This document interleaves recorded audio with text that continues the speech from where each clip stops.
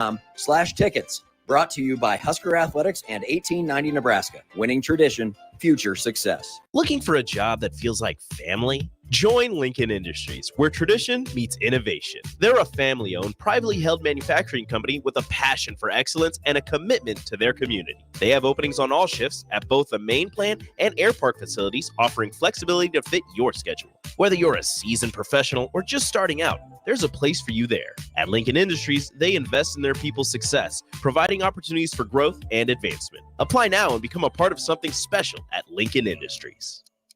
Everyone should have a collection of something. For some, it's stamps or coins, expensive cars, or even watches. But for a lot of people, it's sports cards. And there's no better way to grow your collection than with the help of Capital City Sports Cards, Lincoln's first and only collector-first sports cards and memorabilia shop. Capital City Sports Cards connects collectors of all ages and demographics with unique collectibles sure to bring any collection to life, no matter the budget. Visit Capital City Sports Cards near 56th and Old Cheney or through their eBay storefront. Capital City Sports Cards, Lincoln's premier sports card and memorabilia store. Are you looking to get into the electrical construction industry or wanting a new scene? The electrical workers of Local Union 265 are now hiring licensed journeymen and apprentices and are offering great pay and benefits. Call Mike at 402-875-1034 to apply. Start your electrical career today. Ready to add a dash of Southern flavor to your week? At Wings and Rings, their brand new Southern fried wings have arrived for a limited time. Indulge in the irresistible goodness of large, traditional bone-in wings coated in a crispy beer batter and fried to perfection. Try them with hot honey or any other sauces. And for those busy summer days coming up, look no further than their Southern Fried Wings Family Bundle. Wings and Rings, 2 Lincoln locations on O Street or Village Lane. This is Lincoln's home for sports talk on the FM dial. Also online at theticketfm.com. On the internet. KNTK FM Firth, 93.7 The Ticket. Tune in every Wednesday night from 9 to 10 p.m. for the Malone Radio Show on 93.7 The Ticket and theticketfm.com. Don't miss the opportunity to learn about the Malone Community Center's goal to eliminate multi-generational poverty in Lincoln and the surrounding area. It's the Malone Radio Show with Executive Director John Goodwin and Sports Director Mike Hunter every Wednesday night from 9 to 10 p.m. on 93.7 The Ticket and theticketfm.com. Empower a child today with the Teammates Mentoring Program. Hope is only a conversation away when you choose to share your talent, time, and heart with a child. Together, you can build a relationship based on strengths and chart a brighter future, 1 week at a time. Find out how you can be a mentor by visiting LincolnTeammates.org. Become what you needed as a kid by joining the Teammates Mentoring Program today. Do you have a new address or phone number? Update your info with Powerline, LES's outage reporting system. Visit les.com/powerline or call 402-475-4211 to sign up. Hi, it's Charlie Stone here again with Andy Goodyear of Honda of Lincoln. Andy, I hear your lot is packed with new and pre-owned cars again. I know everyone would love to hear all about it. Please tell us all about it. Thanks, Charlie. It's taken some time, but we have more than 150 new Hondas in stock right now with hundreds on the way, including over 30 new Ridgelines in stock right now. But we've been telling everyone now, Charlie, is it's really cool that someone can come in and look at a new Honda and drive away with it that day. That's great. Like you said, it's taken a while, but now there are hundreds to choose from. How about pre-owned, Andy? As always, Charlie, we have over 100 to choose from, all makes and models, with prices starting at under $10,000. Well, maybe it's time. You come experience the Honda of Lincoln way of doing business. 27th and Yankee Hill Road or online at hondaoflincoln.com. This is where it happens.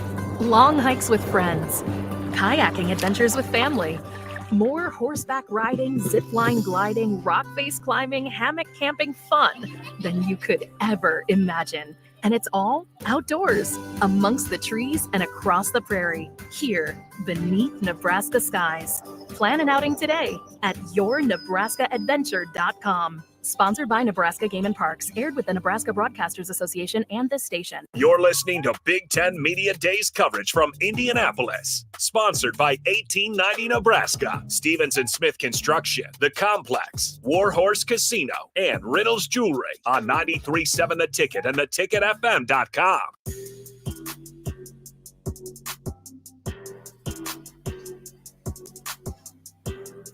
Day 2, Big Ten Media Days.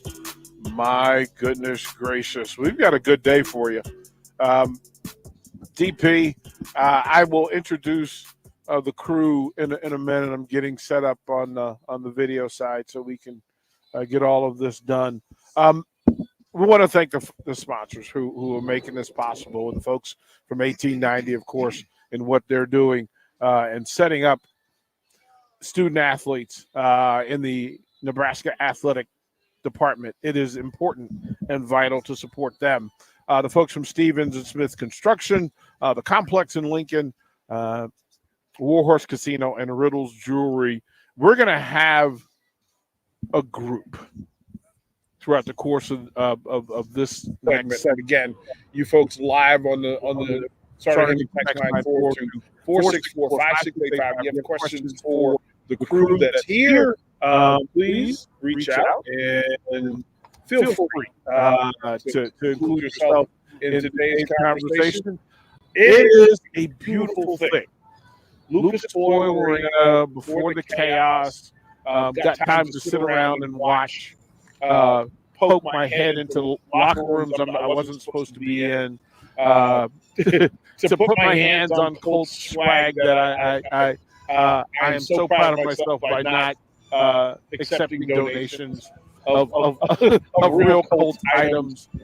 But it is my joy and my pleasure to bring to you a pretty strong core group this morning. Next to me, the big man, the people's champ. Welcome to the Big Ten Adam Character. What's happening, brother? Life's good, man. It's exciting to be here. My first time being on this side of the microphone at Big 10 or Big 12 in my day, media days. So this is interesting to see it from this perspective, but it's very, very exciting to be here. Across from me, he is one of the best to ever do it. No, Nick Sainert, I am not talking about you. It is the man in red. I'm on green. AG, what's happening, brother? Check. I'm doing good. How you doing, DP? Oh, this is exceptional. And Nick, you can hat on, bro.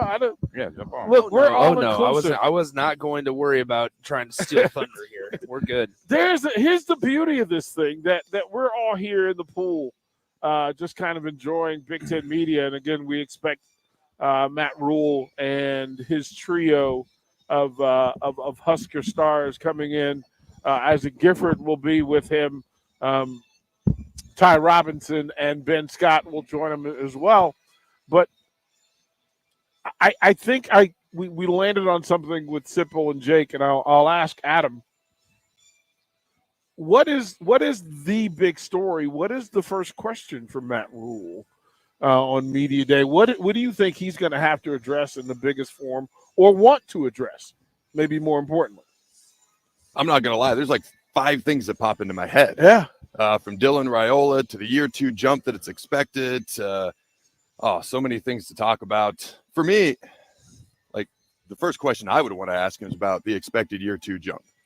I mean, after those first 7 games, there's an expectation of no worse than 5-2, possibly 7-0. Man, that would be awesome. I don't know that I'm going to talk about that too much until I see us get a couple of dubs out the gate to begin with.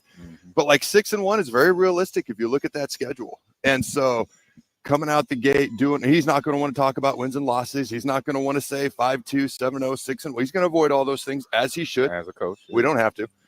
We can throw those right out there. But that would be my first question. I don't know what you said or what Sip said, but year 2 jump, no coach in college football history has had more impressive year 1 to year 2 jumps and improvements than Matt Rule.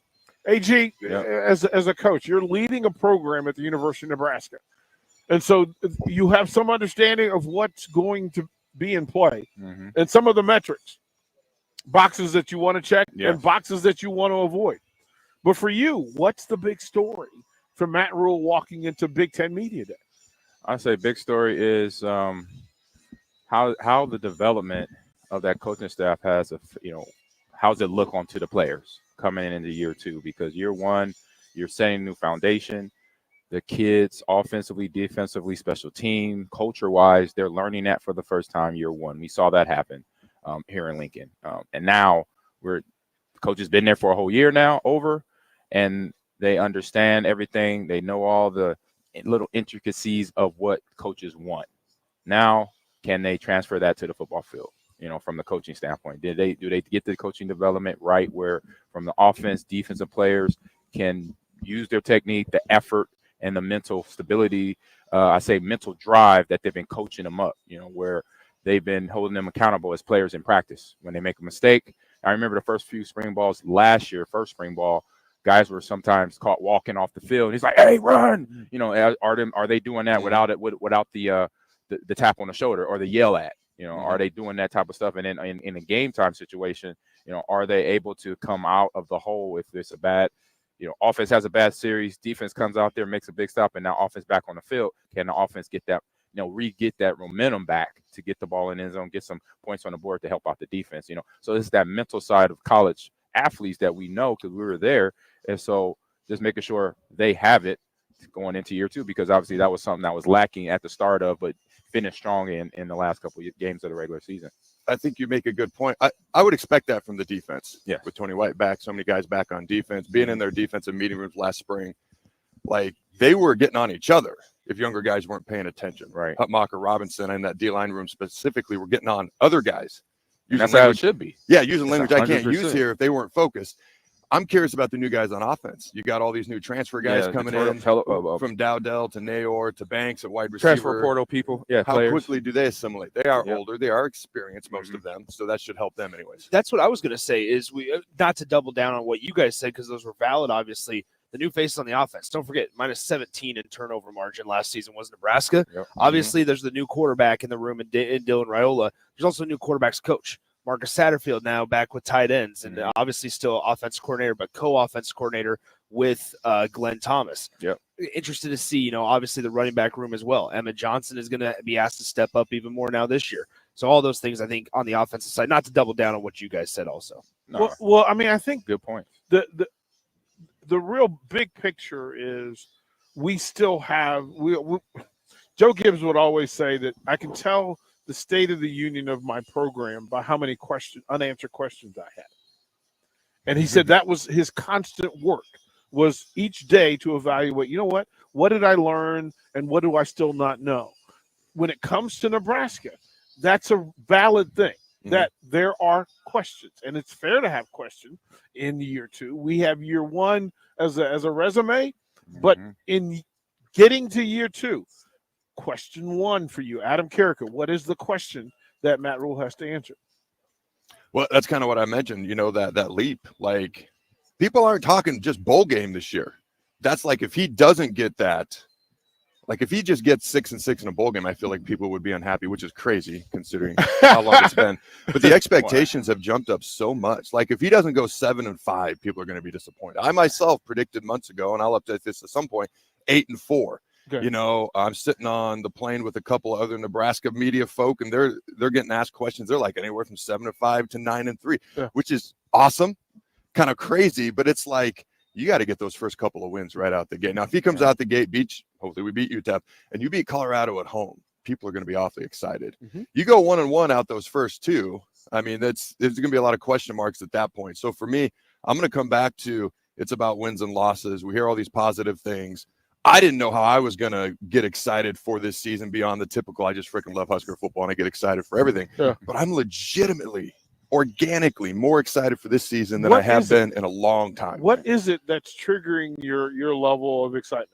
Because this is not a shot at anyone else. It feels real. It feels authentic. It doesn't feel manufactured from folks inside that football building. Again, it's not a shot at anyone from the past, but when I sit down and I talk with Coach Rule, and I sit down and I talk with Tony White, and I talk with some of these guys, you can look and you can see it in their eyes, and then you watch, like in the meeting rooms or on the practice field, how they're doing things.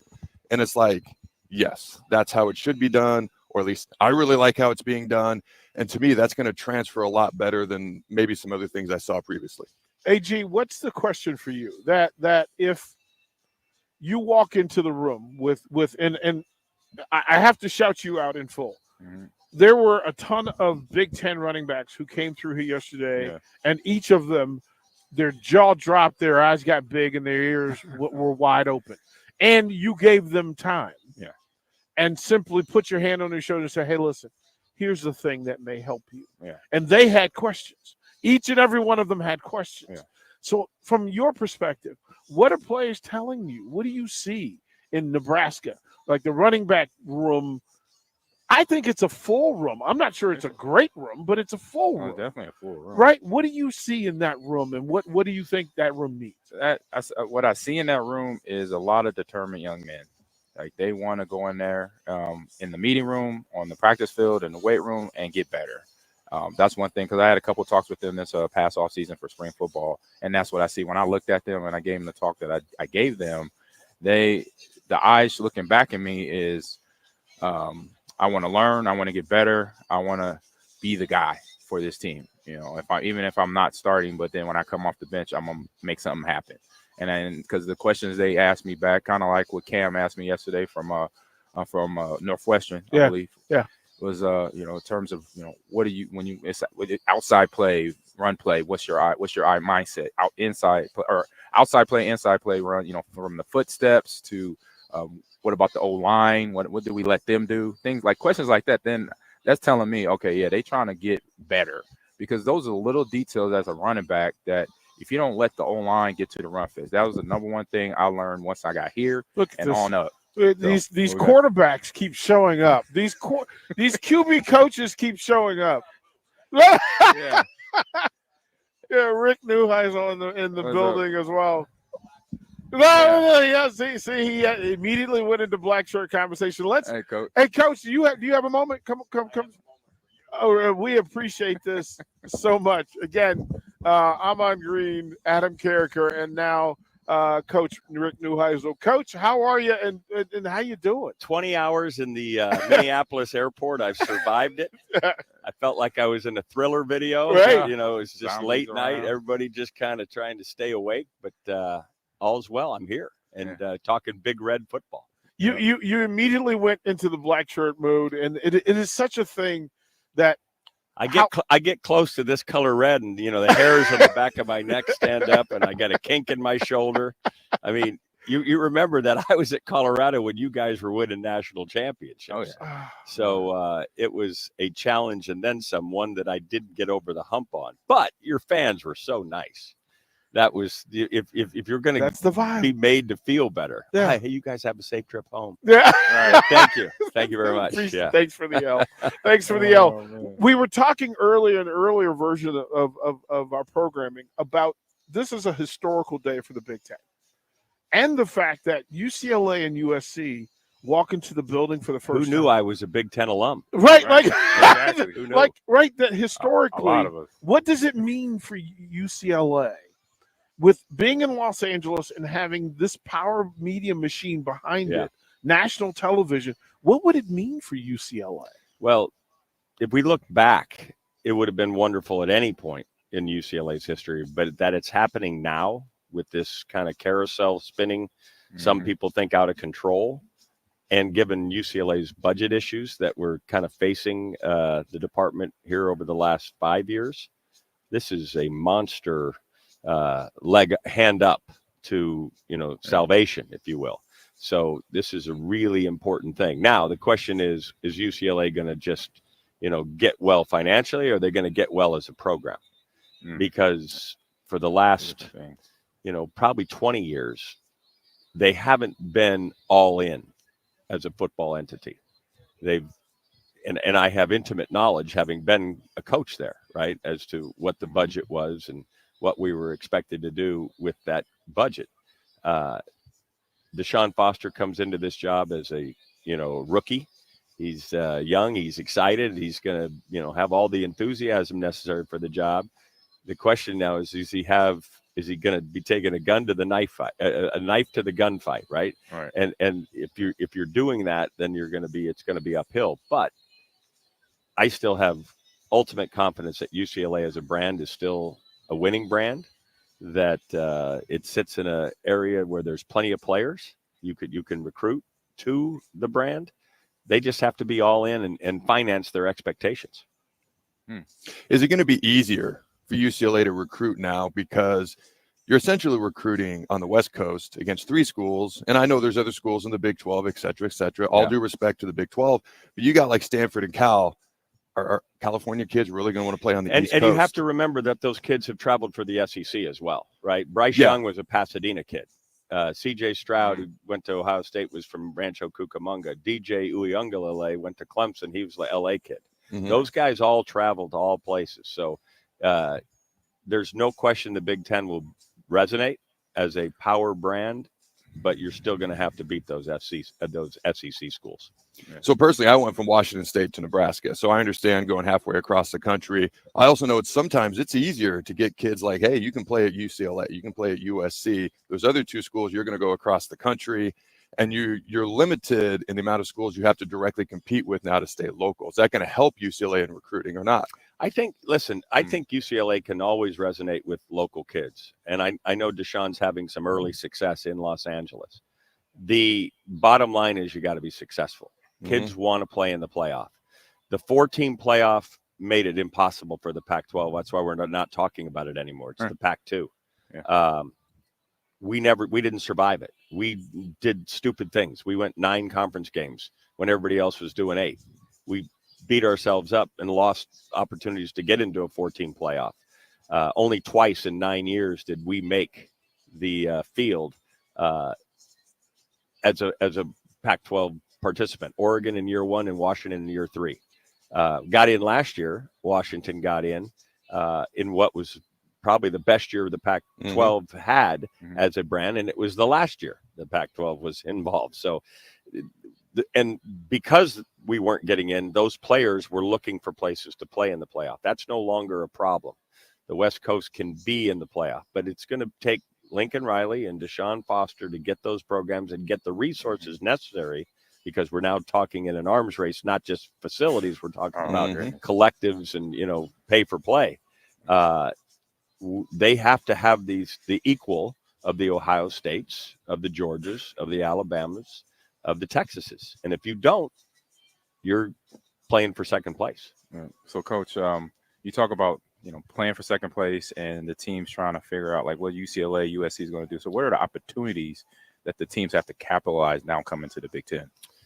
Win. I mean, obviously, they called Missouri the show me state. Los Angeles is the show me city, right? Yeah. Because there's lots of star power in Los Angeles. 100%. You got LeBron and the Lakers. You've got the Rams. You've got the Chargers. You've got everybody's trying to get that entertainment dollar for SC and UCLA to win their fans and get the kind of support that, travels and goes to the games and helps programs with collectives and all that kind of stuff. You've got to prove that you're on the right trajectory, which means get out of the blocks. We got to start well. UCLA's got a tough Hawaii team to open.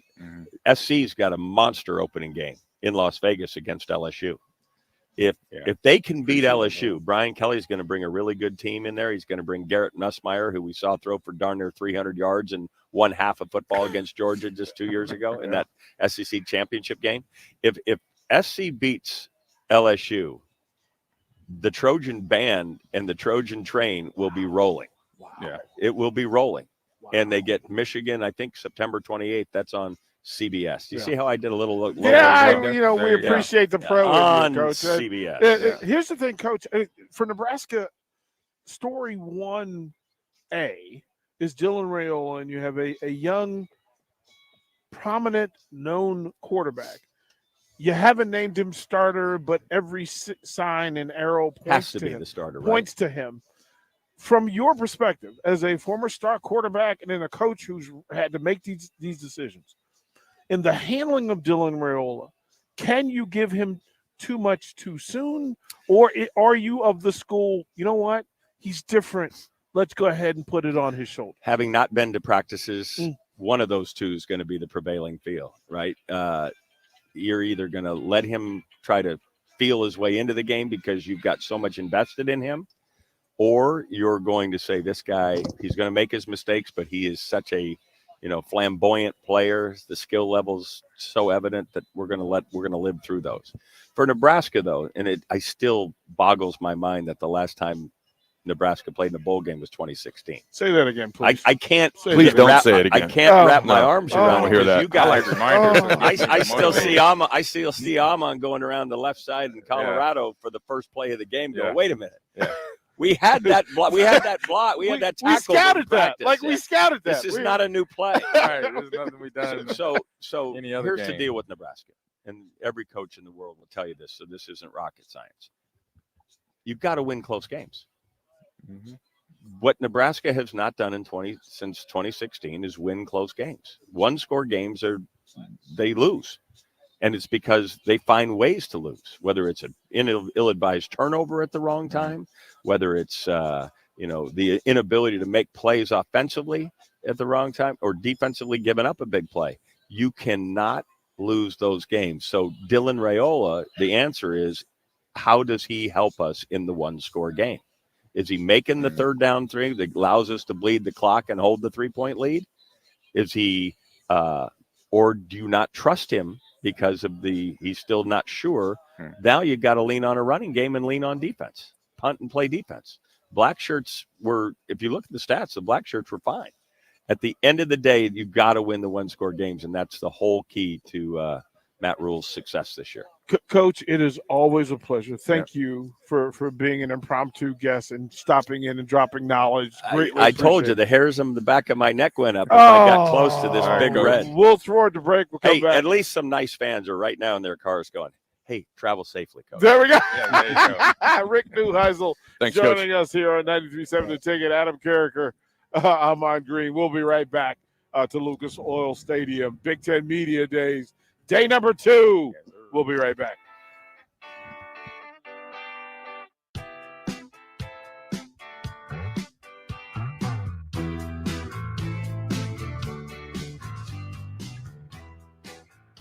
You're listening to Big Ten Media Days coverage from Indianapolis. Sponsored by 1890 Nebraska, Stevens & Smith Construction, The Complex, Warhorse Casino, and Riddles Jewelry on 93.7 The Ticket and theticketfm.com.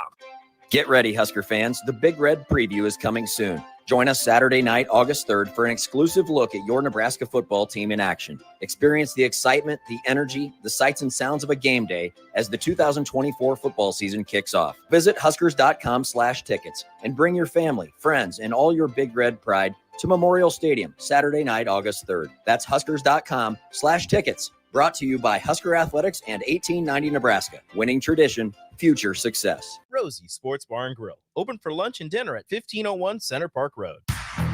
Stevens & Smith Construction is a full-service, employee-owned concrete company that specializes in residential and commercial foundations and flat work.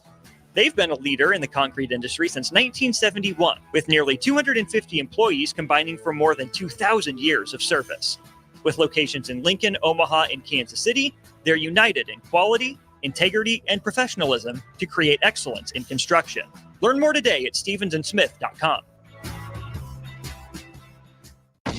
Ready to add a dash of Southern flavor to your week? At Wings and Rings, their brand new Southern fried wings have arrived for a limited time. Indulge in the irresistible goodness of large, traditional bone-in wings coated in a crispy beer batter and fried to perfection. Try them with hot honey or any other sauces. And for those busy summer days coming up, look no further than their Southern Fried Wings family bundle. Wings and Rings, 2 Lincoln locations on O Street or Village Lane. Hey, Nebraska football fans, it's defensive lineman Ty Robinson, and I've got a winning play for you with Action Plumbing, Heating, AC, and Electrical. Team up with Action and install a new Bradford white water heater in your home. And if we win the conference championship this season, you'll get a full refund. Don't fumble this opportunity. Sack your old water heater this season and score big with Action. Visit actionlincoln.com/Huskers to learn more. Promotion valid for a limited time. Terms and conditions apply. See website for details. Do you have a new address or phone number? Update your info with Powerline, LES's outage reporting system. Visit les.com/powerline or call 402-475-4211 to sign up. Everyone should have a collection of something. For some, it's stamps or coins, expensive cars, or even watches. But for a lot of people, it's sports cards. And there's no better way to grow your collection than with the help of Capital City Sports Cards, Lincoln's first and only collector-first sports cards and memorabilia shop. Capital City Sports Cards connects collectors of all ages and demographics with unique collectibles sure to bring any collection connection to life, no matter the budget. Visit Capital City Sports Cards near 56th and Old Cheney or through their eBay storefront. Capital City Sports Cards, Lincoln's premier sports card and memorabilia store. Play ball! Ready to unleash the fun with Salt Dogs Baseball? Join us at Haymarket Park for 50 action-packed games running through August. Stay ahead of the game by visiting saltdogs.com for updates on exciting promotions, giveaways, and events happening each week. Experience a change-up from your typical family night or make it a Grand Slam good time with friends and coworkers. Strike three, you're out! Don't miss the fun happening all summer long. Visit saltdogs.com to get your tickets and unleash the fun. 93.7 The Ticket is proud to provide listeners with daily opportunities to win contests and prizes on our airwaves, and would like to take this opportunity to remind you of a couple rules.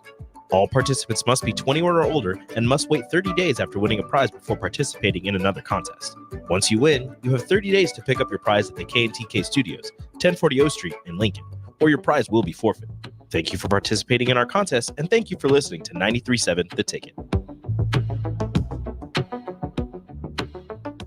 Hi, Sean Callahan here of HuskerOnline.com, inviting you to join us here on 93.7 The Ticket every Saturday morning. Now in our new time, we're on from 8 to 9 with the weekly Husker Online radio show. We'll give you the latest in recruiting. We'll talk about what's going on with both football, basketball, and we'll probably share a few stories from the inside. It's every Saturday morning right here on 93.7 The Ticket. It's the Husker Online radio show from 8 to 9 a.m. You're listening to Big Ten Media Days coverage from Indianapolis, sponsored by 1890 Nebraska, Stevenson Smith Construction, The Complex, Warhorse Casino, and Riddles Jewelry on 93.7 The Ticket and theticketfm.com.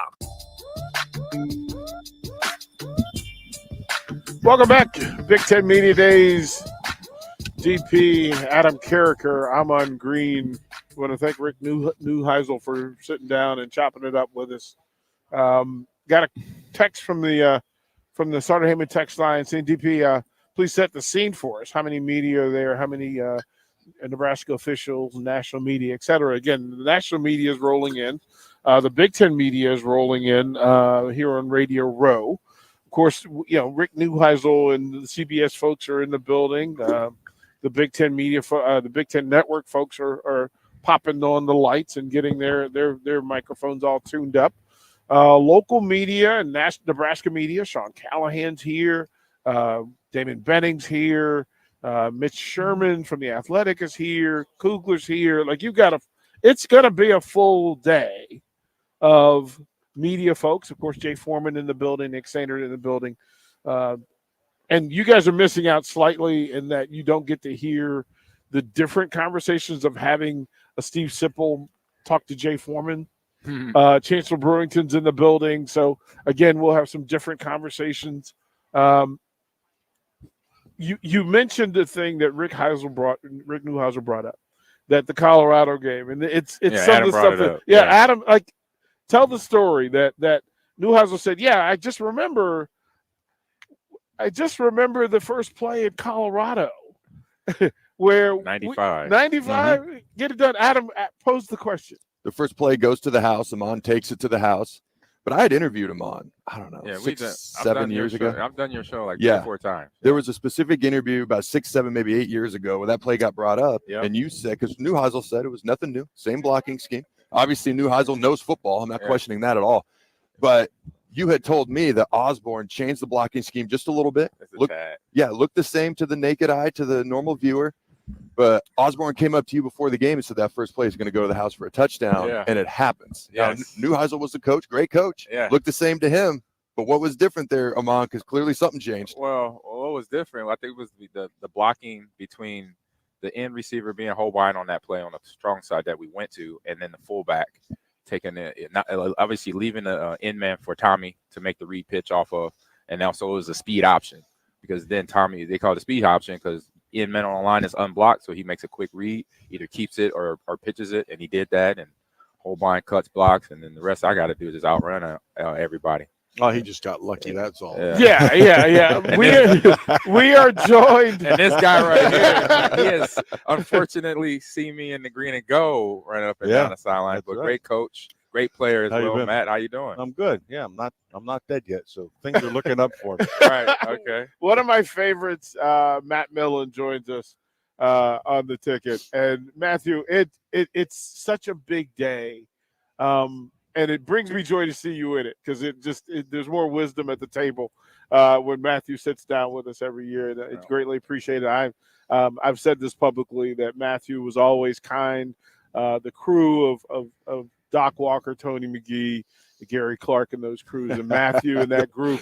Those were some dandies now, let me tell you. Those were some great days in D.C. Of course, Adam and I shared that D.C. connection as well. But we were talking about the bigness of this day. Yeah. That the Big Ten Conference is doing a thing, and when USC and UCLA walk in the door, it changes the conversation. It changes the perspective. It changes the reach. It changes the color of this thing. Yeah. This is a historical day for the Big Ten Conference. Yeah, it's been. Don't forget Oregon. And Yeah. that's I mean, so now you're stretching sideline to sideline, right? Yeah. So you're playing the whole gamut. Yeah. And so when that happens, you're going to get the talent that USC, even though their talent may be down a little bit now, they still have some really good players on that team. UCLA is usually the same way. Oregon's usually packed. So it's interesting to watch these three, and it just kind of kicks this whole conference up.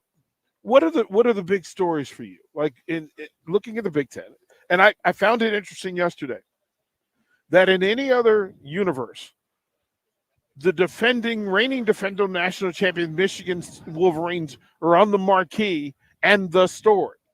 Except this year in the Big Ten Conference, maybe not. Like they're third or fourth billing, and I'm not sure why. Well, it's wise because they have newer guys that nobody really knows what they're capable of, right? And so we go through that every year. Yep. And then after about week 4, you go, hey, hold on a second. These guys can play. Right. Now, they're going to be good players. Don't get me wrong. And they may be exceptional players. And when that happens, that's when you start taking another good look at Michigan. I think the difference, though, there's you got a new toy in the box, right? And you got a few of them. And so I think what's interesting to watch is the reputation of the Big Ten has always been big and physical and get after them. And, it's going to have lousy weather in some of these places. And you're going to have to run the football and you're going to have to defend the football. Mm-hmm. And out West, it doesn't work that way. Now, they're capable of it, but you're going to have to see them do it week in and week out. Like you're going to get some West Coast teams, in New Jersey in November, and you're going to have to perform. So, and there's a lot of travel involved too, and I think that gets underrated. Don't you think so? Yeah, I was just about to ask you about that because looking at it as a coach, I'm like, all right, I got to tell my players, look, you got to get X amount of hours of rest. I'll make sure our practice schedule is going to be adjusted to when we got to go to play Rutgers or Maryland, things of that nature. Right. Just that mindset, because I know as NFL players, once I got in the league, I know Adam too, he could speak on this in terms of where we were at. I was in Seattle, and I remember a few times we played Miami. Mm-hmm. And in actually, it was one time we played, even though when I was in Green Bay, we had to come West Coast back-to-back weeks. So we ended up just staying a whole 2 weeks here. And we were on the opposite end when I was in LA. Right. So you go back to Philly, come back, and then the next week you go to Washington or Miami or whoever it is on the other side. It's a pain in the rear, but it was different coming west to east as opposed to east to west. Changed that way is better. Yeah. So Before you jump in, Adam, I want to ask this thing because we talk about Michigan being the national champion, all the new entries, but the silent creeper that I think has every opportunity to just shake up this entire Big Ten season are your boys from Penn State. Yeah, you have a better feel for it than I do. Yeah. When I look at the Penn State roster, I don't see the first thing I look at in every team when you're breaking down tape, you probably do the same thing. You always start up front. Yeah. Oh yeah. And so when I look at especially now. Yeah. And so when I look at Penn State's offensive line, I hesitate a little bit. They're always going to have good skill people. And it's the third year for that quarterback, so he should be able to take another step. They're always going to have solid receivers, and they do. But it's the other side. And so that offensive line's got to be And it's not easy. It's not easy to grow them or develop them. No. With transfer and NIL, it's kind of an acceleration pot. Yeah. When they know that a coach knows in the back of their mind, if the player's not happy in terms of snaps, in terms of gameplay, what he has or didn't get, he might be gone because he feels that he's not wanted here or whatever. So that's the part of where you're talking about the development doesn't quite get where it needs to be sometimes. That, to me, that blows my mind. Yeah, how that is now. Yeah. From your time, Yeah. and definitely from our time. We didn't have that option. Think about that. You had to write it out. How different it is. I don't get that. How different college football is entirely. Yeah, so, it's an adjustment, man. They may leave. I'm like, you may leave. We would have beat their ass in a right. and how I talk about it is that now it's just like another part of like a strategy, right? In the sport, in our sport, right? So just like when the air game became popular again, well, it's like that adjustment. Okay, now we got this transfer portal, so we got to bring a GM in and more area scouts to make sure we can cover all those talents. You just mentioned something that I've been talking about for years, and you and I have talked about it, Derek, is the NCAA is slowly but surely creeping right into the NFL model. 100%. Especially when they did nil. That's the NIL thing. That thing just changed the whole thing. So now they're going to have to go to a salary cap. It's going to have to be mandated. And here's the bottom line in college football. In college football, they're still going to cheat. They're just going to cheat. That's just the way it is. I just not wrong. Not wrong. That is fantastic. I just assume that. So I just, I add that into all the fray of preparing for a game, preparing for recruiting. It's just like accepted. That's it's like if I'm playing my mom in chess and I look away and she moves the pieces. Right. Oh, I knew what happened. What am I going to do about it? It wasn't that just for myself, I'm going to keep it clean. For myself, that's just well, the you way have I am. to. For me, that's how I roll. If I'm a coach or a scout, I'm gonna keep it clean. I'm gonna do it the way it's supposed to be done. I was raised a certain way. That's me. But for everybody out there, I don't know. I don't know everybody. Now, so. having said that, you're going to keep it clean, but there are guys who are not going to keep it clean. 100%. And they're on You're your team, right? You already know that. Well, you understand that. If I find them out, we're gonna have a conversation. They're everywhere. Well, yeah, you have to. They're everywhere. True. Exactly. True. Yeah. That's my point. And so we were trying to do this back in the 70s. I can believe that. I can believe that. Nothing's new. Nope. No, nothing new Transparency. under the sun. I think that's written someplace in the good book. Yeah. So my question for you, because we've talked about Penn State, USC, which non-Ohio State Michigan team in the Big Ten is best suited to make a run at the Big Ten title? To make a run. Yeah. And so we have to define what the run will be for. Big Ten championship game. So the Big Ten championship game, there's not very many out. In fact, I don't think there's any outside of that. There's going to be a group that's going to have a good year. They're going to have, and they're going to threaten somebody from not getting there, right? So there's going to be a Nebraska Ohio State game that's coming down to the end, and it's a great game, right? We're going to get that. We get that every year, but so before instead of Ohio State, and really it's still Ohio State and Michigan. What do you think of Oregon? Oregon is the interesting one for me. I want to see how far they're able to go. I want to see them, if they get pounded early, how that takes effect later on in the season, especially when it starts to get cold out. And I talk about cold, but as a player, you don't even think about it. But it sometimes it makes a difference, and sometimes it doesn't. Yeah, it just like for USC, UCLA, it just becomes a little bit more frequent on the schedule. Yeah, and so when in terms of November, December hits. I say no more November. They don't play in bowl games December. So November, October hits. Right. That's when they got to, game plan. They got to come to Wisconsin or they got to go to Indiana, check the, forecast just to make sure, okay, this might be a run-heavy game. Here's the thing. So even if it isn't a factor, the fact that you got ready for it and talked about it, it becomes a factor. Right. And then because you're well more prepared for it. Because if you don't prepare for it, 0 degrees with a, wind chill of 30 or 20, that's a problem. Yeah. When you got a whole bunch of California kids that don't know the mindset of what they got to get ready for out there. It's going to be fantastic. It's top of the hour. So more coaching. Yeah. We'll throw it a break and let Matthew Millen go be Matthew Millen. And we appreciate you so much. Always good to see you. You know what a big fan I am. I'm grateful for you. I'm appreciative of you. Matt Millen. And IU. Thank you. Thank you, kind sir. We're Good to see you guys. Yeah, More take from care. Big Thank Ten you. Media Days, Indianapolis, Lucas Oil Stadium. We'll be right back. You're listening to Big Ten Media Days coverage from Indianapolis. Sponsored by 1890 Nebraska, Stevenson Smith Construction, The Complex, Warhorse Casino, and Riddle's Jewelry on 93.7 The Ticket and theticketfm.com. This is Lincoln's home for sports talk on the FM dial. Also online at theticketfm.com. On the internet. KNTK FM Firth, 93.7 The Ticket. Okay, huddle up. Here's how we're going to try and win Nebraska football Skybox season tickets or other great football prizes in the Nebraska Lottery's Lotto America Ticket Snap promotion.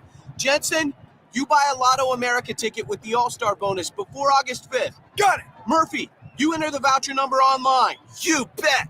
Hey, if we win, who gets the prize? Me, of course. Why, you. Hey, guys, come on, get him.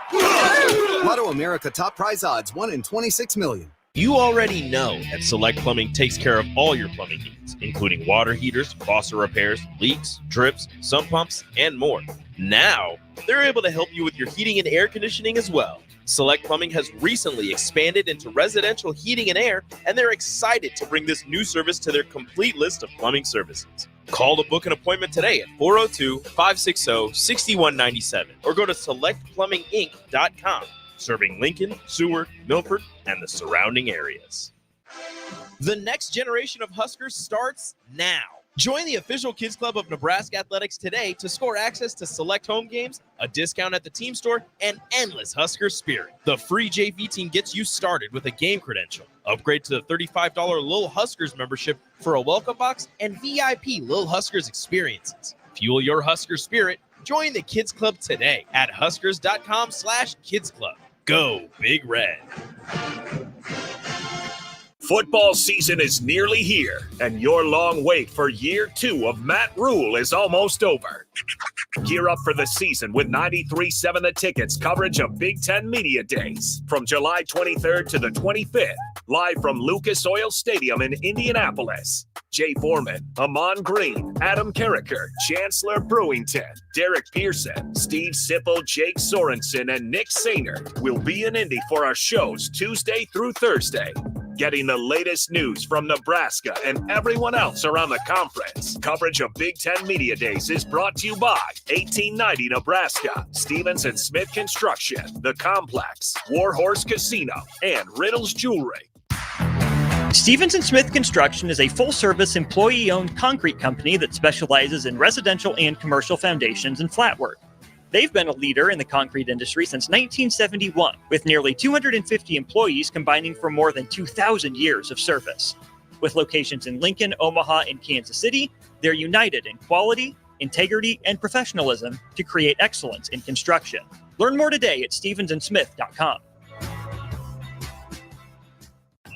Hey, Nebraska football fans, it's defensive lineman Ty Robinson, and I've got a winning play for you with Action Plumbing, Heating, AC, and Electrical. Team up with Action and install a new Bradford white water heater in your home. And if we win the conference championship this season, you'll get a full refund. Don't fumble this opportunity. Sack your old water heater this season and score big with Action. Visit actionlincoln.com/Huskers to learn more. Promotion valid for a limited time. Terms and conditions apply. See website for details. At Doane University, we build leaders, and that means your success and achievements come first. At Doane University, your future is uniquely yours, and our world-class liberal arts education is just the beginning. We invite you to schedule your campus visit and experience why Doane University will start you on your journey to your future career. Learn more by scheduling your personal campus visit today at doane.edu/visit. See you soon. Problem gambling affects millions of Americans daily, of all ages and walks of life.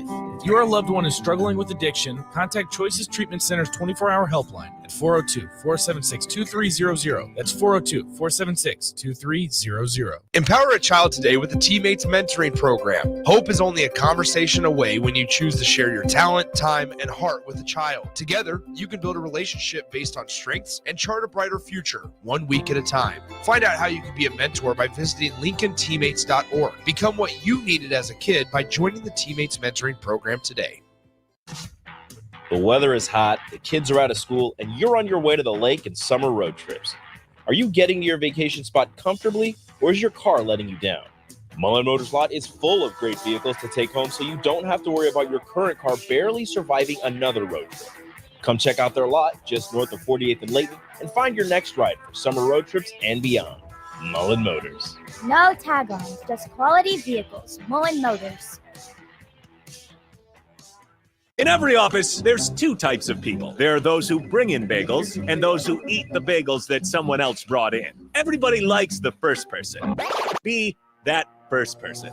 Weekday mornings at 7:30, you have a chance to win a business box of bagels from Bagels & Joe. All you have to do is shut up, Sipple. 2 questions for you, 2 for Sip. Win, and the bagels are yours. Lose, well, you don't want to lose. You lost Monday, you lost Wednesday, you're a loser. Shut up, Sipple. Weekday mornings at 7:30, brought to you by Bagels & Joe. You're listening to Big Ten Media Days coverage from Indianapolis. Sponsored by 1890 Nebraska, Stevens & Smith Construction, The Complex, Warhorse Casino, and Riddle's Jewelry on 93.7 The Ticket and theticketfm.com. Live from Lucas Oil Stadium in Indianapolis. 93.7 The Ticket brings you Big Ten Media Days. Derek Pearson, Jay Foreman, Amon Green, Adam Carricker, Chancellor Brewington, Jake Sorensen, and Nick Sainert. Powered by 1890 Nebraska, Stevens & Smith Construction, Warhorse Casino, The Complex, and Riddle's Jewelry. This is Big Ten Media Days on 93.7 The Ticket. What up? We are back. Jay Foreman, 93.7 The Ticket's coverage of Big Ten Media Days. We're live in effect. We want to thank our sponsors, 1890 Nebraska, Stevens & Smith Construction, Complex Lincoln, Warhorse Casino, Riddle's Jewelry. We appreciate their support, allowing us to come out here and experience and bring some, hopefully some insight here. You know, we are efforting and waiting on Matt Rule to come down in about 15, 20 minutes. So we'll do a segment here, make sure we can get to the break. So we'll go about 10, 12 minutes, get into the break so where you can go as long as we want with Matt Rule. We got DP and Chancellor Brewington in here. Chancellor, you've been able to experience day one. Take it all in. From a different perspective. What's your thoughts on Big Ten Media Day so far? Yeah, it's interesting. It's interesting being on this side, seeing all the behind the scenes, seeing all the work that goes into it, seeing how many people show up to cover this. It's pretty amazing. But obviously, being on the field to doing this, it's just a unique perspective, and I just can't wait to see what Coach Rule and the guys have to say. Yeah, I mean, it's year two. I'm sure it's look, he was he's been in the Big 12, obviously, in the doing the NFL stuff, but Big Ten's obviously a little bit different. Year two is you probably I want your guys' opinion, maybe just a little bit more comfortable. I mean, look, when you get hired, you come in and you get hired in November, December. You really don't get planted in Lincoln, in my opinion, until February, March. You got to move family. Now you're here, but you're not here yet. Spring ball hits you, then you're fast tracked almost into your first season. And I feel like sometimes, and this is for everybody, you kind of catch genie in a bottle, and depending on the previous situation, depends on how it goes. And then you have, playing a little bit more catch up. I think when you're comfortable, I think you probably would get the best out of everybody, and especially with the players as well. Yeah. Definitely, you just see it in the guys. It looks like there's a little bit of confidence kicking in. It looks like the work they've been putting in the summer seems like it's about to pay off. Right. And I think that just comes with putting in work, and the confidence gets builded during the summer. And it's awesome to see. We see the swagger of the guys walking through here, and I believe that comes from the work that comes through the summer. We're getting to the end where we're about to go into fall camp. So the words that these guys are speaking is coming out of the work that they put in and the confidence that they have. Yeah, we got AG popping in here. Let me get you in there. There we go. AG is over there talking to a former Penn State linebacker. AG, obviously you were at Big Ten Media Days last year. Yeah, first one. Obviously this year is a lot different, considering we got 4 new teams. Yeah. We spoke a little bit about it yesterday, what the difference is. You got to sleep on it a little bit. You've seen 6 teams come through yesterday. You've got 6 more, eventually and periodically coming through today. What's your feel on it? What's your gut feeling? If you had to, put you to the test, what's your feeling on this season for the Huskers? And what you expect? You can't get anything on what they're going to say today, but what you expect for the Huskers this year? It's shop talk. That's what's going to be happening today. For one, from Matt to Isaac to Ben and what was the other player? One more name. Ty. Shop talk. I say overall. For me personally, we bowling. I called this last year.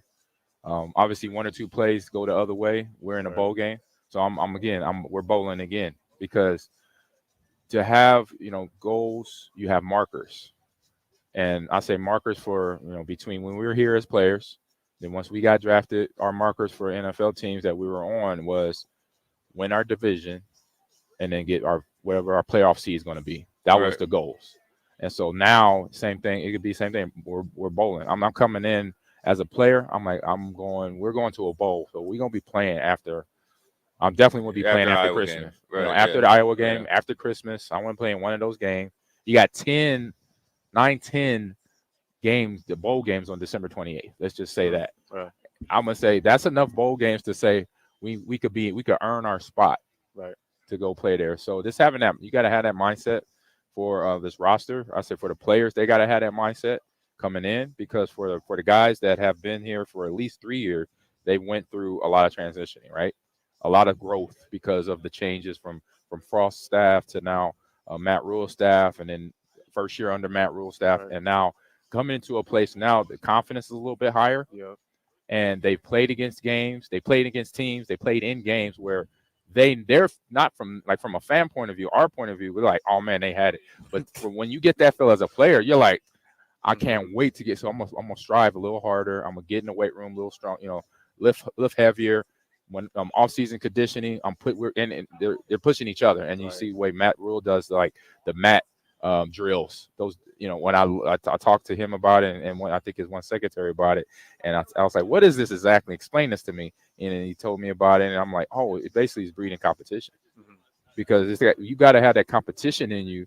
So then if coach doesn't say something that'll get you going, you got to get yourself going to get on that field. And when you put your helmet on, when it straps on, it's another person when you put that helmet on. So then you can drive to get those games, get those plays to get you to that bowl game or get you whatever that team goal is going to be.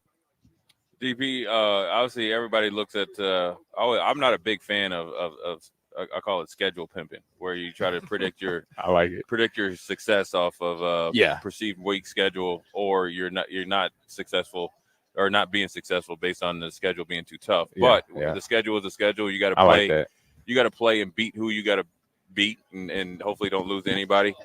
Looking at the schedule, knowing what it is not going to change. How important is it to get off to a good start? The most important is in the win column, but also what's very important for a young team with a obviously extremely young quarterback, and young pieces, young players at other places.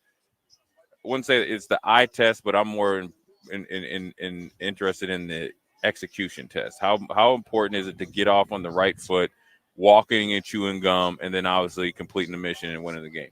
Well, it's the confirmation and reaffirmation part of it, right? For a young quarterback who has to feel something good, see something good, know something good from the work he's put in. Right.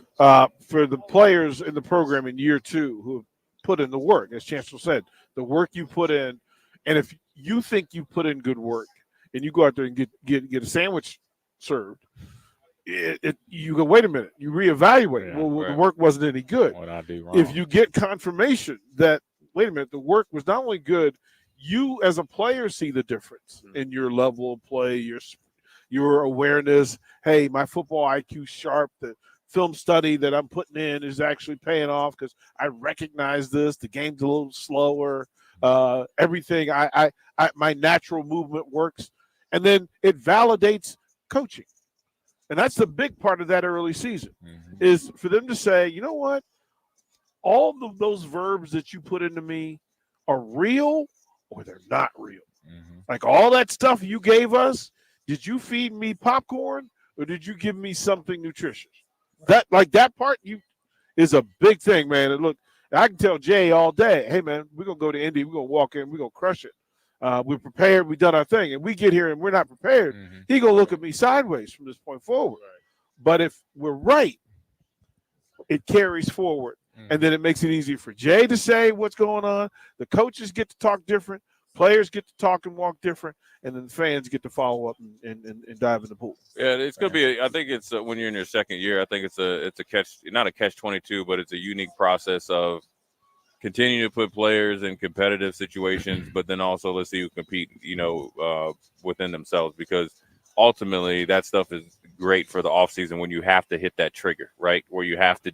I wouldn't say you get bored, but showing up every day in squats, hack squats and all that does get monotonous, right? So you got to always push the envelope there. But more importantly, when you get to this point right here, all that stuff is out of like that's to the weight side. That's what you can draw back on when you personally have to motivate yourself. I completed a mission or a competition back in February, March when nobody was watching, but in present time, when you're lining up against, in this case, UTEP or Colorado or whoever, when you get down there, that's where you have to be, internally motivated to do your job and do it for a higher power, which is obviously for the betterment of the team. And it's a catch-22 with the coach to put them in situations to continue to see who can trigger, say maybe some young guys you got to trigger in it during camp, but then also I always call it rolling the ball out there and let me see who can survive. Because ultimately when you get out there, AG knows this, and obviously Chancellor, and you do too, DP, when you're out there, the hardest thing as a coach, and I'm going to ask Matt Rule about this, like, I got a lot of love for you, dudes. You practice dudes all week. You put in game plan. You got a bunch of 18 to, now they 24, 25 years old. Yeah. And you only probably, I don't know how far it is from that white, from the big, thick white line to the middle of the field. What, I don't know, was that 20-some yards? Is it 52 yards wide? Yeah. So you're 26 yards away, hoping that these dudes just do something simple, something that you've seen multiple times during the practice, right, in front of 90,000 people, in front of billions of people on TV. But ultimately, you got to try to find different ways during practice and during meetings, and really watch people. Because I think 100%. If you do a lot more watching and listening, and a lot of watching, they'll tell you everything, and the players will tell you everything without telling you. I mean, that's the important thing, because ultimately, whether it's a player-led team, coach-led team, senior-led team, the movements tell you more than anything. Well, you talked about that there are 12 opportunities. There's 12 exams. But the real knowledge is done at practice in those quiet corners. Right. So you need the validation. As much as we say, you should motivate yourself and you need to move yourself. Oh, sure. But the reality is, we can all get lost in our own little space and lie to yourself. Right? Yeah. That, hey, I'm working hard. Yeah. No, you may be busy, but it don't mean you're being productive. Yeah. And there's a difference, right? Like, it's like, wait a minute. I'm lifting the same reps this dude do, but he's 20 pounds stronger than I am. Right. Like, how did this happen? Yeah, that's the extra stuff going on. Right. But the validation of one media day says that there's 3 players that have been identified as working in the Nebraska way at the level the coaches feel like they're comfortable with.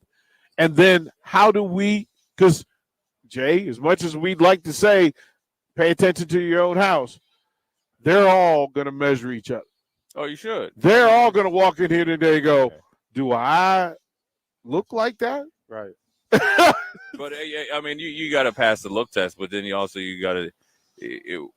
We all know this. It's like I always say, football players are like wolves, right? And everybody. I always say this. The best quote is, everybody's talking about want to be a dog. I'd rather be a wolf, because we go eat dogs, right? We eat them and we play with them. But what I'm saying is, you have a sense. Even if you see a guy come in and he got big muscles, you can tell when you look him in the eye. You know this, Chancellor. You see, we faced some dudes, right? Yeah. They got big old arms. And he looks apart.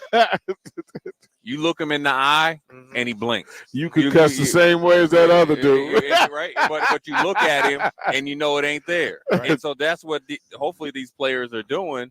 But then also you need to come in here, and like Chancellor says, when you put in the work, right, Chancellor? You almost want to mark your territory. Mm-hmm. I'm gonna see you in a couple weeks.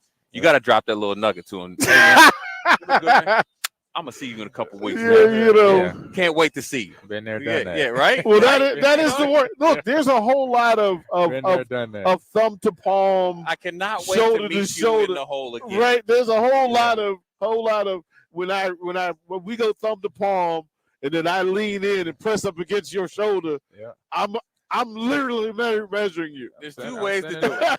I'm gonna dap you up hard, Yep. or I'm not gonna give you nothing. Right? Oh, yeah. I'm gonna give you the European dead fish. Like this. Right? I like it. Yeah, hit you with the old by the way, man. I love it, man. Let's take a quick break, and even we gotta come back. We're waiting to bring Matt Rule on so we can dive into that brain of his before he has to get up there. I think he gets up there at 12:45. He drew the late tea time. AG. Yeah, I thought he was going early at first. Yeah. Put him in lunchtime, man. Yeah, let Midwestern lunch. folks get fed. Yeah, so Is it right after we eat or right before we eat? I don't know. Don't get It's the at itis. 12:15 Well, or hey, listen, 12:30. AG, that lunch yesterday, nobody ate. Anyways, we're going to take a Corn. come back. Dave Foreman, Chancellor Brewington, DP, Montgomery. Nobody ate. Boy, Facts. man. That portobello mushroom I didn't zucchini sandwich was not hitting. It was Nah. 0.0 on the ratings. Jay Anyways, Foreman preaching on the a tickets, Wednesday. media day, live coverage. Matt Rule hopefully is next or very soon. Quick break and we'll be right back. You're listening to Big Ten Media Days coverage from Indianapolis. Sponsored by 1890 Nebraska, Stevenson Smith Construction, The Complex, Warhorse Casino, and Riddles Jewelry on 93.7 The Ticket and theticketfm.com.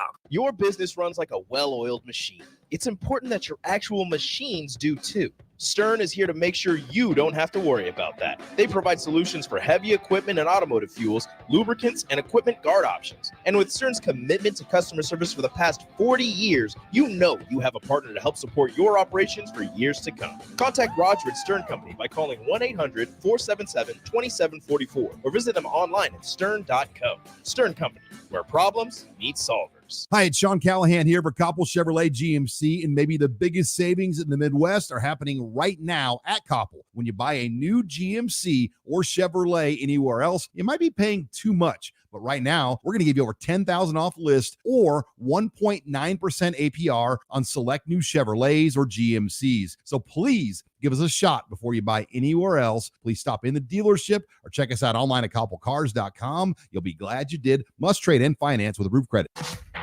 The weather is hot, the kids are out of school, and you're on your way to the lake and summer road trips. Are you getting to your vacation spot comfortably, or is your car letting you down? Mullen Motors lot is full of great vehicles to take home, so you don't have to worry about your current car barely surviving another road trip. Come check out their lot just north of 48th and Layton and find your next ride for summer road trips and beyond. Mullen Motors. No tag-ons, just quality vehicles. Millen Motors. Hey, neighbor. Nate, there's a fully inflated hot air balloon in your backyard. I know. Isn't it great? But why? You can't keep it there. The homeowners association will go crazy. Oh, I'm not going to keep it up there. I'm going to fly it over the Nebraska football game on Saturday to get the best seat in the house. Nate, you don't have to do that. Just enter the Nebraska Lottery's Lotto America Ticket Snap promotion. Until August 5th, buy a Lotto America ticket with the All-Star bonus and enter the voucher number online for a chance to win Nebraska football Skybox season tickets, an incredible football and volleyball weekend experience, or regular football season tickets. Well, that is a better way to get a great view. Yeah, one other question. Why is the balloon in the shape of a giant volleyball? You were going to fly over a football game. It's the only decent thing the rental place had left. It was either this, a hockey puck, a banana, or a giant poodle. Even I have my standards. Lotto America top prize odds, 1 in 26 million. The next generation of Huskers starts now. Join the official Kids Club of Nebraska Athletics today to score access to select home games, a discount at the team store, and endless Husker spirit. The free JV team gets you started with a game credential. Upgrade to the $35 Lil Huskers membership for a welcome box and VIP Lil Huskers experiences. Fuel your Husker spirit. Join the Kids Club today at huskers.com/kidsclub. Go Big Red. At Doane University, we build leaders, and that means your success and achievements come first. At Dannon University, your future is uniquely yours. And our world-class liberal arts education is just the beginning. We invite you to schedule your campus visit and experience why Doane University will start you on your journey to your future career. Learn more by scheduling your personal campus visit today at doane.edu/visit. See you soon. This is former Husker and NFL linebacker Jay Foreman. For years, I've suffered from degenerative problems in both of my ankles, but thanks to a thorough and thought-out plan provided by Advanced Medical Imaging, I was able to get my life back with the least amount of pain as possible. While working through multiple options, the team of physicians at Advanced Medical Imaging were there to answer any questions I had. If you're experiencing any pain at all and want to get your life back, go to amimaging.com or give them a call at 402-484-6677. Advanced Medical Imaging, located at 7601 Pioneers Boulevard. Join us on Monday, July 29th at Buffalo Wings and Rings at 68th and O to celebrate the company's 40th anniversary. Enjoy 40% off wings all day and your favorite sports talk hosts on air from 10 a.m. to 6 p.m. Come hang with us for the 40th anniversary party on Monday, July 29th at the 68th and O Buffalo Wings and Rings. With the Planet Fitness Black Card, you don't just get a great workout, you get a great perk out because your membership is packed with perks. For $1 down and $24.99 a month, you'll get perks like access to any of our 2,400 clean and spacious locations. Bring your friend anytime and both work out with tons of equipment that'll give you that big fitness energy. Relax in the Black Card spa and more. Work out and perk out with the PF Black Card. Join for just $1 down and $24.99 a month. Hurry, this deal ends soon. See Home Club for details. Are you looking to get into the electrical construction industry or wanting a new scene? The electrical workers of local union 265 are now hiring licensed journeymen and apprentices and are offering great pay and benefits. Call Mike at 402-875-1034 to apply. Start your electrical career today. You're listening to Big Ten Media Days coverage from Indianapolis. Sponsored by 1890 Nebraska, Stevens & Smith Construction, The Complex, Warhorse Casino, and Riddles Jewelry on 93.7 The Ticket and theticketfm.com. Welcome back to 93.7 The Ticket's coverage of Big Ten Media Days. Powered by 1890 Nebraska, Stevens & Smith Construction, Warhorse Casino, The Complex, and Riddles Jewelry, the 93.7 The Ticket, and theticketfm.com.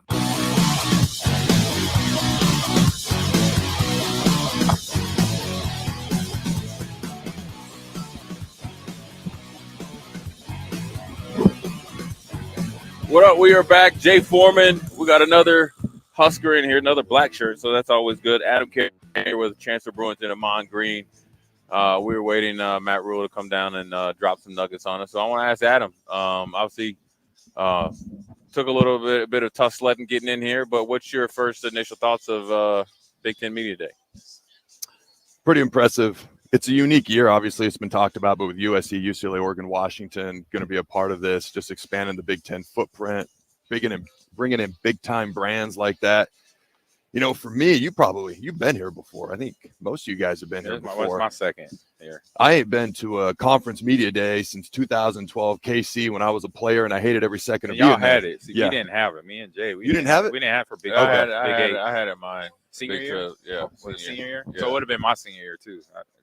Was it 98? Okay. Yeah. So I missed it. I don't want to go. We had to get on a freaking tiny little plane, all that stuff. I didn't like talking in front of people. So, but that's the last time I've been to something like this. That, yeah, but now it's the flip side. So it's interesting to see it from this side, and all the people, like you grab Rick Neuheisel hops in for an interview, Matt Millen hops in for an interview. So it's pretty cool, honestly. Yeah, you allowed Rick Neuheisel to come on a Nebraska radio show? Well, see, the man who invited him over is the face that runs the place, so I'm not going to tell him no. But so we didn't take it up with him. Yeah, you can take it up with DP. Yeah, tell him you gotta keep it in line there, Jay. What's your thoughts on just the landscape of college football? Because obviously it's ever changing. It's going to change here pretty soon. Again, one more time, real quick, because I think I see Matt Rule jotting down here, so we got to get busy here in a second. Yeah. Oh, dude, it doesn't even look the same. Yeah. NIL, transfer portal, conferences, and it's going to continue to just vastly change. I don't even think the ACC is going to be around in a couple of years, just as an example. It's just constantly changing, hopefully for the better. Good deal. As we see him, if you can see on the screen here, I need to get my LASIK check. We got Matt Rule coming in here, dapping up with DP. You know, the two powers that be have to, break bread. You know, this is almost like this is like a Nebraska radio convention. It's not the politics. We'll welcome in Matt Rule, head coach extraordinaire in Nebraska. Adam Carricker here. Coach, I got to ask you, sir. I was just saying before, I got to give you a lot of credit, man, just because as we look out on the field here, That's a good one. how the heck do you even sit still watching 18, or now they like 25 years old, but it used to be 18 to 22 years old, patiently and just hope and pray? Tell me the process, hoping and praying that they actually just walk and chew gum and just run to the right. I mean, it's just because when you turn around and see the view, it's 26 yards or whatever it is, and you're sitting there like, okay, we're just running inside zone. We ran it 50 million times. Right. Please just take us. Please be thinking about the play and not thinking about what you're doing after the game. Right. What happened 2 plays ago?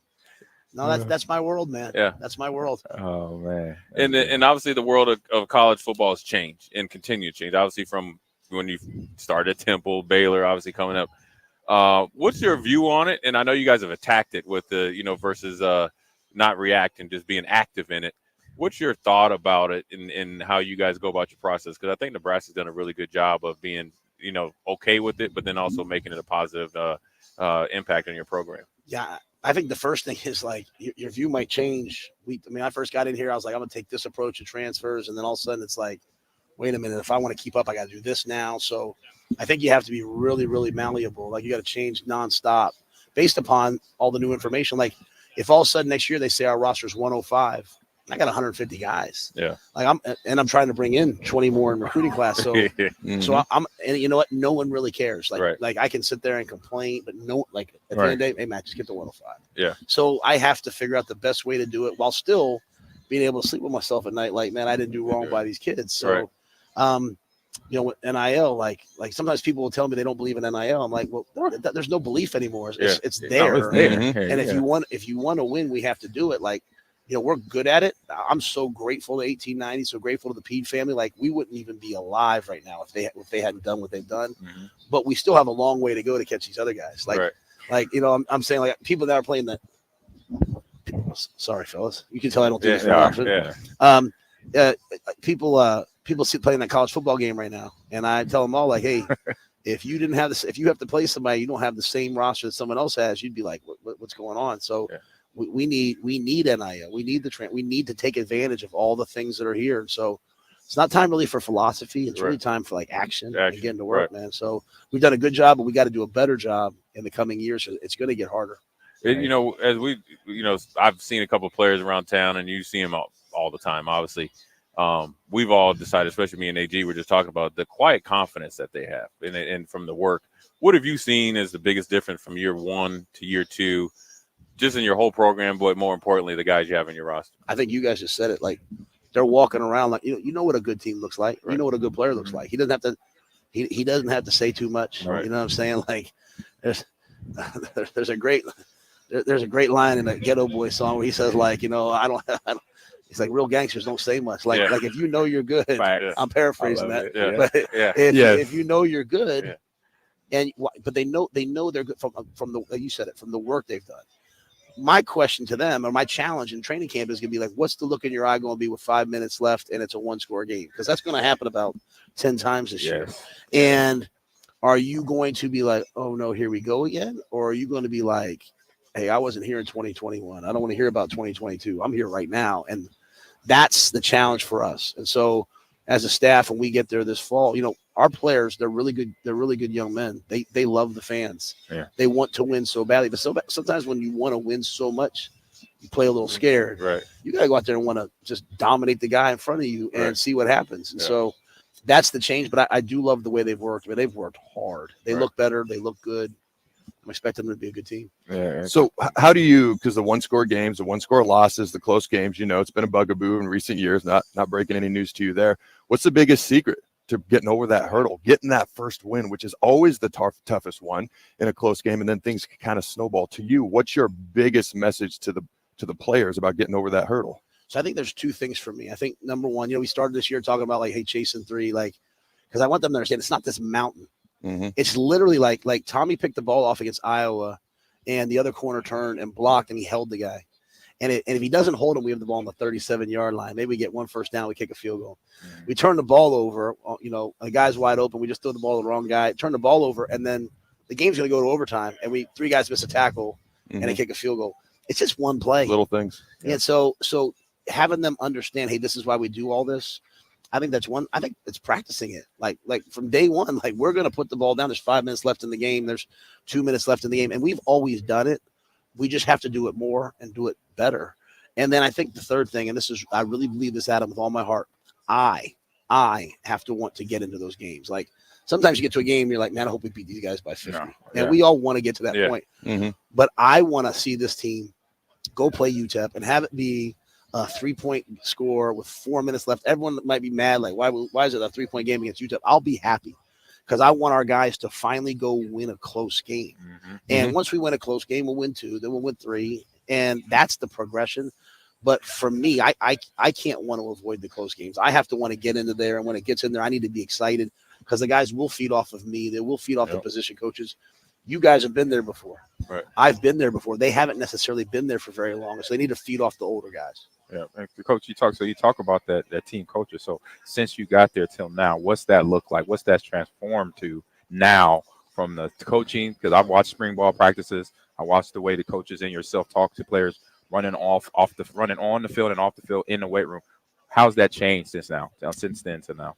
Yeah, I think when I got there, and I don't want to take any shots because I think guys did a lot of jobs, so I'm not there. But I think like the thing that we've tried to do is just get them to understand like.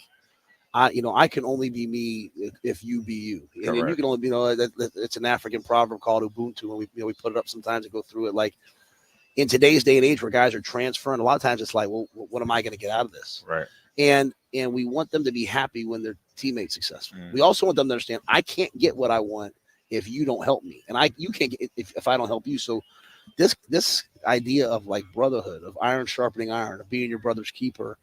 It's why we eat together. It's why I won't let them walk around with headphones in the building like the old school rules. No, I'm trying to actually get you to talk. Yeah. Like sit down and talk. And it's why the locker room's alphabetical. Now the seniors have their own area but it's alphabetical. It's not by number because I don't want you sitting by your position only. Right. So just trying to do all these things to build connections.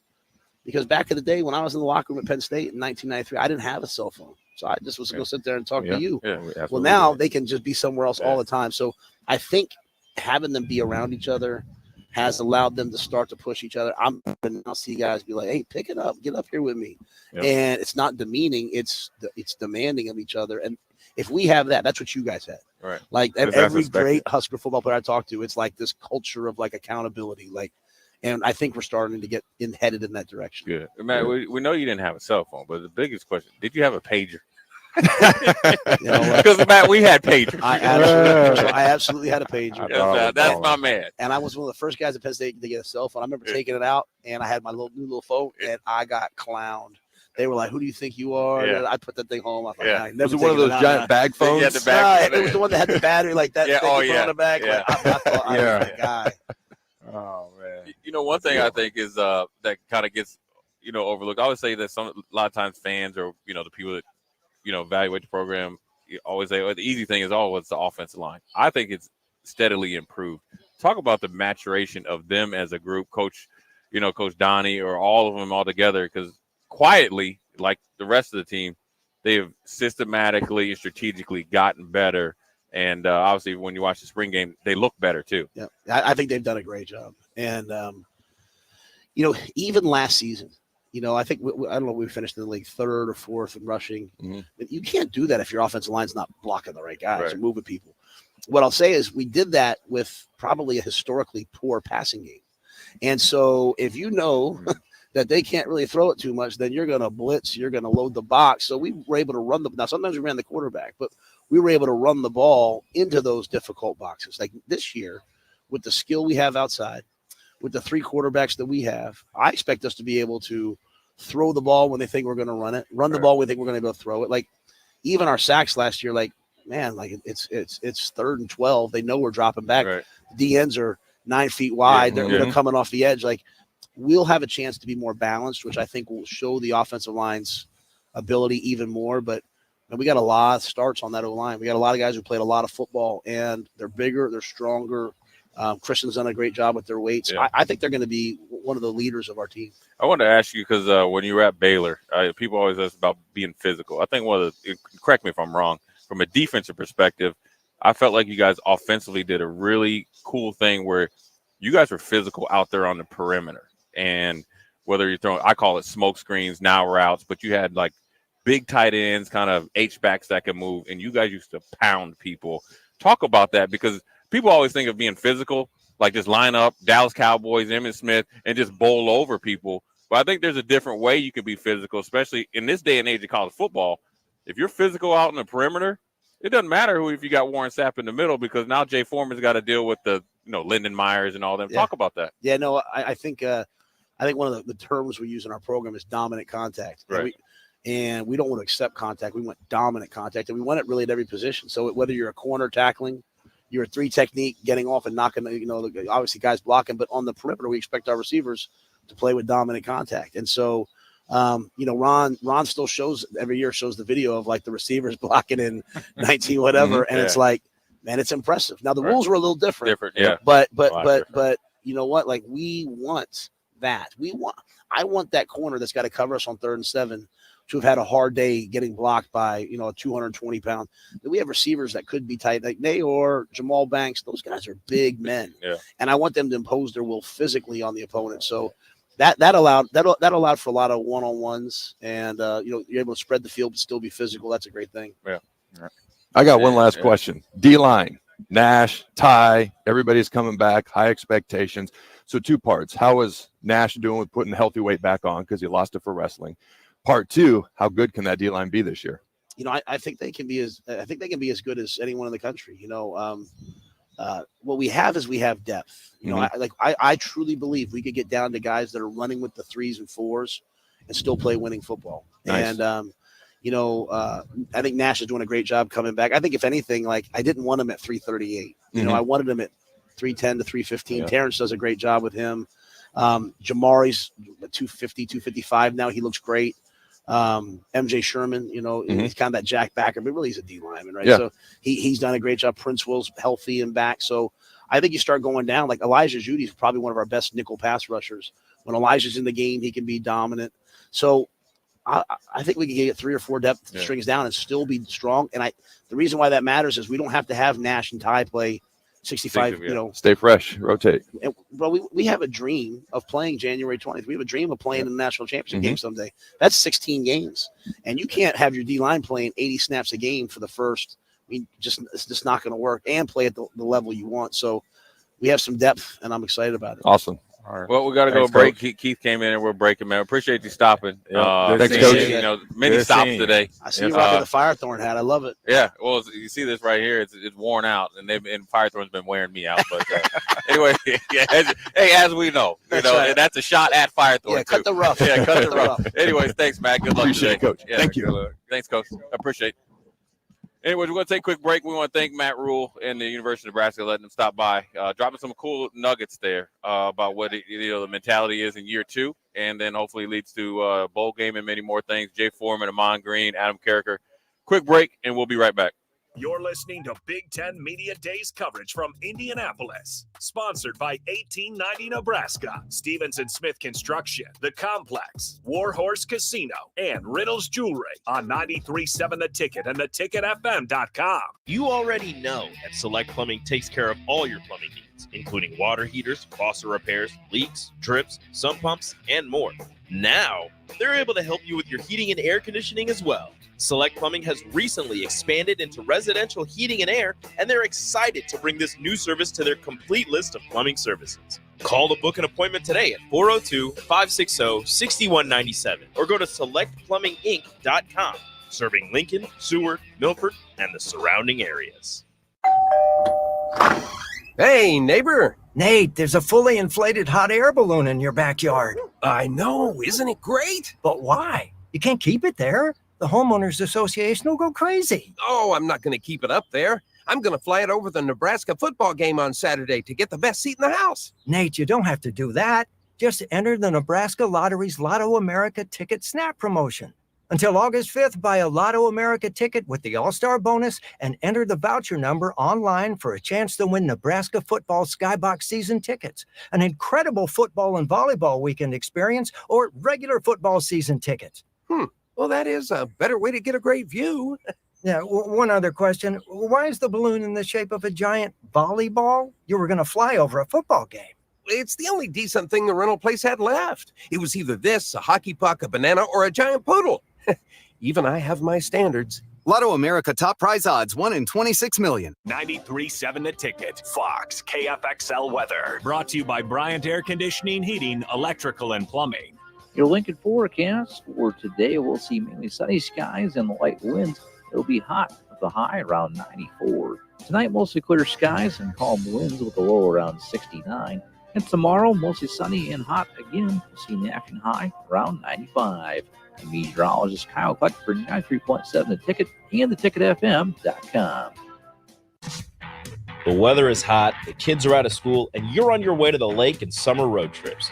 Are you getting to your vacation spot comfortably, or is your car letting you down?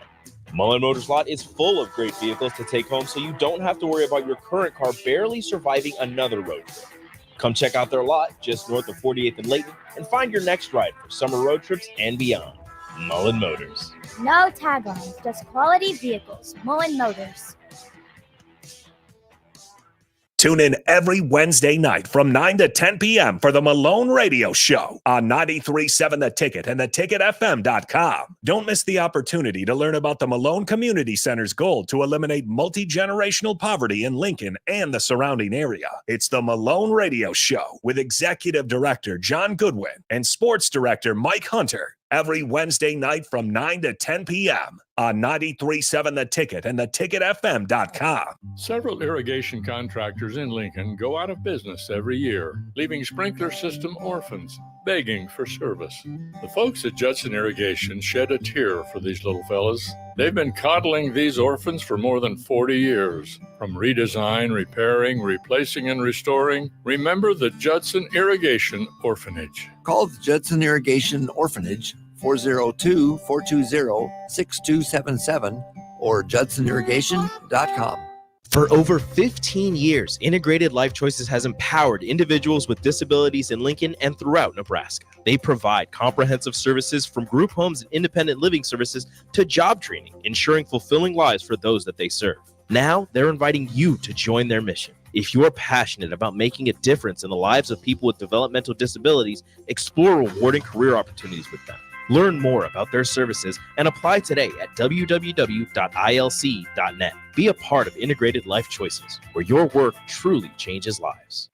Get ready, Husker fans. The Big Red Preview is coming soon. Join us Saturday night, August 3rd, for an exclusive look at your Nebraska football team in action. Experience the excitement, the energy, the sights and sounds of a game day as the 2024 football season kicks off. Visit Huskers.com/tickets and bring your family, friends, and all your Big Red pride to Memorial Stadium, Saturday night, August 3rd. That's Huskers.com/tickets. Brought to you by Husker Athletics and 1890 Nebraska. Winning tradition, future success. Hay season is a race against time. Win that race with an all-new 1-Series round baler from Landmark Implement. The all-new John Deere 1-Series round baler is a revolutionary leap in baler technology that captures near real-time moisture and weight data that can be analyzed through Operations Center to improve your bale quality and farm efficiency. Are you ready to upgrade your hay equipment? Contact your local Landmark location for full details on the new 1-Series round baler and experience the Landmark difference.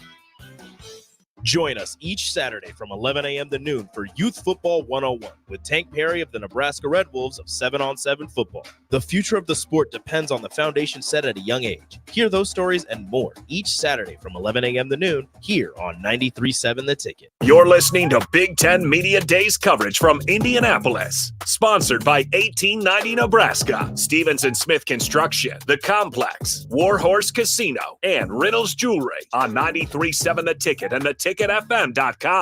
Welcome back to 93.7 The Ticket's coverage of Big Ten Media Days. Powered by 1890 Nebraska, Stevens & Smith Construction, Warhorse Casino, The Complex, and Riddles Jewelry. The 93.7 The Ticket and theticketfm.com.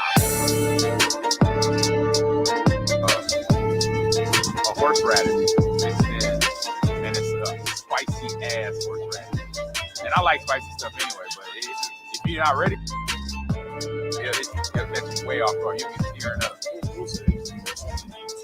What up? We are back. Jay Foreman, Amon Green. We got one of the seniors here, Ben Scott. We'll win what, though? What was you Hold winning? on. Hey, we're live on air, dude. Okay, my bad. But we're doing a little shuffle here. We got Ben Scott sitting next to me. Yeah, I was talking with Ben about they went to dinner, St. Elbo's. Right. And he was talking about the shrimp appetizer. Oh, yeah. That's the spicy one. And Coach Rule said they got something, if you get, who could ever eat the two spicy shrimp or whatever, or who won? Yeah.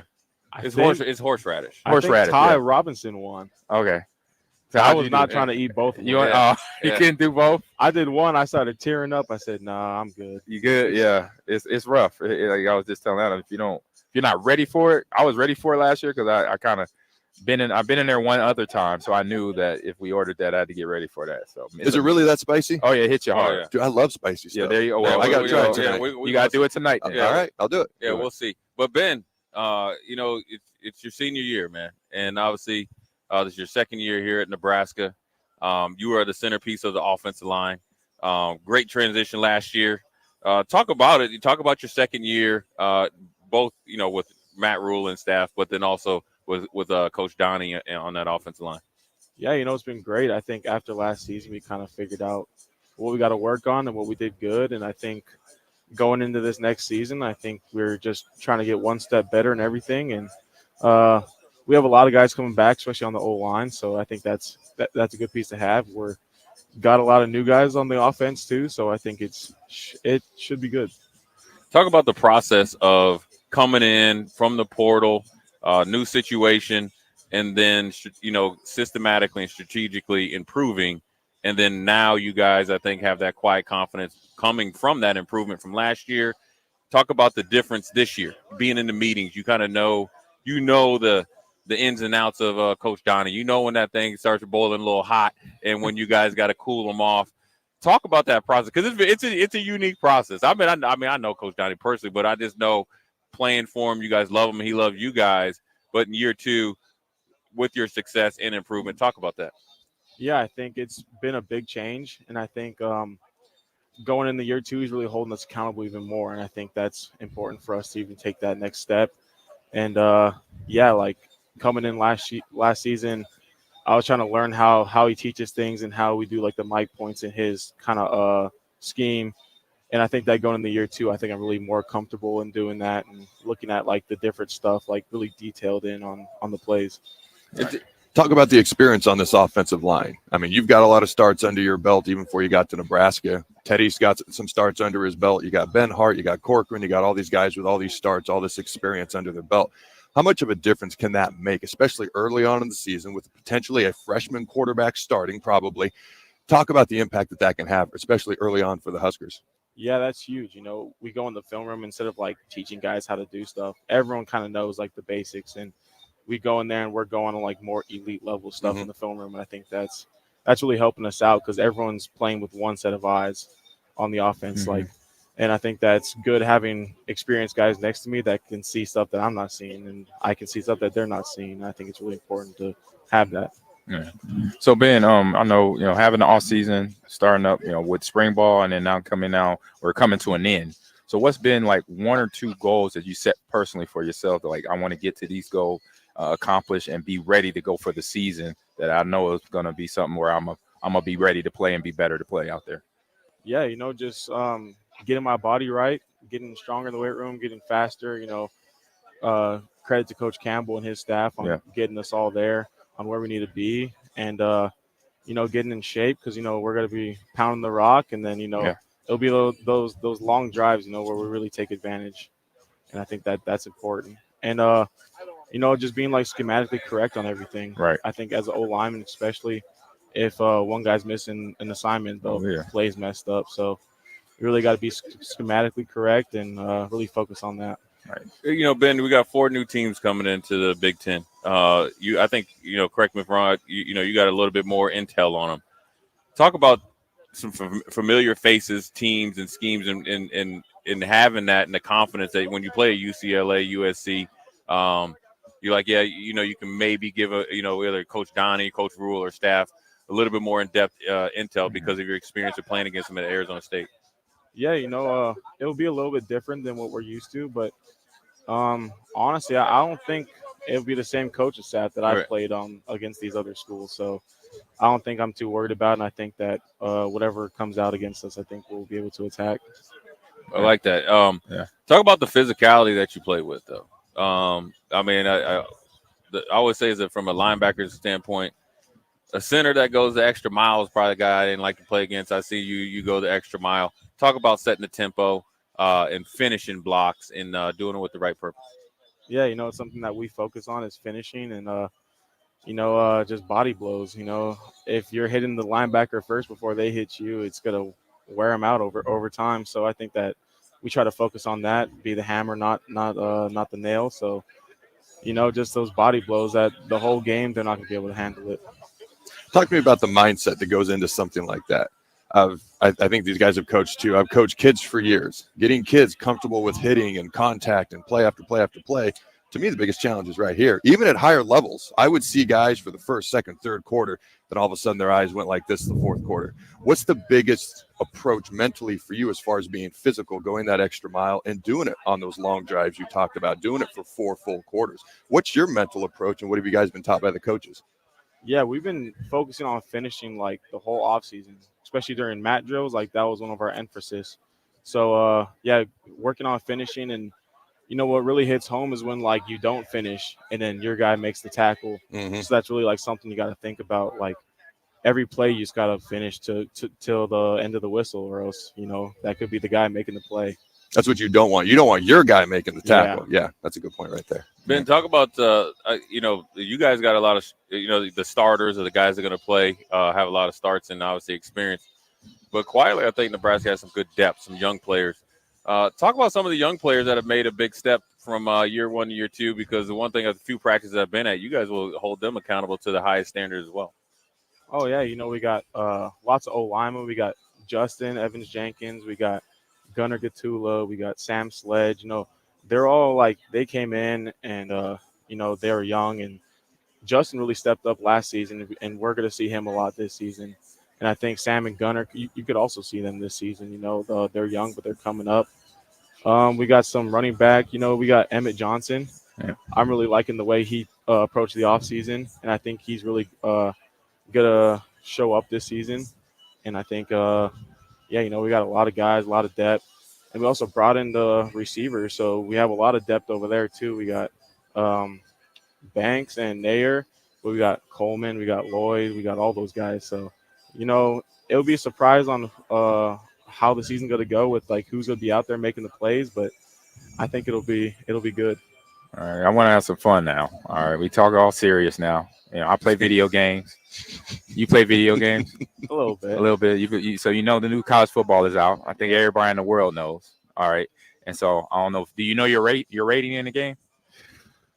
78. Okay, so you do know. He's not pleased. Yeah, couldn't tell. So your head went down. Yeah. So tell us on that rating how you feel. Your head dropped down, but we want words though. Explain that. Let's talk. Where'd they mess up? What'd they get wrong? What'd they get wrong with that 78? Everything. All right. So I want to go to your blocking stats here. Pass blocking and run blocking stats they have here. Well, we getting in depth here, Jay. Yeah, just real quick here. So they have pass blocking 85. See, that's understandable. Right. 85, that's cool. Like a lot of good players are like 85 on that. He's okay with that. Gotcha. Right. Okay. They have I don't know what type of blocking this is. It says pass blocking finesse. And they have you at a 77. His eyebrow went up. I know, because I'm like, I've been around a lineman for a long time. I'm like, finesse. I think it's the ability. Pass blocking. Is that the ability to like move your feet, stay in front of a guy? Yeah, and it's a little lower. It's a little lower. Yeah, I don't know. Because your overall pass blocking is 85, but then the finesse side of it is 77. They're saying he's physical. Yeah. That's what he's saying with that. Yeah. So real quick, and then I went down the list to find like your worst stat of you, and what they probably say from the number, you kind of figure it out from there. So your worst set right now, I think I found, is a 31 at kick return. So they're saying you have no kick return skills. What's your opinion on that? Have you had a return? Can you get 10 yards? That's all we need. Oh, I can get 10 yards. Yeah. Right. That's a good return. That's a good return. That's all you around In this day and age of college football, get that rating up. So give me a hurdle. Yeah, I like it. But the good thing, Ben, I think just like Madden, I think as you continue to play good, it'll go up. And so you make sure Keith Mann and Seamus make sure that they check in. They on your report. rating. That's your guys right there. You got to stay on it. Oh, they got a report? Yeah, hold them accountable. Hold them accountable. They talk to EA Accountability, and get man. all the information. So it's the sports information guy. So you know. I'll be Because I had talking to this them. problem. I used to harass our sports information. Actually, once I got to the league with Madden, and be like, hold up, why my speed is this? My agility should be that. So you could let them know. And that's why they have the rating players, the former players now, like Chad Johnson. He goes out. He's one of those guys. So. What's his strength on there? Strength. All right. That's what I want to know. Phone just And locked. did they get it right? That's the other thing I want to know. Oh, I yeah. think my speed was really low too. Okay, your strength. Your speed? Hey, I'm fast, man. Yeah. All right. What's his speed? His strength. Oh, speed is Yeah. It's a 58. What should it be? What At should least it be? 72 for a lineman. 70. Yeah, for a lineman, you can move pretty good for a lineman. You gonna like the strength. Strength is an 87. Okay. Is that good enough? That's all right. That's all right. I think they did you wrong with the speed. I will agree with that. Yeah, 58. That's not They're right. assuming linemen are slow. That's what they're. I might need some more pulling plays. You got to show it off. You got to Yeah. snap and pull. That's impressive. Yeah. So what's his throw power? Throw power. Hold up, it's all here. Trust me. Oh, Did you ever play baseball? Oh yeah, I played baseball. Pitch? All right. Pitch at all? Not anymore. Okay. I ain't got no UCL. Throw power is 36 actually. Hey, that's not bad. I'll That's take not that. bad. Well, since you know you can run, are you going to jump into Coach Satterfield's office to try to get a little old school fumblerooski?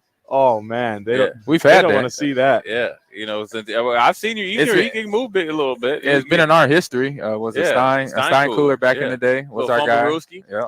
That's what you got to tell him, man. You guys get up on somebody, tell him put you in as a guard, little fumblerooski. Little fumblerooski. Yeah. But once you get it though, you got to get the pay dirt though. Oh yeah. All right. Yeah. I got one more question. All right, because we're talking about strength ratings and all that. Who's the strongest O lineman? Henry Letowski. Okay. I'm not surprised by that, honestly. Oh, right. yeah. You There was right no away. question, right? Yeah, that was no weight. question. I could tell it. No hesitation. He can move some weight. Okay. Right. And he's improved some, right? He's Yeah. gotten a lot better, right? Yeah. Cool. He rotated in last season at right guard, and I think he's one of the guys that will really step up this season. Henry Letowski. All right. Excited to see that. And I'll ask you one more quick question. Knowing that the Hawaiian connection, and obviously you got potentially a young whippersnapper in there playing quarterback with uncle as a O-line coach. How much pride are you going to take in to make sure that he's protected? Oh man, that's going to be huge, especially with him back there. It'll be his first collegiate game, so I think it'll be big for us to protect him because. We got to keep him clean all season, and it'll be important for especially him as a freshman. And having that Hawaii route, I think it'll be fun to have that along with us too. Yeah, we got to bring that That's easy. pipeline all the way from there back, and you guys are doing it for recruiting as well. I'm sure you've been in there trying to bringing in some of those young guys coming in. Not only this year from commitments and in the future, man. Appreciate you stopping by, man. Yeah, I appreciate you're it. going to do well. I like it that you're focused. I definitely think your speed rating is up there. I seen you peel some guys off the pile. I'm glad it's not me anymore. But yeah, they did him wrong with that speed rating. Yeah. You He's got faster to than that. get on Yeah, Seamus. yeah. He's right down there. Just pull Seamus aside and say, look, you got to get it right, man. But Ben Yeah. Scott, enjoy the rest of your Big Ten Media Day. And then I'm sure you're excited about getting camp started, man. Oh yeah, I'm Appreciate excited. you stopping by. You look sharp. Enjoy that small plane ride home too, by the way. Yeah. I will. Small plane, small seats for the big guys. I feel for y'all. Well, that's the ticket. We got Ben Scott in here. We're going to let him go. We're going to go a quick break, and we'll be right back. All right, Ben. You're listening to Big Ten Media Days coverage from Indianapolis. Sponsored by 1890 Nebraska, Stevenson Smith Construction, The Complex, Warhorse Casino, and Riddles Jewelry on 93.7 The Ticket and theticketfm.com. This is Lincoln's home for sports talk on the FM dial. Also online at theticketfm.com. On the internet. KNTK FM Firth, 93.7 The Ticket. You can get diesel anywhere. But what about Atomic Diesel? that comes from Stern. Atomic Diesel is your solution to all your cold weather problems. Prevent clogged fuel filters, increase your fuel economy, and save money with Atomic Diesel. Contact Roger at Stern today by calling 1-800-477-2744 to see how Atomic Diesel and the rest of their line of fuels and lubricants can keep your operation running at max capacity. Get ready, Husker fans. The Big Red Preview is coming soon. Join us Saturday night, August 3rd, for an exclusive look at your Nebraska football team in action. Experience the excitement, the energy, the sights and sounds of a game day as the 2024 football season kicks off. Visit Huskers.com/tickets and bring your family, friends, and all your Big Red pride to Memorial Stadium Saturday night, August 3rd. That's Huskers.com/tickets. Brought to you by Husker Athletics and 1890 Nebraska. Winning tradition, future success. Several irrigation contractors in Lincoln go out of business every year, leaving sprinkler system orphans begging for service. The folks at Judson Irrigation shed a tear for these little fellas. They've been coddling these orphans for more than 40 years. From redesign, repairing, replacing, and restoring, remember the Judson Irrigation Orphanage. Call the Judson Irrigation Orphanage 402-420-6277 or judsonirrigation.com. All right, it's time for Final Jeopardy. It's been a tight contest today that all comes down to this final question. No summer picnic or family get-together or trip to the lake is complete without this particular item. Let's go first to Bob. What is beer? No, that's not it. Think about the kids. Over to you, Farley. What is corn on the cob? Tough to grill that on a boat. Wrong again. Grace, this time for the win. What is Bure's cheese spread? We have a winner! Bure's cheese spread, available in most local grocers in Nebraska. Rosie Sports Bar and Grill, open for lunch and dinner at 1501 Center Park Road. At Doane University, we build leaders, and that means your success and achievements come first.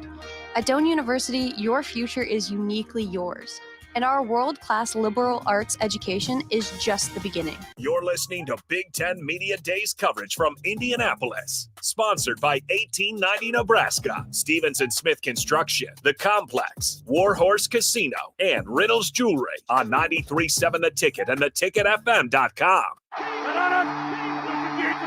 Live from Lucas Oil Stadium in Indianapolis. 93.7 The Ticket brings you Big Ten Media Days. Derek Pearson, Jay Foreman, Amon Green, Adam Carricker, Chancellor Brewington, Jake Sorensen, and Nick Sainert. Powered by 1890 Nebraska, Stevens & Smith Construction, Warhorse Casino, The Complex, and Riddles Jewelry. This is Big Ten Media Days on 93.7 The Ticket. Right around like 9:30 or 10. Right now, actually. Right.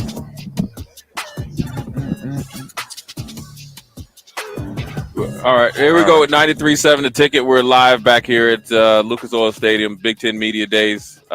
We have Iowa's tight end, Mr. Lachey. How you doing? Welcome in, man. On the Nebraska, you don't hold us against us, I right? won't hold you guys against it. I appreciate you guys having me on. Yeah, we need to turn his mic up. Yeah. Luke, I wanted to ask you, man. We have the only thing that we have quite a lot in common. You know, your dad. I'm from Frederick, Maryland, so I grew up watching your dad. My dad played.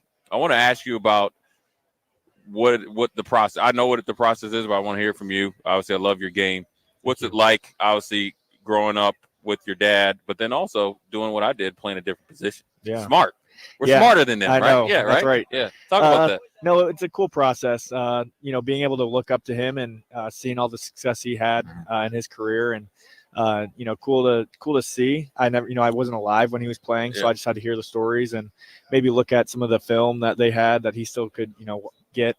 It's cool that, you know, he's still working with this business because he's here. I was just talking to him like, you know, 5 minutes ago. So, you know, it's a neat opportunity to be able to be here and have my dad here. But, you know, as the whole process goes, I was never really like big enough growing up to be an O lineman. Yeah. So I had to figure something else out. As a wide receiver in high school, figured I was a little bit too tall, probably wouldn't be fast enough to be able to play that at the next level. So found the next best thing and being a tight end, and you get to do a little bit of both. So it's great. I love the position and love blocking and being able to catch. You know, I'm going to ask you a two-part question. Number one, talk about leaving your home state, though, man. I mean, that's a big state to leave to go to a rival and play tight end. Talk about that because it takes some guts. Yeah, for sure. Growing up there, I grew up loving Ohio State. My dad played there and all that stuff. But now it's all been Iowa. Yeah. For sure. And I've just loved it, and I felt like the opportunity there was great for me personally, and just fell in love with it as soon as I stepped on campus, and never could regret my decision. It's been the best thing for me. I think everybody has a signature play. I get it on them. Playing your rival on the road against Minnesota. Talk about that when you do the house call to send them home when they had more on the line than you guys. Talk about that, man. Yeah, it was cool. Jack Campbell set us up with a nice interception, which maybe my play might not have happened because I don't know if they said he stepped out, but I don't know if he really stepped out on that play, and he took it back to the house. But and then we just kind of drew it up on the sideline. We had known that the safety was coming down a lot, really hard when I was going out to block the end. So got my release out on the end, then just kind of ran up the seam and was wide open. And, big man with soft hands, man. Yeah, that's right. Yeah, that's right. Gotta have that. Gotta have that. So, sure. Luke, I'm a process guy. So I'm a guy that, once the off season ends, I go to my little list of sheet of goals, of things I had to do during that season. And then I kind of go and, check them out and change some, improve, get better at some that's on that list. So what was that list for you? What's one or two things on that list where you said from last season to now, I want to improve and get better going into this 2024 season? Yeah, I just feel like blocking was a big thing for me. Okay. I feel like you can always improve there. I've never in high school, like I said earlier, as a wide receiver, so didn't really block that much then. And coming in here, it was like, if you can't block, you can't play. So that was the biggest thing that I tried to learn. And now I feel like I've gotten that, but I just want to keep moving forward in that part of my game. And then coming from last season, just with being injured all last year, it was the big thing for me was just being healthy. So, continuing to get better each and every day, just, one thing that I could work on was a big thing for me with my ankle. So, and I feel great now. Okay. Thanks. Yeah. Iowa's got a new offensive coordinator this year. What are some of the biggest things that are going to be different from last year to this year, things you're hoping to improve on as far as the offensive output for the Hawkeyes this year? Yeah, I think Coach Lester has done a great job when he's coming in here and installing the new offense to us, and I feel like we've all been very responsive to it, and we've all taken it in and done a good job. I think this year we'll see a lot of motion before, which is different, and I think it'll just keep a lot of defenses on their toes. So it'll be good. I got to ask you, I'm looking at your guys' schedule. Saturday, October 5th, Iowa at Ohio State. Is that game going to mean a little bit more to you personally? They all mean the same. I'm excited to go back. That's the right thing to say. Yeah. To be honest, being out for so long, I'm just so antsy to get back out there for the first one because, I'm sure there'll be some jitters. It's been a long time, but I just can't wait to get back out there in Kinnick and in front of our fans. Okay. Well, Luke, we're going to let you go here. But I always say this. I always tell everybody to say this. I wish you all the success. I want you to ball out every single game. Matter of fact, I'd be okay with you balling out against Nebraska. But the compromise is this. We just get the dub. All right? Okay? No promises. I'll tell you like this. One syndesmosis injury to another. You're going to be back this year. Awesome. Big things. Thank you so much. Appreciate you, man. Good luck. Appreciate it. Appreciate you stopping by. Thanks for letting them come by. Appreciate it. Remember the compromise. I'm going to come find you. Okay. And we're going to. It's a peace treaty. It's a French peace treaty. Okay. All right. Yeah. Good luck, man. Thank you so much. Yeah. Appreciate it, guys. Thank you. Yeah. Good talk there. Big tight end right there. I'm telling you, man. Listen, playing linebacker today. I don't know. I mean, I'm like 6'2.5", 6'3". Look how big these dudes are. 6'6". Yeah. 6'6", 247. Yeah, man. They 250. just coming in body. Adam, see, you be a tight end, bro. Dude, I was a quarterback growing up, as you know. There's been a lot of times he talked about it. You get a block, you get a catch, you get to do all these things. Sometimes I wonder if I should have played tight end. Just that eclectic mix. I love hitting people. You got the got hands. You got the yep. You got them, and then not the according to the video game, but I could catch. Hey, remember the tight end from Oklahoma that came in as a quarterback? He was number 10. He had that. They named him, and then he actually played in the NFL for a little while. I know who you're talking about. I can't think of his name, but yes. Yeah, but yes. you're right. So there you go, Adam. That's all right. You're your high school coach, man. Hitting quarterbacks is fun, too. Yeah, I know. That worked out all right. I think it worked out well for you. It was all right. Yeah. But, man, when you see the tight ends and obviously it's a lot different. We were talking about it yesterday. The evolution of the body types.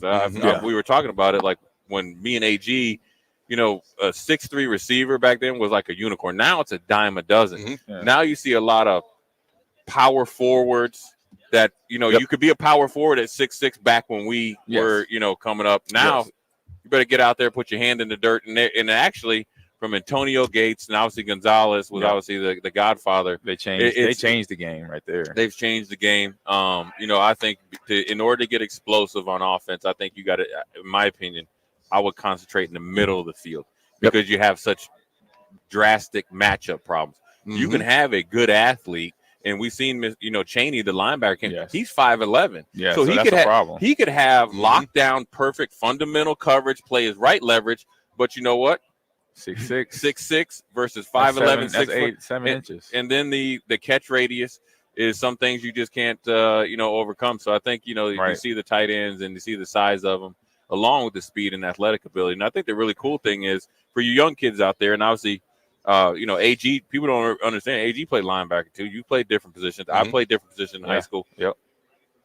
I'm a big, and you guys, before we get Gifford over here, are you guys proponents of playing more than one position in high school and don't just be locked? Because you got a lot of kids 100%. now that say, you know what, I'm a receiver. They want to specialize. A lot of kids just want to start doing one sport at the age of 9. That's a topic for another day. I love being able to do as much as you can, as long as you can. Right. By the time you're an upperclassman, you probably got to have it narrowed down. But up till 2 or then, 3, right? The more you can do, the better. I looked at our own receivers, by the way. Malachi Coleman, 6'4". Jamal Banks, 6'4". Isaiah Nayor, 6'3", 215. Just to kind of piggyback off what you were saying earlier, these guys are just built different now. Yeah, and with the high, the size, weight, speed, catch radius, it used to be, you didn't throw. And now, granted, the rules of the game has changed. So when you go across the middle, you're not going to, most likely not going to get hit like it used to be. So they're able to actually throw more aggressive routes. So you need that size because a lot of catches up the sidelines, the boundaries, across the middle on drag routes, they're 50-50 catches, and that's where the size comes into. And you want that. You want to give your receiver that opportunity to go get the ball. Right. And we're talking about, in terms of what you mentioned about being, an athlete, being dynamic, playing other positions or playing other sports. Right. When they have that background, then the body part, this becomes another, like a bonus, a multiplier, because then they know how to use their body. If they were a basketball player, they know how to post up. Yeah. They know if they were even dribble, say if they were a pretty good dribbler, they can then handle balls, tell the quarterback, hey, put the ball here. Right. I can one-hand it here better if the linebacker's over there. Those conversations can then happen and the plays can happen too. Yeah, tracking the ball is huge. Yeah, it makes you a better all-around athlete. Here's an interesting thing. Baseball and softball, they're such mental sports. I grew up playing way more baseball than anything else combined. And if you're a pitcher, like one of my kids is a pitcher. Yeah. Very talented, very athletic, but has a hard time up top in game situations. I'm trying to figure out how to phrase this as my kid I'm talking about on live radio here. But as they get older. Became a pitcher and was forced to have all eyeballs on them. Yeah. The game was around them. And I'm like, no. It's not all eyeballs on you. It's you're in control. Nothing happens until you want it to. Yeah. And it helped them learn how to take a different mental approach. And now they love having the ball in their hands in key moments as opposed to, I don't want it. Yeah, and that can translate to any sport. Right. And dealing with success and failure. And what is success? You think about baseball, right? If you bat 300, throughout your whole major league career. You're probably going to be a Hall of Famer. Yep. But you don't get on base or don't get hit 7 out of 10 times, and so that's success for then you got to be able to equate it to what is success in your sport you're playing. So I think the mental side of, and then also I think and you guys get on this, learn how to compete. Constantly learning how to compete. And that's always good. And one guy that knows how to compete, we're going to bring him in here. Coming over here is Isaac Gifford, the safety for Nebraska, Rover, athlete extraordinaire. Come in here, man. If you get him in here, we got Isaac Gifford coming in here, the senior. Isaac, what's up, brother? What's going on, Looking fellas? good, man. Yeah, Looking thanks, good. man. Yeah, I had to right, get dressed up. Yeah. I don't do this often. I got to take advantage. Right, of it, I know, right? You look sharp, Yeah, dude. you do look. You Appreciate look sharp. that. The hair's Yeah. flowing, Yeah. everything. Yeah. Oh my God, I get so many comments on the freaking hair. It looks good though. It looks good. Though, but if you couldn't rock it, then people wouldn't give you comments. Well, that's my thing. It's kind of my thing now. I'm not gonna cut it off Right. yet. So you know, I like it. Isaac. Can't You do know, that. I've had a unique view of you. Mm-hmm.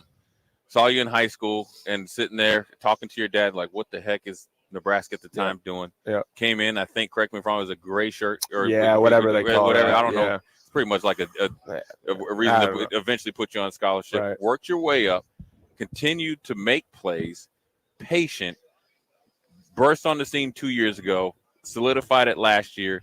Now I'm assuming you're going to be one of the senior leaders and probably a captain, obviously being here today. Talk about your process and what today means being here at Big Ten Media Day, because I'm sure you know it's a big deal that you're here. Yeah, you know, it's been a long process. Yeah. I've been through a lot of shit in the 5 years Yeah. that I've been at Nebraska. It's another step up that mountain for Right. me. You know, Right. we all got mountains to climb, and this Yep. is one of mine. Right.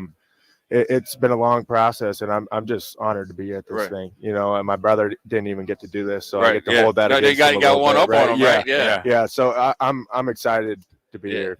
Yeah, and talk about your brother, man. I mean, your brother playing at the next level. Talk about how he's helped you, but then also inspired you too. You guys, first of all, I love your dad. You Yeah. know, I mean, you do too. But you guys are a tight knit family. But I know the competition's Mm-hmm. there.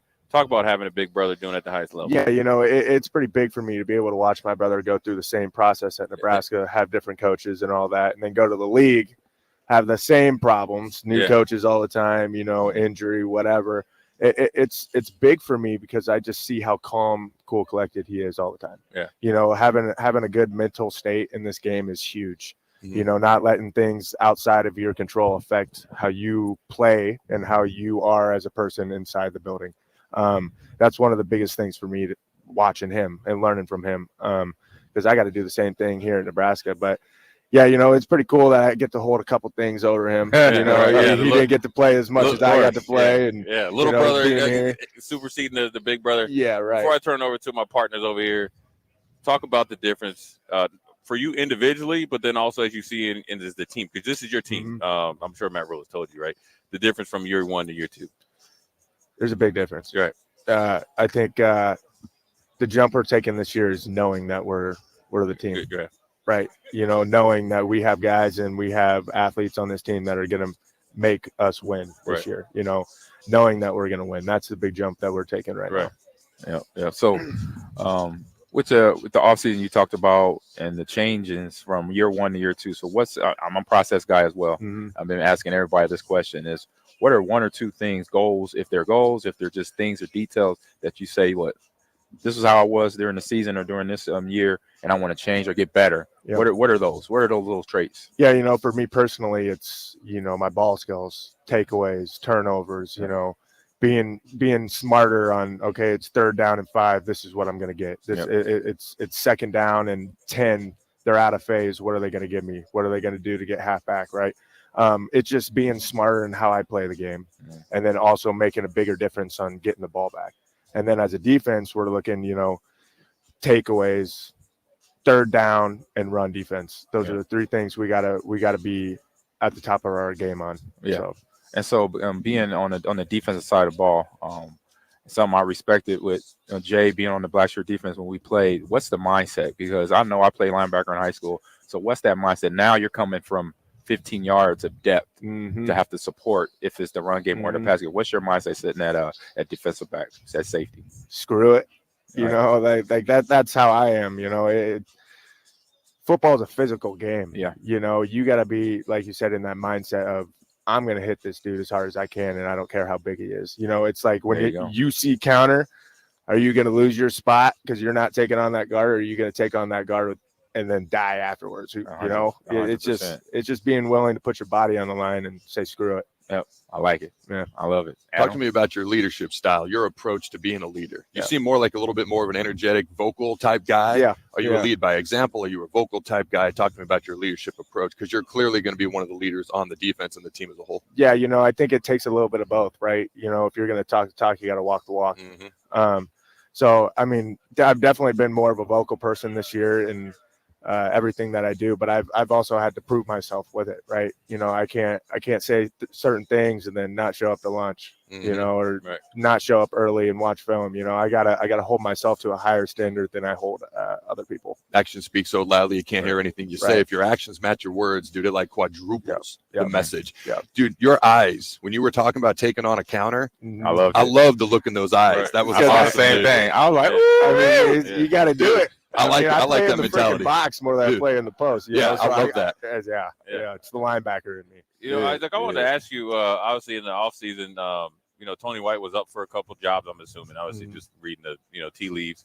How important is it that he comes back? Because your guys are. I said it's two things. Everybody, Coach White is a great coach and teacher. All the coaches, but it's his defense, and then you guys.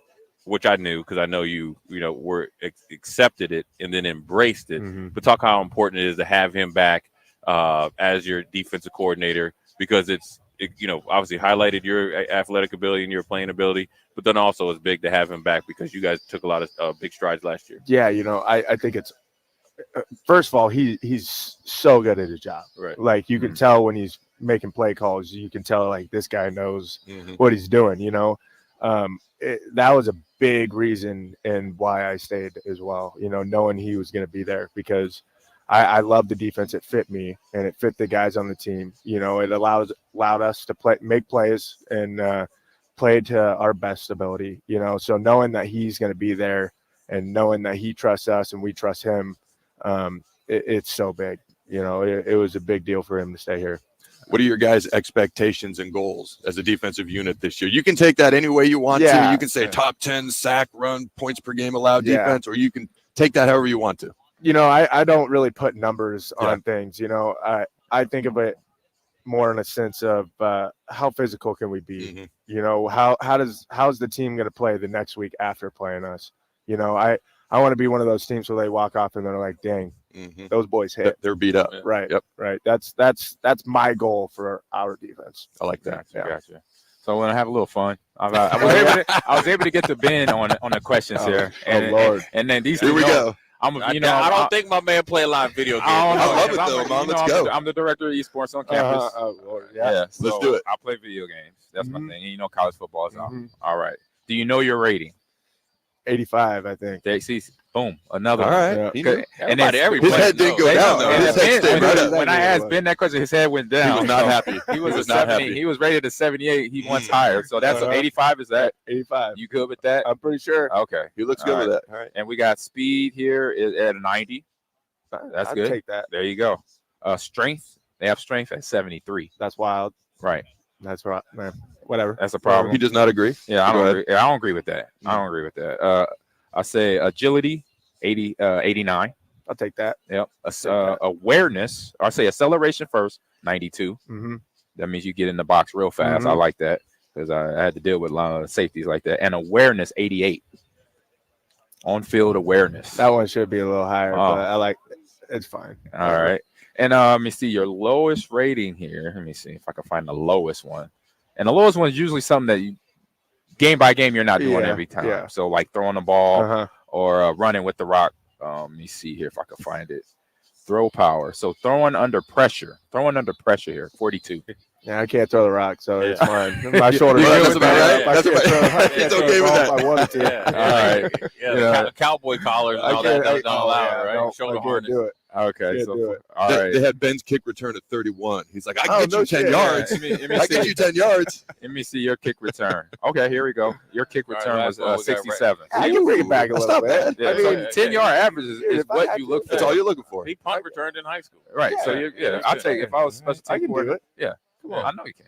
Well, we got the call. We got a break. You got to get out of Appreciate here. you, Isaac. Good luck as always. You're gonna do your thing. Appreciate you coming on. It's Isaac Gifford, Nebraska safety and future captain. Obviously, going to be one of the big leaders for Nebraska. Knockout stick right there. Leading them to success this year. I think we're going to eventually get Ty Robinson, but I don't know if we're going to go to break. That means hit hard, right? Yeah, carry a big stick with him. Rico, let's go to a quick break, and then I'll let you know if we're going to come back. Jay Foreman, Amon Green, Adam Carricker. We'll be right back. You're listening to Big Ten Media Days coverage from Indianapolis. Sponsored by 1890 Nebraska, Stevenson Smith Construction, The Complex, Warhorse Casino, and Reynolds Jewelry on 93.7 The Ticket and theticketfm.com. Get ready, Husker fans. The Big Red Preview is coming soon. Join us Saturday night, August 3rd, for an exclusive look at your Nebraska football team in action. Experience the excitement, the energy, the sights and sounds of a game day as the 2024 football season kicks off. Visit Huskers.com/tickets and bring your family, friends, and all your Big Red pride to Memorial Stadium Saturday night, August 3rd. That's Huskers.com/tickets. Brought to you by Husker Athletics and 1890 Nebraska. Winning tradition, future success. Looking for a place to relax and unwind after a busy day? Cigars Lounge at 8th and Q in the Haymarket is the perfect place to enjoy good company, a cocktail, and of course a cigar. Visit Cigars Lounge on Tuesdays for Top Shelf Tuesday and enjoy 50% off select spirits. Cigars Lounge offers Perdomo, San Cristobal, Rock Patel, and more of the top stogie brands that you know and love. But that's not all. If you mention this ad between noon and 5 p.m., you'll receive 15% off your entire tab just by mentioning the ticket. Check out Cigars Lounge today at 8th and Q in the Haymarket. At Fairway Meat Market, your family. And as part of the family, they want to save you money on your meat and groceries. Now, through July 28th, enjoy USDA Choice 8-ounce New York strips for $7.99 each. All natural thick-cut bone-in pork chops for $1.99 per pound. Fairway's fresh ground pork sausage for $2.99 per pound. And Michelob Ultra 24-packs for just $16.99. That's all at Fairway Meat Market in the Rockledge Square Shopping Center, just south of 84th and Van Dorn. Hay season is a race against time. Win that race with an all-new 1-Series round baler from Landmark Implement. The all-new John Deere 1-Series round baler is a revolutionary leap in baler technology that captures near real-time moisture and weight data that can be analyzed through Operations Center to improve your bale quality and farm efficiency. Are you ready to upgrade your hay equipment? Contact your local Landmark location for full details on the new 1-Series round baler and experience the Landmark difference.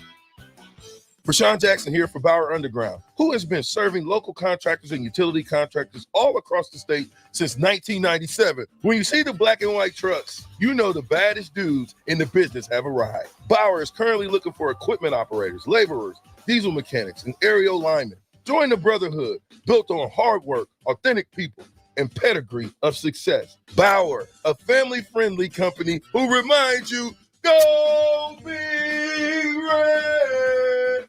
Join us on Monday, July 29th at Buffalo Wings and Rings at 68th and O to celebrate the company's 40th anniversary. Enjoy 40% off wings all day and your favorite sports talk hosts on air from 10 a.m. to 6 p.m. Come hang with us for the 40th anniversary party on Monday, July 29th at the 68th and O Buffalo Wings and Rings. Hi, it's Sean Callahan here for Koppel Chevrolet GMC, and maybe the biggest savings in the Midwest are happening right now at Koppel. When you buy a new GMC or Chevrolet anywhere else, you might be paying too much. But right now, we're going to give you over $10,000 off list or 1.9% APR on select new Chevrolets or GMCs. So please give us a shot before you buy anywhere else. Please stop in the dealership or check us out online at koppelcars.com. You'll be glad you did. Must trade and finance with Approved Credit. 93.7 The Ticket. Fox KFXL weather. Sponsored by John Henry's Plumbing, Heating, and Air Conditioning. Your Lincoln forecast for today, we'll see mainly sunny skies and light winds. It'll be hot with a high around 94. Tonight, mostly clear skies and calm winds with a low around 69. And tomorrow, mostly sunny and hot again. We'll see the action high around 95. I'm meteorologist Kyle Cluck for 93.7 The Ticket and theticketfm.com. Are you looking to get into the electrical construction industry or wanting a new scene? The electrical workers of Local Union 265 are now hiring licensed journeymen and apprentices and are offering great pay and benefits. Call Mike at 402-875-1034 to apply. Start your electrical career today. Husker fans, get ready for another thrilling season at Hibner Stadium with the reigning Big Ten champion Nebraska soccer team. Season tickets for the 2024 season are on sale now. Don't miss your chance to support the Huskers as they go head-to-head with some of the top teams in the country, including Oklahoma State, Penn State, and Duke. Get your tickets today at huskers.com/tickets or call 1-800-8-BIG-RED. Old School with DP and J. There's California money, and it's a different kind of money. Hollywood money just it's spent differently because it's turned over and created so in full. And oh, by the way, it's the right kind of money when it comes to, because we're in the era now of name, image, and likeness. And the California schools have that better than everybody else. On 93.7 The Ticket and theticketfm.com. You're listening to Big Ten Media Days coverage from Indianapolis. Sponsored by 1890 Nebraska, Stevens & Smith Construction, The Complex, Warhorse Casino, and Riddles Jewelry on 93.7 The Ticket and theticketfm.com. Welcome back to 93.7 The Ticket's coverage of Big Ten Media Days. Powered by 1890 Nebraska, Stevens & Smith Construction, Warhorse Casino, The Complex, and Riddles Jewelry. The 93.7 The Ticket and theticketfm.com.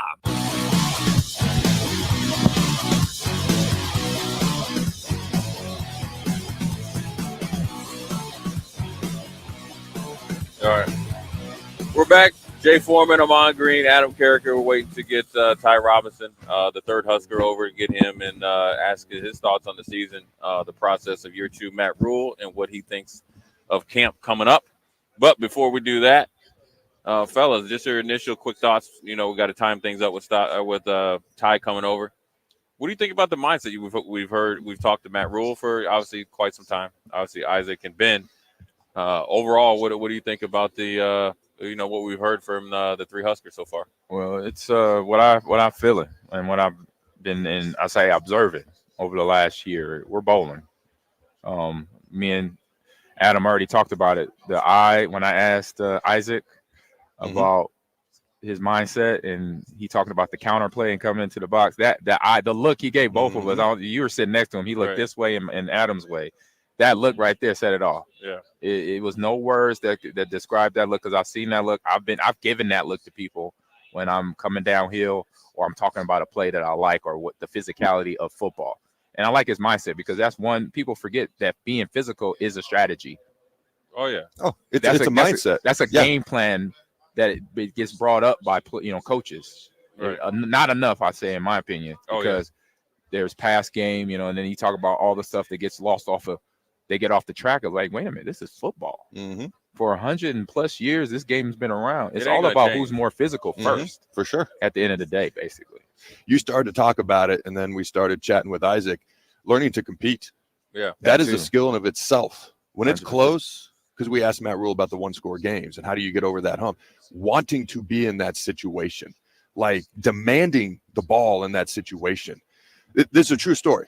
All right, I grew up with a kid. We had really good baseball teams. He was our shortstop. Never made a mistake, never made an error. 3 straight games in a row. Went to the bottom of the last inning, balls hit to him, he makes an error. 3 straight games in a row. He's a human being, right? But he never makes an error. So our coach, in front of everybody, not belittling him, just asks, goes, what's going through your head? And the kid's name was John.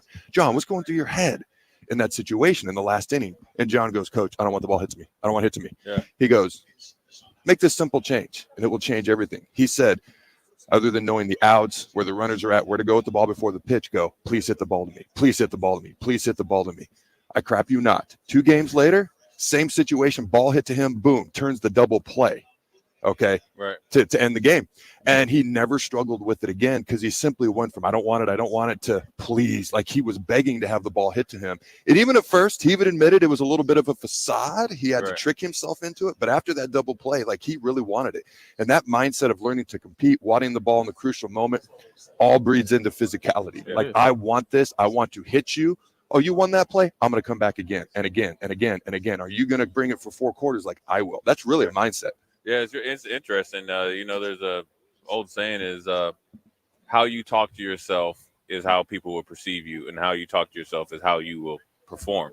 And that's right there to it. And it happens. I mean, I played with guys that look, you call them practice squad All-Americans or practice All-Americans that where you like, man, you in practice or in mini camps in our cases, you look great, but when you get out there and you're facing some guys that bite back, you're nowhere to be found. And it's a unique process of and this is what I asked Coach Rule, where it's like you gotta go through it, because you, like us 3, we've been through it, so we're the end product. We've already done it. Like, if we had to if we were physically able, we could, Amon could get it in at the goal line. We could make a stop if we wanted, if we were physically able. Mm-hmm.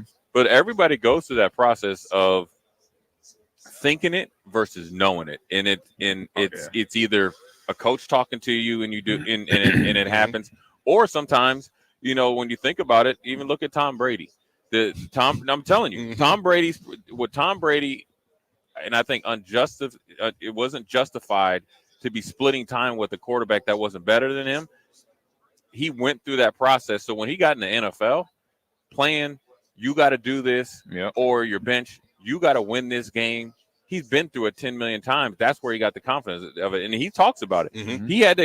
I think it was with Coach DeBoer, where he had to have the conversation where he said, like, stop worrying about everything else. You just worry about that single play. It's a change in mindset, and that's really going to be big for individual players. These three that are here, but the whole team, and some guys that are going to have to. And the funny thing is, there's going to be guys that nobody's talked about on the Huskers team that are going to have to step up. It might be like, okay, you got to step up for a game.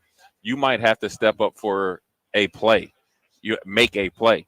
You might have to step up for a kickoff, right? Mm-hmm. A guy that maybe, where is he or whatever. And then he makes a huge play inside the 20 on a kickoff or a big kick or a big tackle on a punt return and on the punt team. Or you might have to step up for a game or games. And so that mindset of always being ready, always being on point, I think that the mindset of every single day, everything that you do is 4th and 1. Once you start to attack that and embrace it, even if, like you said, it's a facade, eventually it just becomes who you are. And we all know this. If you're a football player, you're not a football player August through December. Oh, yeah. You're a football player every single day, 365, 24/7. Year round. All day. And so I think that's probably a process that Matt Rule probably had to infuse back into the program, more of that. You're a football player. Everything is earned. Nothing is given. And you could tell talking to the other two players and Matt, and then obviously we get Ty over here. There's been a huge difference. And when I asked Isaac what's the difference, he's like, it's night and day from year 1 to year 2. Yeah. And the funny thing is, you got guys like that's went through the ups and downs and kind of getting overlooked. Yep. They embrace the suck. They embrace you the had hard. to. Yeah. And so That's and those guys that embody the program, they'll get you to where you need to get to, and then also they'll help you sell your program. And those are the guys you like to depend on, because Adam Carrick is an All-American. Like you're going to get double teamed, right? I mean, if you're playing Colorado or whoever we're playing, or just in this case, say like, I seen the tight end from Michigan State here. They're gonna double you if you're in a 3 at the point of attack. They're not gonna say, okay, yeah, we're gonna block him with the the fullback, and let's see how we do. That means Amon Green and Jay Foreman, we're on defense. We got to step up and make a play. Yep. And hopefully that's where they're at. It's one of those things where whether you think you can or you think you can't, you're probably right. Yeah. It's one of those things where football is not for everybody. There are certain things that not a lot of people do. Football is one of them because it's hard. That's what makes it unique. That's what makes it special. Like you said, either embrace the suck or you can do something else, and that's perfectly okay. Nothing wrong with that. Yeah. We had a mantra my sophomore year. What you call hell, I call home. In other words, the worse it is, the more I may not enjoy it. It may take me a while to get used to it, but eventually when you're in hell, I've been there, and that's what I call home. Yeah. And so that was something, obviously, it stuck with me to this day, is what you call hell, I call home. Whether you think you can, you think you can't, you're probably right. And all that is mental mindset, and it translates into your physical play on the field so much. It's just finding what works for you, right, to get you there, right? Everybody's different. Sure. Like I like what you just said, Adam, that little mantra you had your sophomore year here. But for me, it's something different, but it means the same. I learned how, when I came in here as a freshman, and it's just me, Chris, and Chad, the only 3 freshmen in there, and just knowing that, okay, if I'm gonna try to get on this field, or I'm gonna try to be any of a position or a person to help this team in any capacity, I gotta get through the training camp practices, which were tough as hell. Right. Playing against practicing against the black shirt defense. Right. When I came in there, I knew that all the run plays at one point, all my run plays were going to be negative. Right. And dealing with that. Yeah. And knowing that, but between the way I was raised and understanding what LP did, what CC did, what DB did, what Clinton, Damon, Jay Sims had already been through. So I was like, all right, I got to do the same thing. Right. There's nothing different. Because what I did in high school, all that, like, even though, was it Christian yelled it out at me, take that stuff back to high school. Yeah, he was right though. That's high school. That's over. Mhm. This is a reset time, recalibration time. You're at the bottom, you're at the bottom, so you got to work your way up and understand that it's going to be the same grit, dirt, bad taste in your back of your mouth after every practice. It's going to get better, and not to give up, keep driving, and to that part where eventually, like, oh man, this is a cup of tea. Yeah. Now it's easy. Sophomore, junior year, then you're like, okay, yeah. And then the new freshmen come in, you be like, all right, guys, this is what you got to deal with. Right.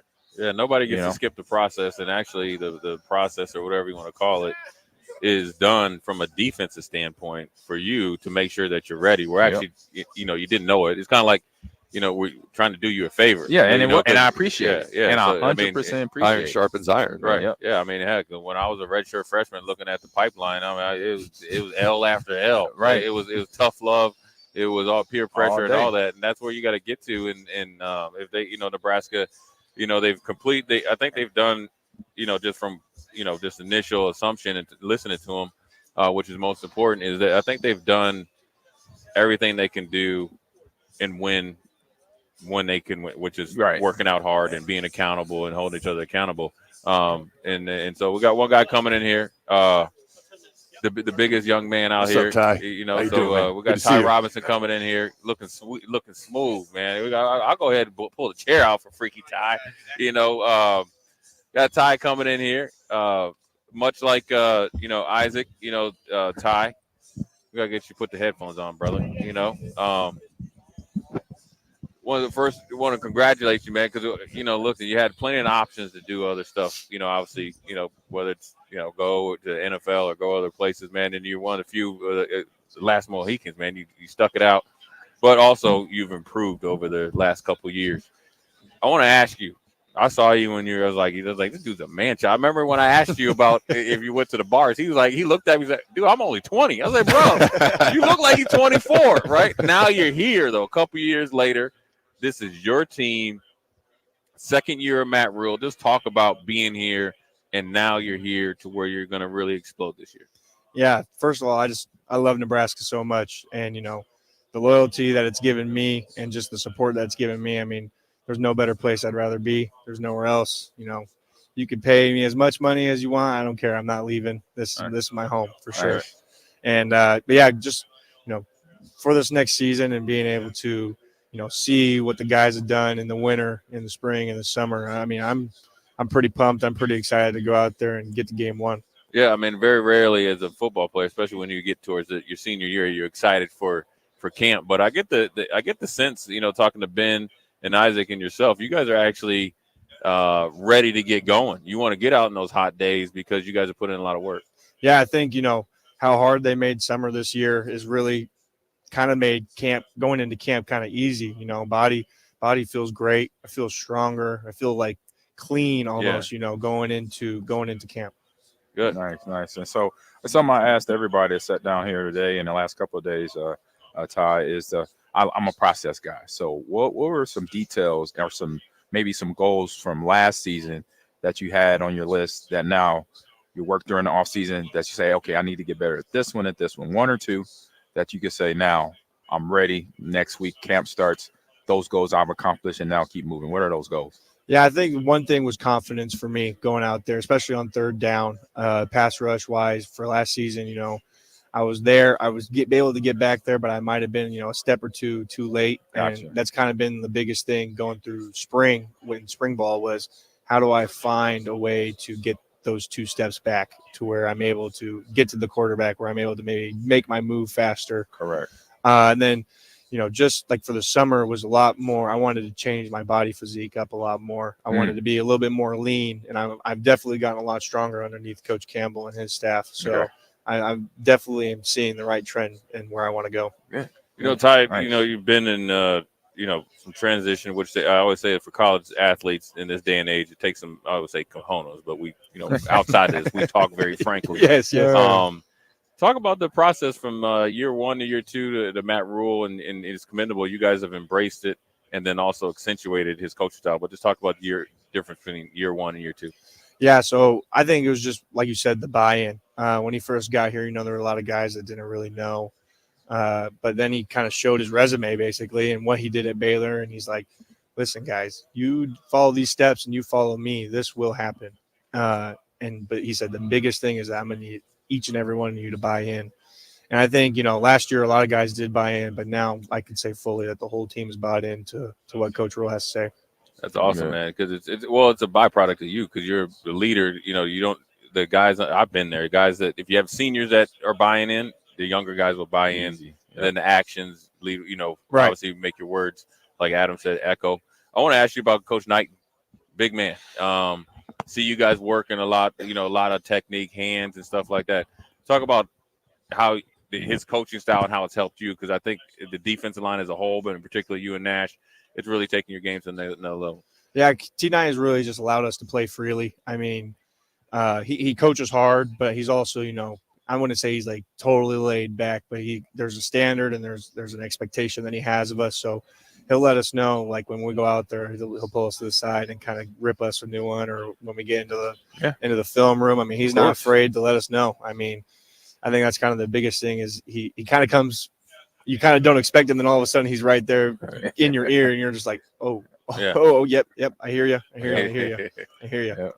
What's been Coach White's message to the defense throughout this offseason, heading into next year? Like, what are some of the major things he's been emphasizing to you guys as a whole? Hey, we got to get better at this. We did good at this last year, but this is where we're going to emphasize this year and really focus on. What's kind of been his message to you guys? Yeah, so one of his main messages is that last year doesn't matter. Last year is in the past. Yeah. We are a new defense. We're turning the page. You guys never played together at all, type of deal. And then I just say the takeaways, turnovers, getting off the field on third down has been pretty crucial. And those are kind of the big three key factors that I think are going to help elevate this defense for next year. All right. You're not allowed to say Nash.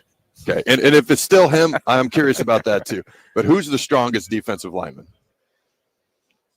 It's probably, since Nash started wrestling, he got a little skinny. All right. Now, so I kind of caught up to him a little bit. Okay. Yeah, no, I caught up to him a little bit. But Dylan Parrott is we added him from the O-line over, I think maybe it was spring or maybe it was end of spring, something like that. And he's a strong dude. But, I mean, just the jumps. I mean, James Williams, who's, 250 pounds. I mean, he 225 bench 20 reps just the other day. Nice. And that's a 10 rep PR from where he was last year. So every guy, in the room has gotten tremendously stronger. Nice. I want to ask you about a guy that kind of is like, he's like a little brother replica of you, is Van Poppel. Yep. Because when I look at him, first of all, he got a cool number. He wears 44. You got to be single. You're 99.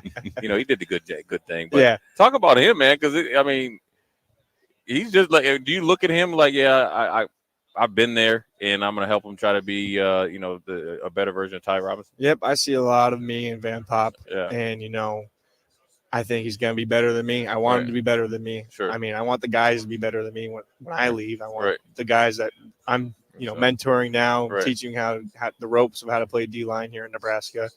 Van Pop's got that. He's got that edge to him. Yeah. I can just tell when we got out there on the field. And I mean, he's looking at me. He's like, if I mess up, I want you to rip me. I want you to rip my ass. I want you to do. Am I all right? Not a lot of people are made for that. A lot of people are a little too sensitive. They get in their feelings a little bit, but not him. He's all for that type. So I really appreciate that. That's when a guy just wants to get better. Mhm. You 100%. can't take things personally. It's business. We're trying to iron sharp as iron. We mentioned that earlier here, trying to get better. So give me another guy or two on the defense who's maybe flying under the radar right now that maybe Husker fans should keep their eye on, might be a surprise, benefactor for the Black Shirts this fall. Yeah, I mean, Malcolm, I know he had a great season last year, and then Deshaun as well. I mean, those guys back there have done – they look great. Deshaun coming off the ACL, looks great out there with us at OTAs. Linebackers, Vince Shavers, I know he just got here, but, that dude's going to be a freak when he's in his third, fourth year. I think John and Javen have done a really great job leading that room as well. Nice. All right, let's tee it up for a little fun now. We also all the I was waiting serious for it. questions. I was waiting for Do you it. play video games? You play video games? Yeah, I do. Okay. Well, I don't know if you know, I'm the director of esports on campus. Okay. And that's my job is to play video games. So, college football. What a tough And, life. Jeez. I know, right? I know. Do you know your rating? Yes, I do. What is it? 77. There you go. All three of y'all, they all knew. So they were batting 1,000 there. All right. Can I hop in? Yes. Are you happy with that? Are Did you they get happy it right? with I can care less what EA has to All right, I like that. All I know Okay. is that there's going to be mid-season updates. That's There all you- I I know. like it. I like it. Smart kid. Okay, they got your speed at a 62.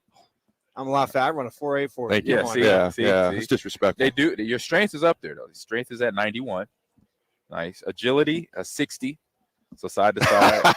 No. He's nodding his head. So folks. agility You can't and see. change of direction. Agility and change of direction. So agility 60, but change of direction is 45, which is the same thing. So Yeah. I don't know. Like I What said, the mid-season update. what the Mid-season discrepancy I'm with is Ty. I'm with Ty. on that Wow. one there. You on gotta that get one. with Seamus. Seamus is the one. Seamus is the one that you gotta tell. But Acceleration. So this is good for D lineman, O lineman. Yeah. We were just talking about this. Acceleration 75 off the ball. All right, but your field awareness, which y'all think it is? Yeah, It's got to be high. What you think, Jay? it's gotta be high. 80 Better be somewhere high. at least, if 80, not at higher. least an If 80. not gotta higher. get to a You're break. right. He's got to It's get a 90. It's a 90. 90. There you All go. right. Your field awareness. Yeah, he's a So- smart I think guy. they robbed you on Yeah, some he's gonna be things, like a Ty. doctor. Mid-season Right there updates, with my you. friend. Mid-season You like a updates. big, like a big surgeon walking there. You know what I mean? Hey, I don't mean to cut you off. We got Yeah. Seamus. So that's the dude. You got to tell him your rating. I know. But he's telling us we got to go to talking. break. Right. Unfortunately, but Ty, listen, man. I know you're gonna do your thing. So we talk Yeah. offline. Appreciate you stopping by, dropping some knowledge. Ty Robinson, you better be all conference this year, man. At least. Yeah, that's what I'm Hey, saying. You don't be keep half this that. you and Hatch get in the backfield every play. Yeah. Create problems for the run game, all the teams y'all play against, and then That's the plan. Yeah. that'll happen. I thought you were calling me Hatch. You pointed at me. I was like, No, I'm Hatch. just- I got it. I'm I just figured it saying out. that. I figured it out. No, I was my hands are just going I got it. everywhere. So Yeah, appreciate you stopping by, Ty, man. Good Thanks, luck Ty. this year. Appreciate you know it. you do it. Thanks for having We're me. going to take a quick break, come back. 937 The Ticket live at Lucas Oil Stadium, Big Ten Media Days. We'll be right back. all right. You're listening to Big Ten Media Days coverage from Indianapolis. Sponsored by 1890 Nebraska, Stevenson Smith Construction, The Complex, Warhorse Casino, and Riddles Jewelry on 93.7 The Ticket and theticketfm.com. Looking for a place to host a one-of-a-kind private game day experience for your staff or clients? Courtyard Marriott downtown is just blocks from the stadium and steps away from all the fanfare. You'll enjoy use of an entire entertainment space, including outdoor courtyard, accommodations for 250 plus guests. Party starts 3 hours before kickoff, and they'll clean up while you go and enjoy the game. Call Courtyard Marriott at 402-904-4800 for more info or to book your pregame party today. Limited dates available. 93.7 The Ticket, Fox, KFXL weather. Sponsored by John Henry's Plumbing, Heating, and Air Conditioning. Your Lincoln forecast for today, we'll see mainly sunny skies and light winds. It'll be hot with a high around 94. Tonight, mostly clear skies and calm winds with a low around 69. And tomorrow, mostly sunny and hot again. We'll see the action high around 95. I'm meteorologist Kyle Cluck for 93.7 The Ticket and theticketfm.com. Hi, it's Sean Callahan here for Koppel Chevrolet GMC, and maybe the biggest savings in the Midwest are happening right now at Koppel. When you buy a new GMC or Chevrolet anywhere else, you might be paying too much. But right now, we're going to give you over $10,000 off list or 1.9% APR on select new Chevrolets or GMCs. So please give us a shot before you buy anywhere else. Please stop in the dealership or check us out online at koppelcars.com. You'll be glad you did. Must trade and finance with approved credit. Football season is nearly here, and your long wait for year 2 of Matt Rule is almost over. Gear up for the season with 93.7 The Ticket's coverage of Big Ten Media Days from July 23rd to the 25th, live from Lucas Oil Stadium in Indianapolis. Jay Foreman, Amon Green, Adam Carricker, Chancellor Brewington, Derek Pearson, Steve Sipple, Jake Sorensen, and Nick Sainer will be in Indy for our shows Tuesday through Thursday. Getting the latest news from Nebraska and everyone else around the conference. Coverage of Big Ten Media Days is brought to you by 1890 Nebraska, Stevenson Smith Construction, The Complex, Warhorse Casino, and Riddles Jewelry. Are you tired of the same old entertainment options? How about something that's truly fun for both kids and adults? Nebraska Knockerball, the new place to go for your private and corporate parties. Step inside one of their inflatable spears and let out stress in a healthy form of exercise. Or try the human foosball, foot darts, yard pong, giant beer pong, basketball Connect 4, and much more. Nebraska Knockerball, specializing in physical, engaging fun. Call Nebraska Knockerball today at 402-460-8724 to learn more or book a reservation now. Riddle's Jewelry is excited to be celebrating 65 years. 65 years of so many incredible memories celebrating with each of your special moments. In celebration of the 65th Riddle's Jewelry anniversary, we will be offering up to 40% off all engagement rings and all diamond fashion jewelry. The excitement doesn't stop there. Riddle's Jewelry is also offering 18 months, 0% interest, and $0 down financing on all qualifying purchases. Riddle's Jewelry has always been known for incredible customer service, one of the largest selections of engagement rings, and don't forget about the on-site jeweler. Come celebrate with us at Riddle's Jewelry, your one-stop diamond shop with exclusive Levian jewelry, Pandora Charm jewelry, and more, all at Riddle's inside Gateway Mall.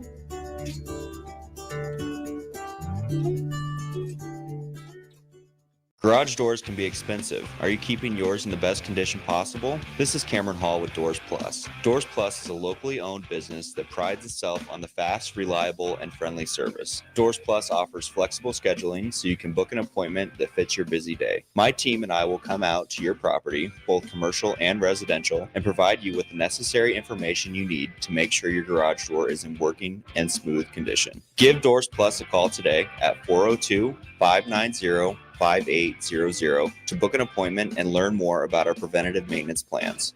Doors Plus, garage doors, and more. I'm softball player Jordy Ball, and I'm proud of my Nebraska roots, and I'm proud to be back home. And at Midwest Bank, they're proud to be your local community bank. They believe in family first, taking initiative, showing integrity, and rolling up their sleeves to support their local communities. They treat everyone like family, no matter where you're from. Whether you walk into a branch in York, Lincoln, Norfolk, or Pierce, you know you're going to be welcomed with a smile. Your community, your bank, Midwest Bank.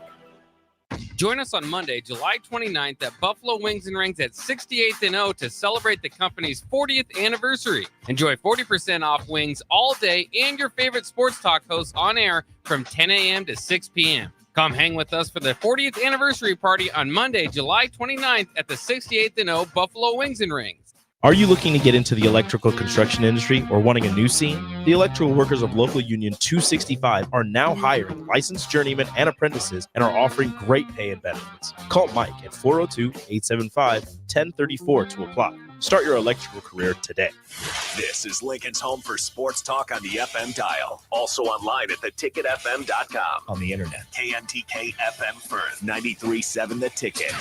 You're listening to Big Ten Media Days coverage from Indianapolis. Sponsored by 1890 Nebraska, Stevens & Smith Construction, The Complex, Warhorse Casino, and Riddle's Jewelry on 93.7 The Ticket and theticketfm.com. Live from Lucas Oil Stadium in Indianapolis.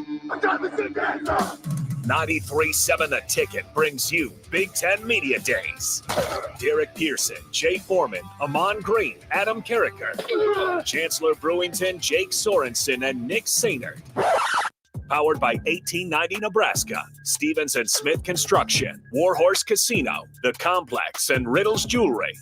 This is Big Ten Media Days on 93.7 The Ticket.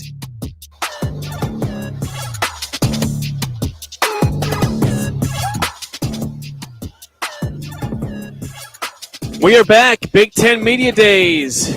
Indianapolis Lucas Oil Stadium, day 2. We're about a half hour away from Matt Rule taking the podium, the main podium. He's already been sat down with us for a little side session, thanks to Matt Rule and all the Huskers sitting down, Ben Scott, Ty Robinson, Isaac Gifford. Also, Rick Neuheisel this morning. We had a variety of people sit down. Matt Millen sat down with us, so it's been a very productive morning here at Media Days. And appreciate everyone for taking the time to do that. Yeah. By the way, thanks to our sponsors, 1890 Nebraska, Stevens & Smith Construction, The Complex Lincoln, Warhorse Casino, and Riddle's Jewelry. We got Amon Green with us, Adam Carricker still with us, Chancellor Brewington's coming over. Gentlemen, what a start it's been today. It's been a busy morning here in Indy. Yeah, of course. It's been a great day. Like you mentioned, all the folks we've already gotten to chat with. it's cool to get insight from people obviously within the program, from leaders on the team, the head coach. That's always phenomenal. But then it's fun to hear from other people. You know, like Right. Neuheisel and Millen and how they view the program from the outside in.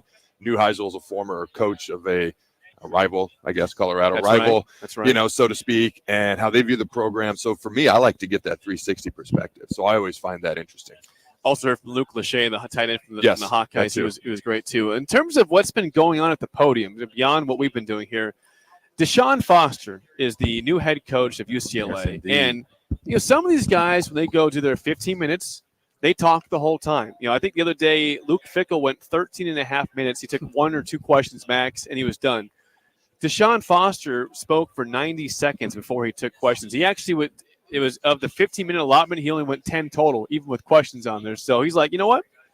First-year head coach, ask me what you want. We're from UCLA. I'm from LA, just like USC is. Yep. What do you got for me? I kind of appreciate that to a certain extent. You don't have to be the polished man at the podium to be a good head coach, but there are questions about his success, what he can do in his first year. But this means nothing in terms of what he can do on the field as a head coach. It's just a preview, you know. It's a preview. It's a preview of the upcoming season from his point of view as a coach, and then the players that came with him. You know what their aspirations are. You know, and we're just here to dissect and get details. That's right. So then we could follow up later in the season. Oh yeah, we remember back in Big Ten media, then so and so said this. So we could kind of do that, have that clip every now and then, because we already know their mindset, because we were all there. You know, at one point where we were going a week away from training camp, and we are mentally and physically getting our heads and our bodies ready at what we're about to do for the next 4 to 5 months. So that's for a player standpoint where that mindset was every year, that week before or 3 days before training camp started. I think some coaches are just more comfortable speaking. Some coaches probably don't want to answer questions. Right. Like, I'm just Right. going to talk the whole time. Give me Yeah, no that's opportunity to straight ask up. me That's questions. facts. You know, other coaches like Deshaun, just like, hey, I'm going to speak briefly, and then I'm here from UCLA, like you said, what you want to ask me. Yeah. So I love seeing the different approaches, because everybody's different. Everybody's unique. If you want to chime in, you can always text us 402-464-5685. Comment on YouTube, Facebook, Twitch, Twitter. Also, just your favorite thoughts so far. Give us some feedback. How's it been going some mornings, a listener? What do you like so far from our interviews, and who stood out to you with the Huskers of Neuheisel, of Luke Lachey, of Matt Millen? It's been a busy morning. We got more to come throughout the rest of the day. Once again, Matt Rule will be at the podium in about 25 minutes. We will air that audio live on the ticket, so tune in for that. We'll watch it here ourselves, but for those at home, we will air that for you also. But right now at the podium is Jonathan Smith, the new head coach of Michigan State, coming from Oregon State. I feel like that's a team that nobody talks about. They were picked low in the conference. You know, they had some issues at the end of last year. Mel Tucker, of course, no longer the head coach at Michigan State. Yeah. But they did beat Nebraska at home in November. Why? Why you gotta do that? Let's just Yeah, say why you gotta do that? Come on. I got to bring facts to the It's table, facts. Adam. Hey, it's facts. I got to bring It's facts. But is that a team that you guys would think will be okay under Coach Smith? His first year, was good. Great job at Oregon State. Phenomenal. Right. First year though at Michigan State. Okay, yeah. Yeah, you never know. You never know. Especially last year, they were a sneaky team. And They were. We go to Michigan State last year, and we don't really perform the way we want to, of course, but it's going to be awesome. I mean, they added a new quarterback piece. Yep. Got some returning guys, got a big tight end. So it's going to be interesting to see how he handles the program. Yeah, I mean, they're a team that's usually in the middle of the pack, and now with the big change and some, I'll say, little ripples in the water in terms of the program on campus there, they just got to make sure they can put that behind them and move forward as a team. You know, I say more from the coaching side of it as well. That's where the problems were lying, and not among the players, just making sure the players can have that focus and not be a look back distraction. You know, always looking forward, basically. Yeah. I'm actually excited to see what he can do. Yeah. So I'm a guy who actually grew up in the Northwest. So in like 2000, and that was the year Neuheisel and Washington won the Pac-10. But Oregon State was number 2 and lost on a last-second field goal up in Seattle to Washington. Other than that, they were 11-1 on the year, destroyed number 9 Notre Dame, 41-9 at Fiesta Bowl, finished 4th ranked in the country. He was the quarterback on that team. Oh, wow. Ken Simonton, they had Ocho Cinco, they had TJ Hushmanzada at wide receiver. That's some talent right That was there. a squad. How about that for the Beavers? And then he comes back as a coach. They were awful. And he builds them up 9-10 wins 2 years in a row. He did a really good job. This guy knows how to win. And I'm curious to see what he can do at Michigan State. They're always that team with talent, and sometimes they capitalize on it, sometimes they don't. For me, and We can talk about Nebraska and what they've done wrong all day because that's pretty much our job. But Michigan State is always that team that just lacks the consistency. Yeah. If he can bring in a winning mentality, get that consistency, they could become a gigantic pain in our rear over the years potentially. Yeah, more competition. They could. More Now, competition. I'm curious in terms of today we'll have Penn State at the podium also today. Penn State will be with James Franklin. We'll have some players out here. They're a team that is picked third in the conference via the Cleveland.com poll, and still I feel like nobody's talking about them. It's all about Oregon. It's about Ohio State. Michigan without Jim Harbaugh, and here's Penn State potentially on the brink of a playoff in the first year of the 12-team playoff, and nobody is saying anything about them. If you're James Franklin, you're like, don't you love that? There's not really the big spotlight, but you could still sneak in and say, hey, we're over here. Don't forget about Penn State. We're a playoff team. No, well, I'd rather be under the radar. Right. I'd rather, because then there's a different pressure. It's more just personally. It's not everybody else expecting what you should be doing. Mm-hmm. And then you can actually work quietly on your own over there. And then sneak up on people because if they're not talking about you, if you're not the main marquee all the time, then you can sneak up on people, catch them off guard, and I like that. Yeah, for sure. I think one thing they need to fix was just a little bit more consistency on offense. Usually back in the day, they had those explosive receivers who could stretch the field. Getting that consistency and allowing the quarterback to make some reads and stretch the field. I think that's one thing they need to focus on. Until they beat Ohio State or Michigan, looking from Penn State's perspective, Right. that's how they're going to be There beat. it is. And Oregon now, frankly, now that they've joined the Big Ten, obviously got UCLA, USC, Washington, etc. And I don't want to brush over Washington because they just played for a national title, but they did lose 20 of 22 starters. So they're in a rebuild, new coach, new AD. That cannot be overstated. No, by it the way. cannot be overstated. I know I said my it quickly, God. but I don't want to disrespect them. But you got to keep that in mind. You look at Penn State, though, right? They got Drew Aller, obviously Mr. Football in the state of Ohio, coming out of high school. Yeah. Then you got Julian Fleming, transfer from Ohio State, That's the number right. one wide receiver in his class when he came out. Now he's looking to break out after transferring over from the Buckeyes. You got their running backs. They're back again. These guys have been phenoms since they were freshmen. You got Nicholas Singleton, Very good running Katron back. Allen. Yep. Yeah, the question is up front. Can they block? And can the receivers create separation so Drew Aller can get some passes in there? They could not protect him last year. They could run the ball. They could not protect him. And the receivers created no separation. Now, all the heat went on Drew Aller, and that's how it is as a quarterback. You get too much credit when you win and you lose. But can he get some help from those guys, and then can he play better too? A familiar name is now calling plays defensively. Tom Allen, the head coach from Indiana, who again had the 9-win season a couple years ago. It faded out the last 2 years, but still respected in the conference. Took over for Kevin Wilson, did a decent job at Indiana. A tough place to win. We all know it's a tough place to win. But it's a pretty good addition for your defensive side of the ball to get someone that's already been in the conference for a couple of years, knows the ins and outs of the teams they're playing.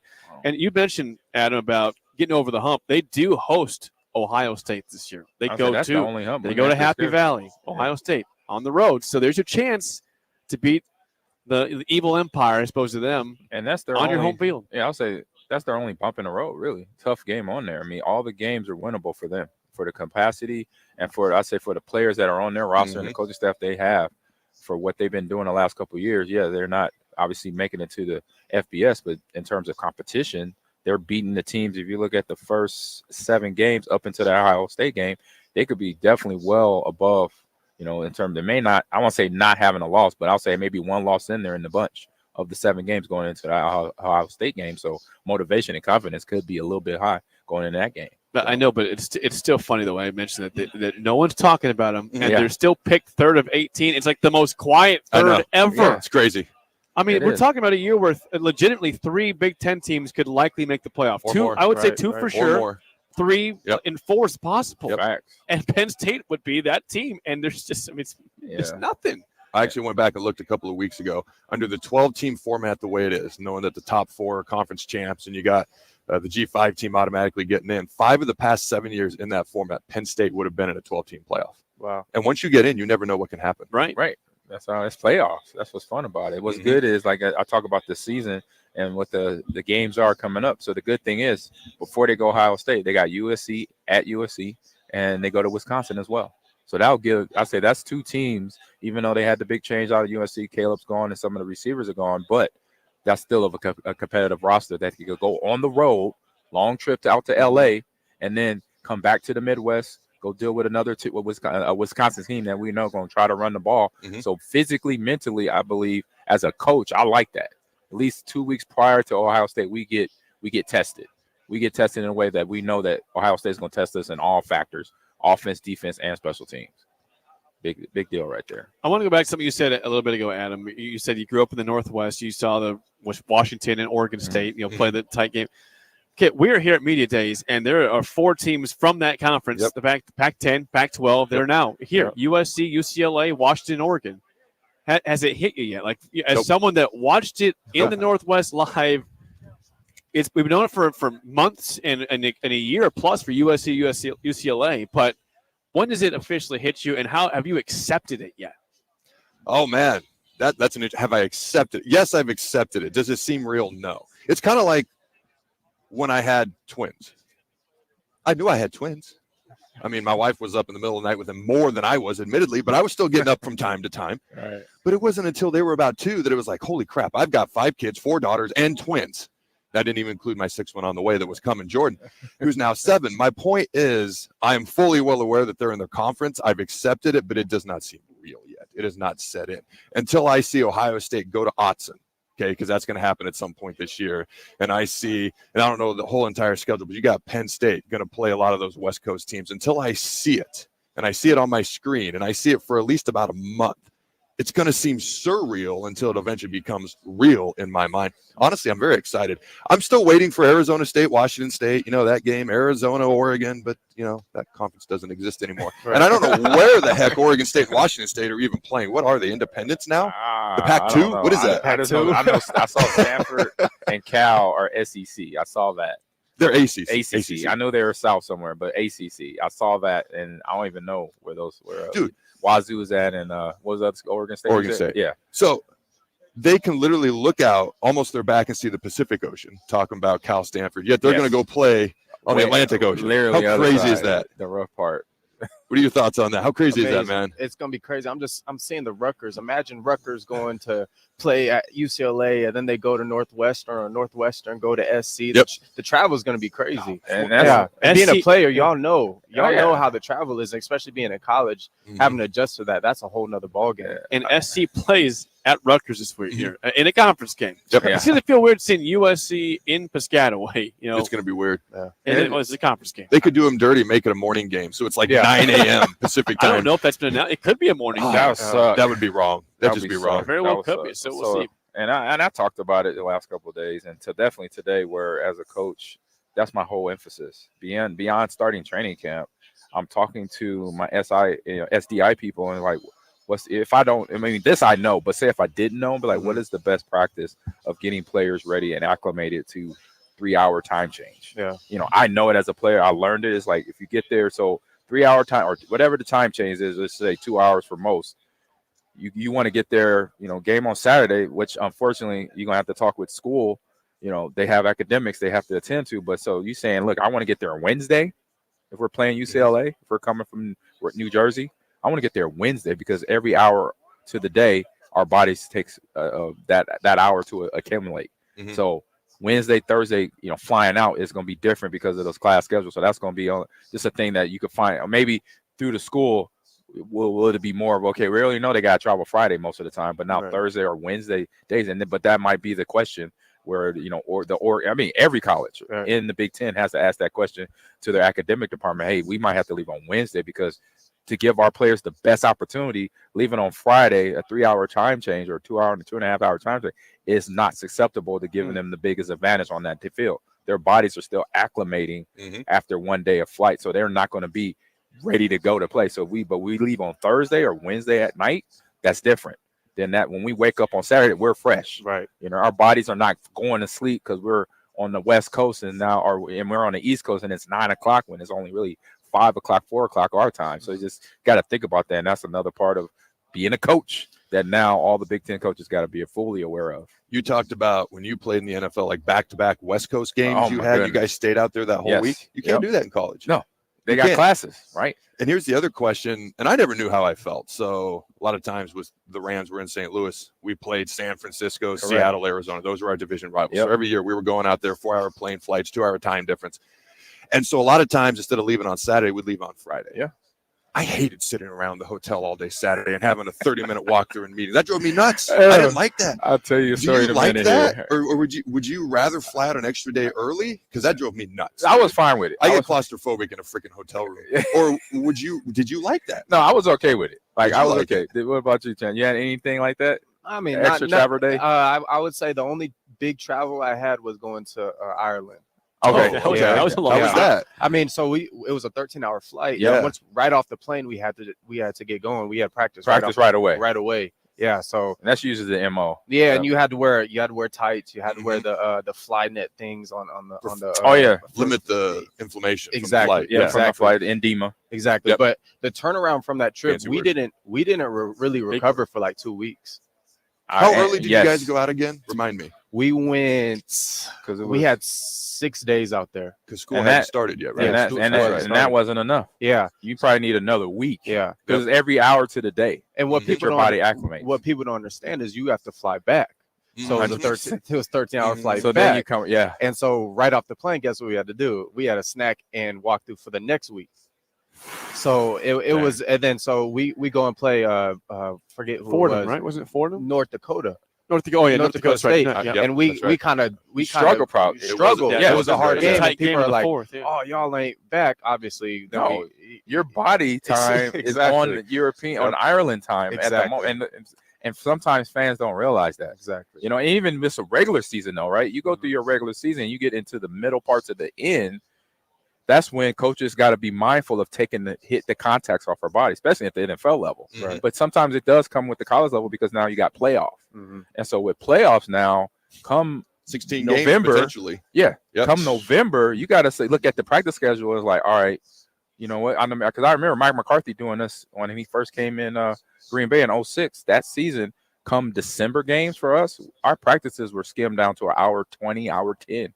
We're out there, we're in and out because we had been practicing since August. Yep. And it's a such thing as wear and tear. Even when you're in shape and you're not injured, mentally it starts to get a little boring or taxing. So lighten it up and shorten it, because then you're a little bit more fresher for the serious stuff, for the stuff on Sunday. So I think college coaches, and I think I know college coaches need to definitely I say have that in the game plan for them, for their players as well. So It's going to be new for college coaches. It They've is. never had, they've had 15 games, but it's always so spread out. Right. These playoff games may not be as spread out. Right. now, yeah, you gotta put that in the equation of planning out your season, planning out practices, planning out training camp and OTAs and stuff. I always love Mike Shanahan because come December, our practices were walkthroughs. Yeah. I've heard They were just of walkthroughs. that. It was I've great. heard of that. He's heard of it. I lived it and I enjoyed it. I've never experienced that, but I heard of that right there. And I'm like, why couldn't I love McCarthy. I had him. Mike Sherman as well. Like, why couldn't we do that come December? You know what else he didn't believe in? Before they got rid of 2 days, he didn't believe in 2 days. Oh, so Andy we Reid was practiced like that too. We Oh, my practice in the God. morning, have meetings, weights, and then a walkthrough was our Andy other Reid was practice. like that. I dreamt of that. I Never experienced got it. It was glorious. Oh my God. Question for you. What's up? Because we're talking about football. Yeah. Football's once a week. What about Olympic sports? Oh, What about the ones who got to travel multiple times a week? They've got it way harder than football. They do. 100%. They do. I mean, how's that going to work? We got Olympics. I have no idea. 2 There's days. a lot of money attached to that too. Yeah. I mean, and you're talking about travels all across the country. Like, yeah, you're not playing once a week, like you said. That's going to be difficult. So I think that's something that we have not really talked about that enough. It's going to be something that will be an eye-opening when it starts to really hit home. Because you've got, now you've got 2 conferences. 3 conferences are now coast to coast, basically. Big Right. 12 is essentially coast to coast with UCF in there, and going out to Arizona, so pretty much coast to coast. The ACC now Is coast to coast to coast coast, with yep. Stanford and Cal Yeah. in the Atlantic Coastal Conference. They're in the Pacific side, And but then they're SMU in Texas. and randomly. SMU. Yeah. Yep, they got long travels too. Yep.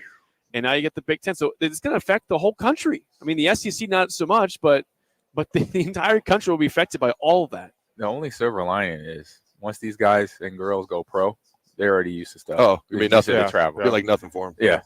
They were like, oh yeah, my freshman year, I went to here, I went to Ireland, or I went to Brazil or whatever. My sophomore year we did this, and by the time you get a pro, whatever, it's football, baseball, basketball, volleyball now, they'll have it under their belts, which would be good. No adjustment there, no nothing where they have to really truly think about. Okay, man, I got a Thursday. Okay, it's Thursday. Okay, let me go to bed at 8:00. here tonight, so I get like a full 12 hours of sleep, and then because I'm gonna be on a plane for 14 hours, whatever that is. So now, doing it now, I guess, gets them ready. Dude, I remember when having an 11 o'clock game was a big deal because the wake-up call at the hotel was 6. So I started getting up at 6 all week.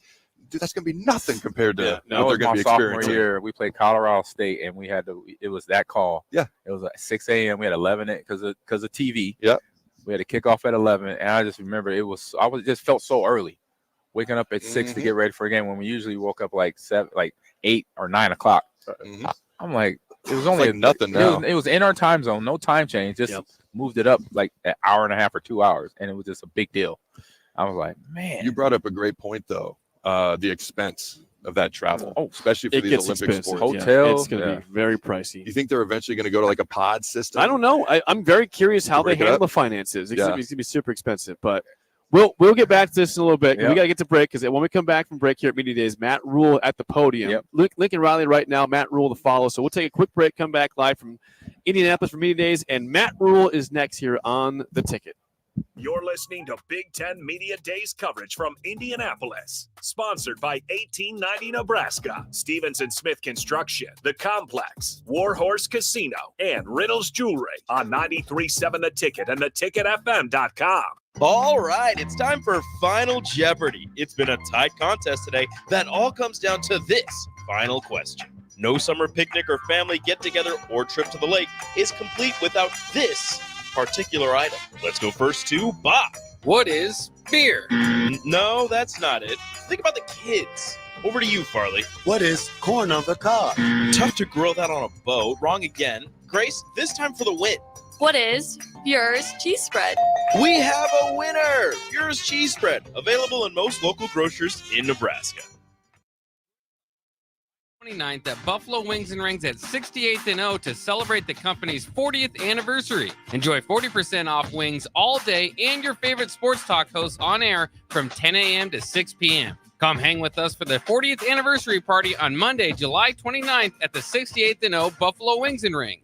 Hey Husker Nation, this is Todd Euler, two-time national champion, here to talk to you about Window World Lincoln. At Window World, we specialize in replacement windows, doors, siding, and roofing. Whether you're looking to enhance the beauty of your home or increase its energy efficiency, we've got you covered. And here's the best part. We offer the best for less. Our team is dedicated to providing top quality products and exceptional service at affordable prices. We want to earn your business and make your home improvement dreams a reality. So why wait? Contact Window World Lincoln today at 464-7313 or visit our website at WindowWorldLincoln.com.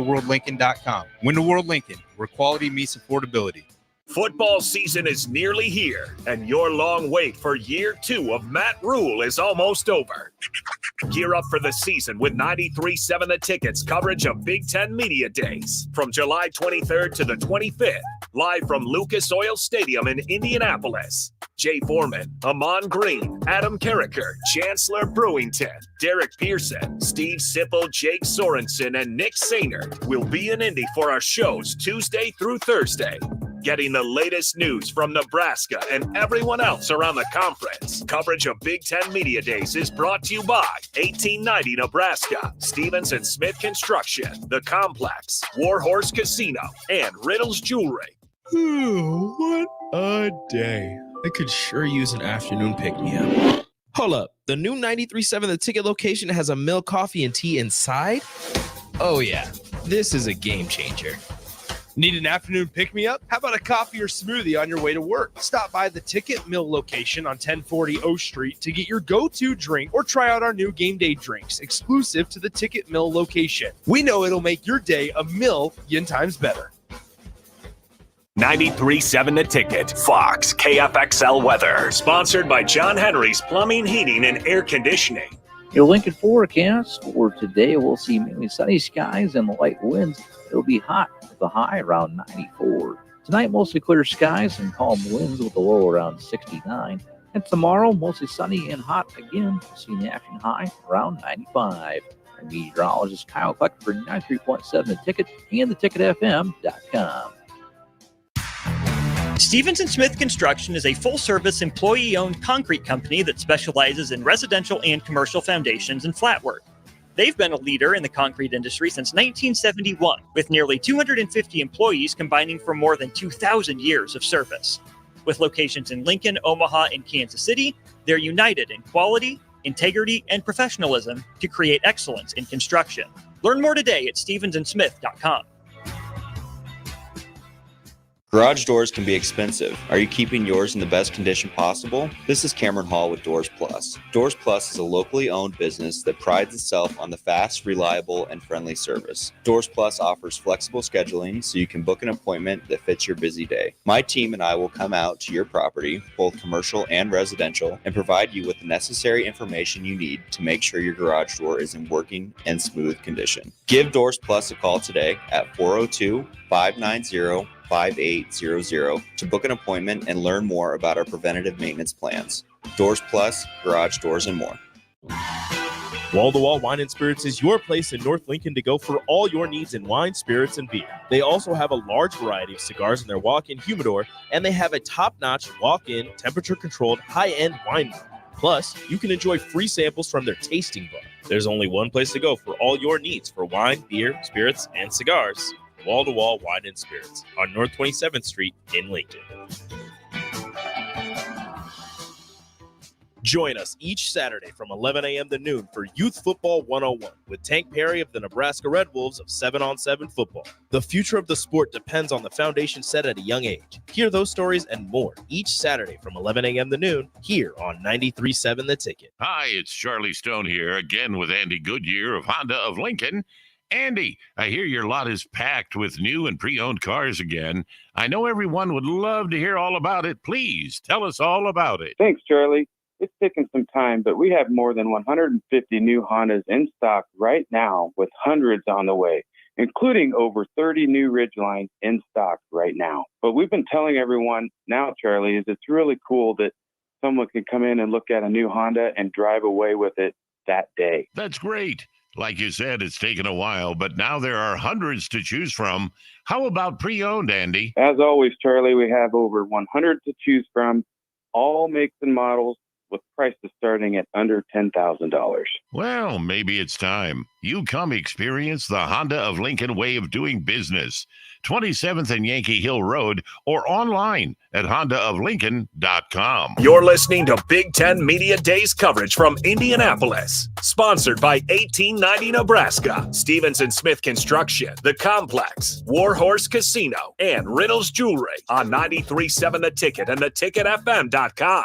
Welcome back to 93.7 The Ticket's coverage of Big Ten Media Days. Powered by 1890 Nebraska, Stevenson Smith Construction, Warhorse Casino, The Complex, and Riddles Jewelry. On 93.7 The Ticket and theticketfm.com. Lucas Oil Stadium, Big Ten Media Days. This is day number 2, and it has been fantastic. It has been exceptional, and it just keeps getting better. DP, back with you. And through the course of life, the universe kind of works and intersects you with some incredible people. There are very few people, and you folks that know me, I give this title to very few people. But the man sitting next to me now is a hero to me. I admire him. I sought him out on purpose. And I wanted to say this as we watched him on stage. Chancellor Brewington, Adam Carrick are sitting with us as well. And as we watched you on stage, I wanted to give Mr. Brewington some information on who you were and why your time on stage was so magnificent and so important. Let me introduce you again to Lieutenant General Michael Clark. Kind sir, thank you for who you are and for doing this. Thank you, Derek. I appreciate that, and thanks for having me. And I you don't have to call me General. You could just call me Rich. Rich is fine. Listen, my grandmother, you and I have the same grandmother, and you know that would not fly. She's not here. That would not fly. You know that would not fly. I won't tell her. So let me make sure I get the number right. The 21st superintendent? That's correct. Of the Air Force Academy. When you say, listen, that through how your journey to it, and that you have covered the corners of leadership, whether it be in athletics, whether it be military and life, and in general. Sir, where does this, I mean, if I asked you for the keys to leadership, what would you give me?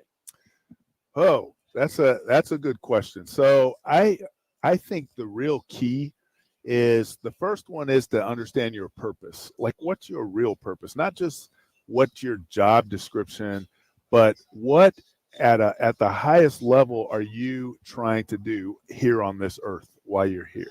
And I think all of us need to come to terms with that, because if you know your why, then your performance will always be better, because you're striving for something so much bigger than yourself that you will perform at a level that is that bigger purpose deserves. And so I think all of us need to understand that. I also think that being humble is a key, and humility is probably the number one leadership trait that any leader could ever have, because that allows you to listen better. It allows you to look out for the people around you more than you're looking out for yourself.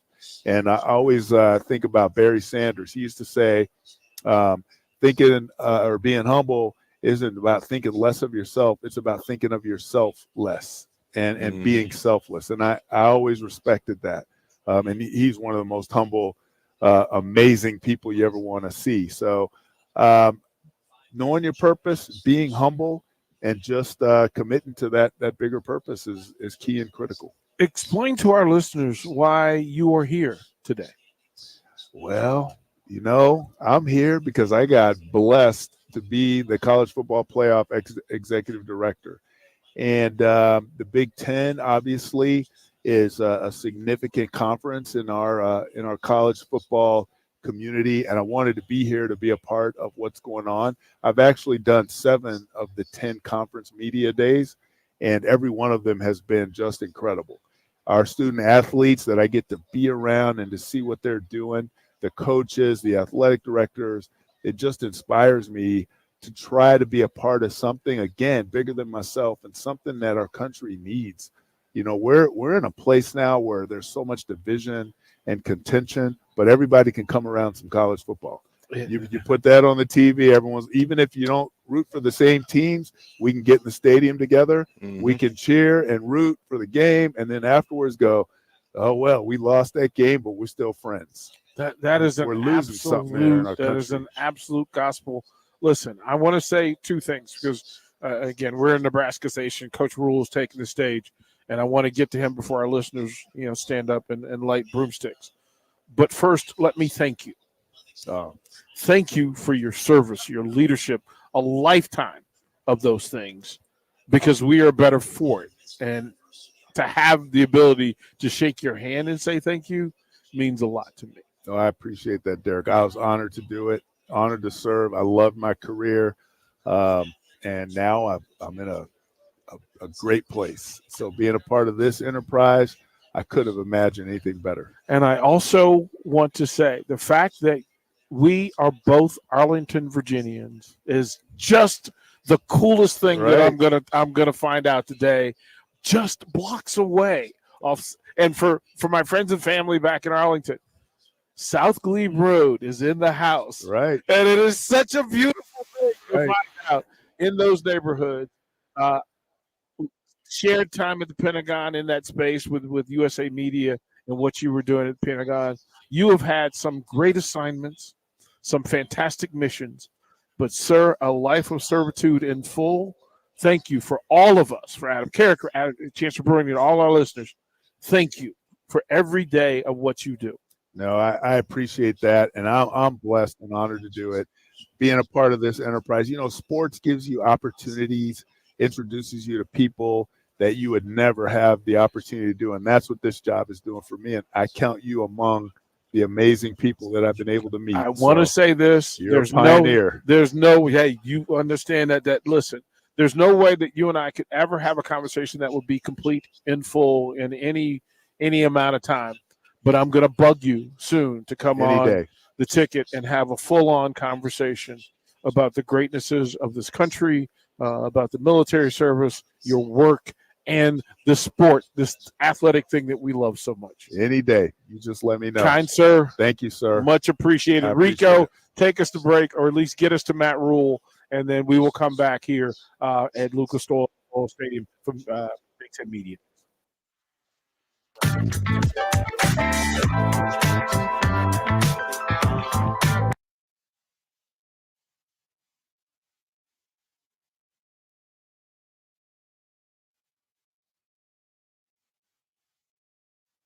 past. Planning your full season.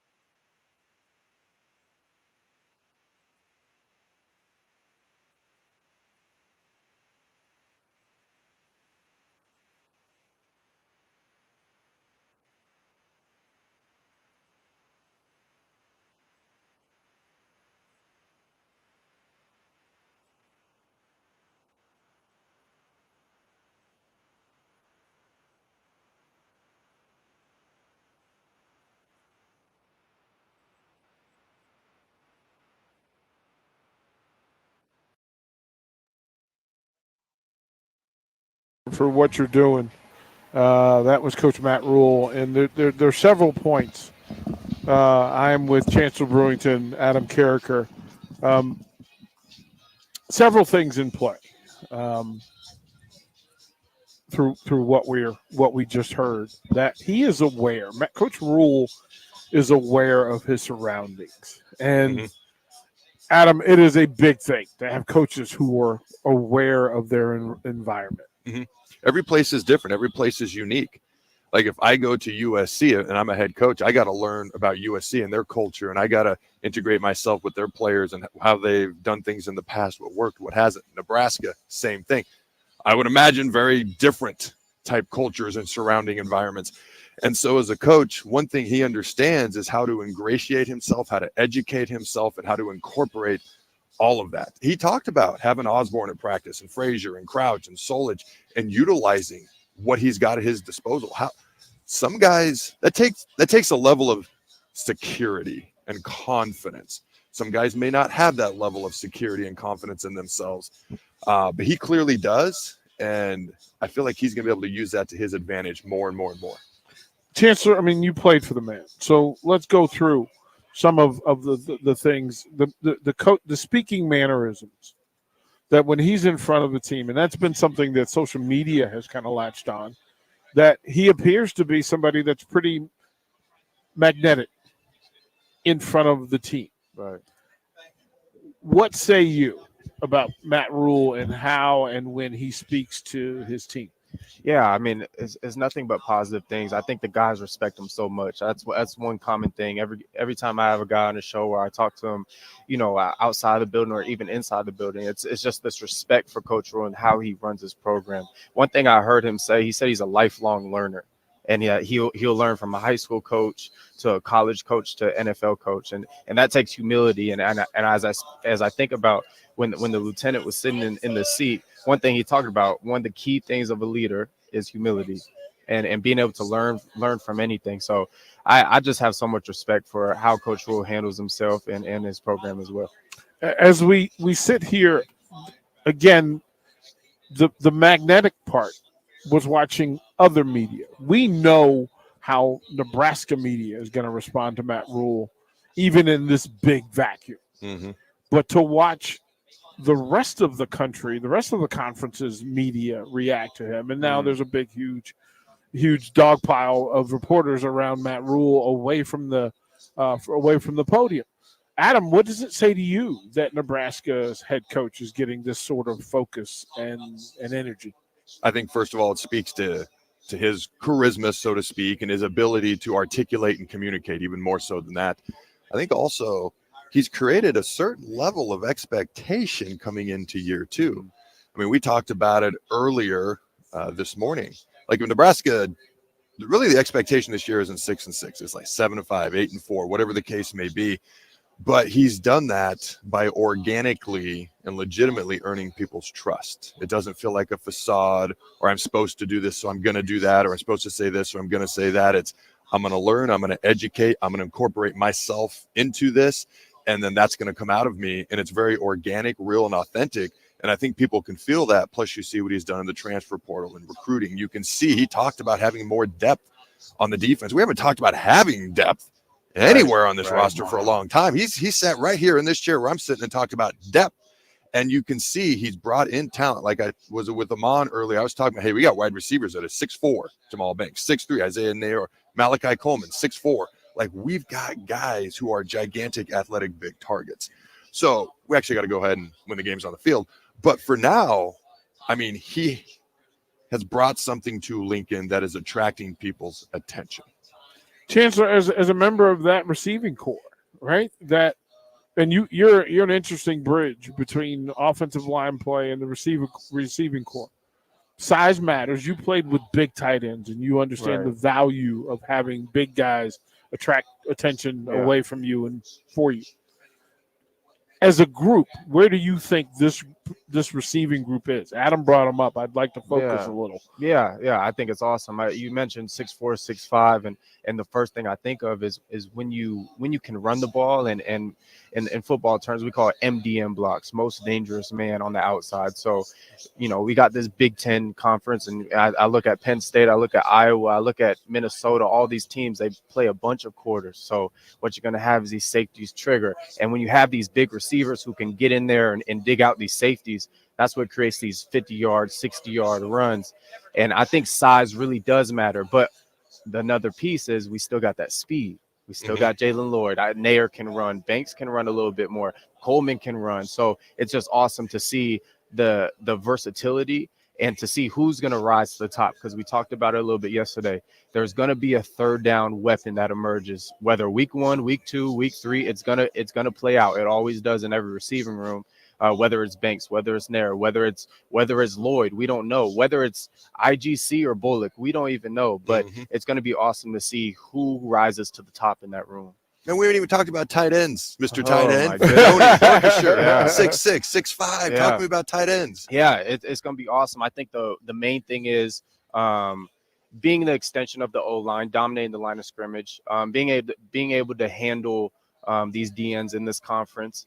As an offensive player, I mean, the offensive coordinator, it's so easy when you have a tight end who you can keep in there for certain run plays, he can seal off gaps on power and stuff like that. So it's going to be awesome. Obviously, I would expect that the tight end becomes a vocal point in this offense in the passing game. I would like to see them work inside out on some stuff. We talked about it yesterday, being able to just throw some quick outs, some quick hitches, some flat routes to Fedoni, to Borkature. And I expect Borkature to have a bigger role on this offense. I think he's slept on in the passing game. I think he can be very consistent. So yeah, it's going to be awesome to see the skill set being utilized in that room. Through all of it, right? That and the insight perspective that yesterday you mentioned Borkature. Yeah. Today you mentioned Borkature. What about Borkature? Because listen, when you talk about depth, sometimes on-field depth matters, and having another guy that you can't focus on. Borkature being sneaky, being good. What is it about Borkature that you like so much? Yeah, so just think about the Big Ten. It's such a 12 personnel league. It's just a 12 personnel league. You can throw out of it, you can pass, you can run these play action looks, all these different things, right? But I think the one thing with Borkature, he's a steady blocker, but there's something about his hands. He has very, very good hands for a tight end, and his what we call his radius, catch radius is really large, and it's one of the first things I saw when I got to campus and got to see him play. I was like, wow, he catches the ball. He has natural hands like a receiver. So I would love to see him in the passing game, and obviously Fedoni. I mean, the way he's able to run after the catch, I don't think we've seen that as much, but I think we're going to see it here soon. I'm excited to see him 2 years removed from major knee injuries. That first year, you might be cleared, but you don't feel right. Right. It's always in the back of your head. And it's, am I going to do something to hurt it again? And you're always a little bit cautious, even if you're not trying to be. I'll never forget a story that Adrian Peterson told, because I could relate to it. He had just had his ACL repaired. This was years ago. And he was cleared. But he's pushing the grocery cart inside the grocery store, and he turns around a corner and he just plants a little extra just to kind of see how he's feeling. While he's getting freaking, cereal or something, milk, 2%, 1%, who knows? The fact is, I could relate because I did the same freaking thing. It wasn't until about a year, 18 months later, or for Fedoni's case, 2 years. He's not going to have to worry about that. He's going to feel not just like he's cleared, but like he's good and strong. When I got cleared with this shoulder, first of all, I was 4 months after surgery. I couldn't believe I was cleared. It was like a creaky door hinge. Like you could hear it if I moved it. If you were in the room and the doctor said, you're cleared. If you got a game Sunday, you could play. It was the off season, but I was like, no, I couldn't. And it was like a full another year before I felt good. I'm curious to see what Fedoni can do now that he's got to be 100% good to go, not just physically, but in his head. And with Borkature, it's interesting because he's got long arms, soft hands. Yeah. So when you talk about that catch radius and good hands. Yeah. It's going to be big to do this. Here's what we have. We have some breaking news for you that we're going to take a break. And when we come back. That's the breaking news? Yeah. No. The breaking news is when we come back. At the top of the hour, we will have Nebraska Athletic Director Troy Dannon. Awesome. Sit down with us, and we get to talk about this Big Ten season, this Husker season, and all things that are Nebraska football. It's pretty cool. It's been a great day, and it'll be a great afternoon here. Lucas Oil Stadium, Big Ten Media Days, DP, Adam Carricker, Chancellor Brewington, and the whole crew, Troy Dannon, coming up next here on The Ticket. You're listening to Big Ten Media Days coverage from Indianapolis. Sponsored by 1890 Nebraska, Stevens & Smith Construction, The Complex, Warhorse Casino, and Riddles Jewelry on 93.7 The Ticket and theticketfm.com. Are you tired of the same old entertainment options? How about something that's truly fun for both kids and adults? Nebraska Knockerball, the new place to go for your private and corporate parties. Step inside one of their inflatable spears and let out stress in a healthy form of exercise.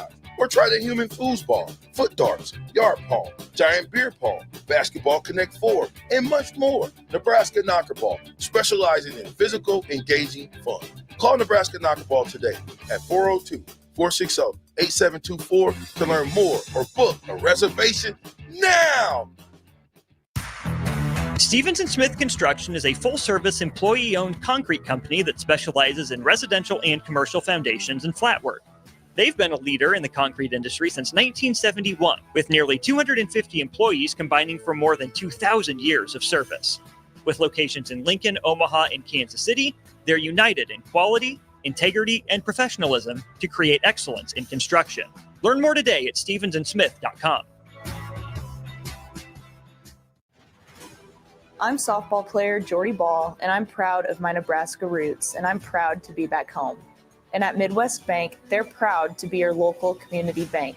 They believe in family first, taking initiative, showing integrity, and rolling up their sleeves to support their local communities. They treat everyone like family, no matter where you're from. Whether you walk into a branch in York, Lincoln, Norfolk, or Pierce, you know you're going to be welcomed with a smile.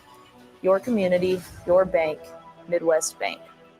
As a proud member of the Roofing and Solar Reform Alliance, Coalition Restoration stands out by providing thorough property assessments, personalized customer service, and top-notch craftsmanship. With years of experience in the industry, Coalition Restoration has built a notable reputation for having a team filled with skilled professionals and possessing the expertise to handle any roofing project, big or small. Visit their website today for a free roof assessment at www.coalitionrestoration.com or give them a call at 402-607-8186.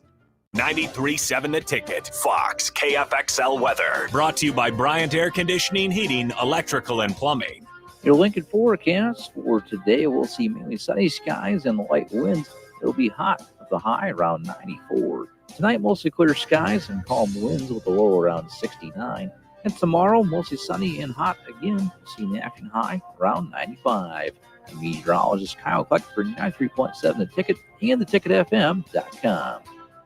Garage doors can be expensive. Are you keeping yours in the best condition possible? This is Cameron Hall with Doors Plus. Doors Plus is a locally owned business that prides itself on the fast, reliable, and friendly service. Doors Plus offers flexible scheduling so you can book an appointment that fits your busy day. My team and I will come out to your property, both commercial and residential, and provide you with the necessary information you need to make sure your garage door is in working and smooth condition. Give Doors Plus a call today at 402-590-5800 to book an appointment and learn more about our preventative maintenance plans. Doors Plus, garage doors, and more. NEBCO is hiring CDL drivers for Ready Mixed Concrete, Husker Concrete, and Beatrice Concrete. NEBCO offers great pay, medical and retirement benefits, paid time off, and they pay for CDL training. Apply today and start your new career with a $2,500 hiring bonus. From NEBCO's beginning in 1908, it's the employees that have formed the company's solid foundation. Start your career today. Visit nebcoinc.com. That's NEBCOINC.com. Get ready, Husker fans. The Big Red Preview is coming soon. Join us Saturday night, August 3rd, for an exclusive look at your Nebraska football team in action. Experience the excitement, the energy, the sights and sounds of a game day as the 2024 football season kicks off. Visit Huskers.com/tickets and bring your family, friends, and all your Big Red pride to Memorial Stadium, Saturday night, August 3rd. That's Huskers.com/tickets. Brought to you by Husker Athletics and 1890 Nebraska. Winning tradition, future success. Join us each Saturday from 11 a.m. to noon for Youth Football 101 with Tank Perry of the Nebraska Red Wolves of 7-on-7 football. The future of the sport depends on the foundation set at a young age. Hear those stories and more each Saturday from 11 a.m. to noon here on 93.7 The Ticket. Tune in to the Teammates Mentoring Hour each Wednesday from 6 to 7 p.m. on 93.7 The Ticket. Hear stories from a program started by Tom and Nancy Osborne and how it's changed mentors and mentees' lives and how you can be involved. The Teammates Mentoring Hour, Wednesday nights from 6 to 7 p.m. on 93.7 The Ticket and theticketfm.com. This is Lincoln's home for sports talk on the FM dial. Also online at theticketfm.com. On the internet. KNTK FM Firth, 93.7 The Ticket. You're listening to Big Ten Media Days coverage from Indianapolis. Sponsored by 1890 Nebraska, Stevens & Smith Construction, The Complex, Warhorse Casino, and Riddles Jewelry on 93.7 The Ticket and theticketfm.com. Live from Lucas Oil Stadium in Indianapolis. 93.7 The Ticket brings you Big Ten Media Days. Derek Pearson, Jay Foreman, Amon Green, Adam Carricker, Chancellor Brewington, Jake Sorensen, and Nick Sainert. Powered by 1890 Nebraska, Stevens & Smith Construction, Warhorse Casino, The Complex, and Riddles Jewelry. This is Big Ten Media Days on 93.7 The Ticket. Top of the hour here, Indianapolis, Indiana, Lucas Oil Stadium, Big Ten Media Days. DP sitting next to me, Adam Carricker, Chancellor Brewington. We heard from Matt Rule and what he had to say. We've actually had a sit down with Coach Rule earlier today. We talked to all three of the Huskers in the building with Ty Robinson, Isaac Gifford, and Ben Scott. And we've had several conversations with other media folks throughout the course of the day. And we're waiting the arrival of Athletic Director Troy Dannon. They're on the way. He's finishing up with the media pool, so he'll take his time and make his way over here.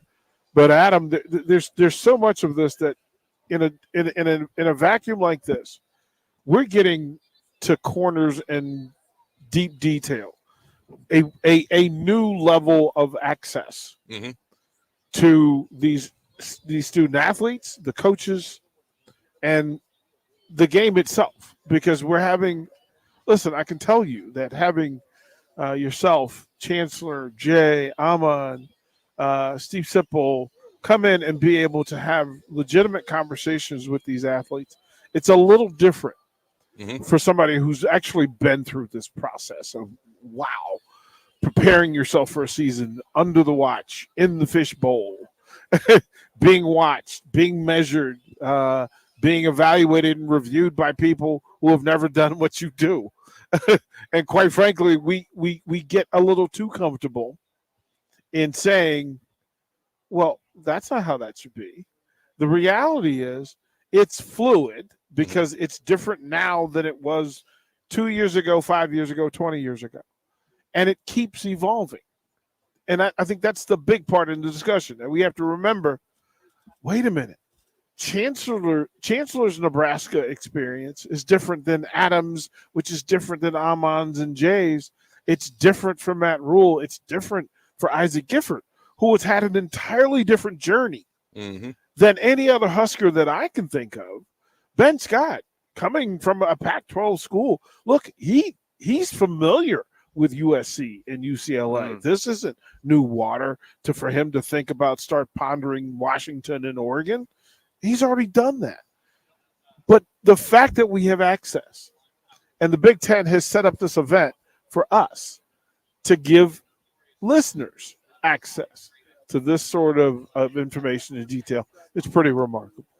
I think it's cool, and you pointed it out. You get to hear from different perspectives from guys who played at Nebraska, whether it be Chancellor, who just recently played, myself, 17 freaking years ago. It keeps getting farther away, but you got Amon, you got Jay. And then, I mean, I'm just going to go down this list, and you went through it quickly, but people we've talked to today, Ty Robinson, okay, then Isaac Gifford, Luke Lachey, tight end of Iowa, sat there nice as could be. You know, it's not like we're rivals or anything. He was great. You talk, and then you get to hear from guys like Jay and Amon, yourself, Chancellor, myself. You get guys like Sipple. Matt Rule sits down and chats with us for a solid 15 minutes. Okay, Matt Millen, a guy that I was in a draft room with him, not in the draft room that I was helping them draft, but he was evaluating me and showed me my worst 15 plays in my college career, berated me, and then wanted to see how I reacted to it because that's part of the process. He wasn't the only one that did that, by the way. And I hadn't seen him since, but to get his perspective on this is awesome. Rick Neuheisel, I'm not going to say who, but there is a particular former player here who was not excited to talk to him because of his days of playing against the teams that Coach Neuheisel was coaching. Okay, like it's such phenomenal, as you said, access. It's great to get those perspectives. I love, because I'm constantly learning. I love hearing what Millen has to say, a former GM, a great player, what Neuheisel, a former coach, has to say, Rule, the current coach, all these former players. To me, this is when you invited me to come on this, I was like, dude, yes. Like, this is going to be something I've never done, at least not from this perspective. And I'm learning so much, and it's such a cool thing. I can't wait for Troy to get over here. But what are your thoughts, Chancellor? Yeah, I think it's awesome. One thing me and DP were talking about was that players want to talk to former players or people that speak that language. There's just a different language. They understand what summer entails. They understand what fall camp is in itself, all the things that go into that. They understand what preparing for a season is, and then being able to talk a little bit of X's and O's. I know football guys just love that type of stuff. Not to say they don't like talking to media. It's just more commercial, kind of got to dress it up with the bow. But sometimes a dog has to be a dog at some point. You know what I'm saying? It really is the thing. I was just going to say, like, when you said MDM earlier, I knew what that meant. Yeah. I didn't do it, but I heard other guys say it when I was there. Most dangerous man. I know what deuce means. I'm getting double teamed. Awesome. You know, all that kind of stuff. So I think there's just a relatability because those guys have been through something incredibly similar to what you've been through, and you can just relate on that level.